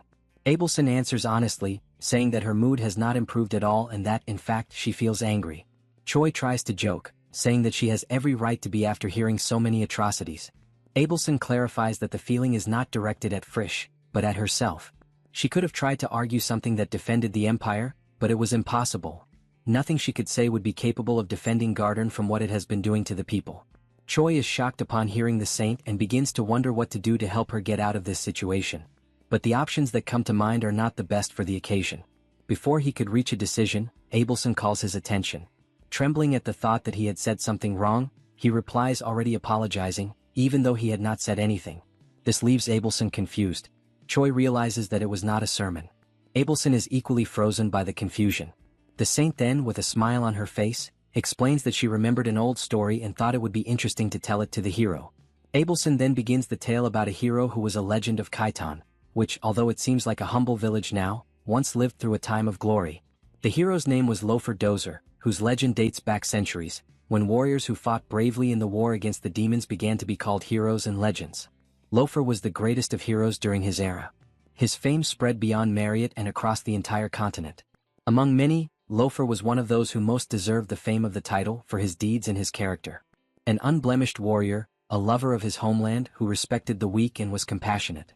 As all things come to an end, Lofer's did as well at the premature age of 37, to everyone's misfortune in Khitan. Choi asks if there is a reason why he died young and in Kaitan. Abelson continues the story, telling that 1 year before the war ended, the demons' offensive suddenly intensified, probably as a final desperate move. The imperial family of Marriott ordered Loafer to abandon Kaitan and retreat, something that was not well received by him. The result was that the hero, for the first time, set himself against an imperial order. He firmly upheld the premise that his people must be protected by the nation, and for that reason he would not allow Kaitan to be abandoned. After his declarations, Loafer went into battle, repelling the demons' assault. Having done so alone, without any other warrior by his side, he left his story etched into the people of Marriott. Choi feels the weight of the story and carefully keeps the hero's name in his mind. Abelson continues, reflecting on what Loafer's reaction would be if he were still alive in the present day, witnessing the situation in which the people now find themselves. Moments later, night falls. The pair walk through the streets, with Abelson thanking Choi for his company, saying she feels relieved thanks to him. Choi says there is nothing to thank him for, as the only thing he did was listen to the story. Abelson explains that the mere fact that he was with her already brought enough comfort. Apparently, a certain mood was beginning to form. But suddenly, screams seize the pair's attention. Two men rush out of an alley in a panic, shouting desperately that there is a body there, a dead person, calling for the authorities. Choi immediately quickens his pace to check the situation and asks Abelson to stay on guard. It does not take him long to realize that what lay ahead was not something simple. It was not a mere corpse before them. The blood around it was arranged in a strange way. Abelson approaches, worried. Choi reassures her and points out that the officials will arrive soon, since the danger has already passed. However, he reveals that something is not right and asks Abelson to take a closer look as well, to confirm his suspicions. Abelson approaches, asking which part needs to be examined exactly. Choi notices a smell far too strong for a body that has just died, and there is a strange magical circle around the body. As he is not an expert in magic, Abelson will be able to investigate it better. As soon as the saint arrives, the warning is shouted, "Choi, be careful, behind you."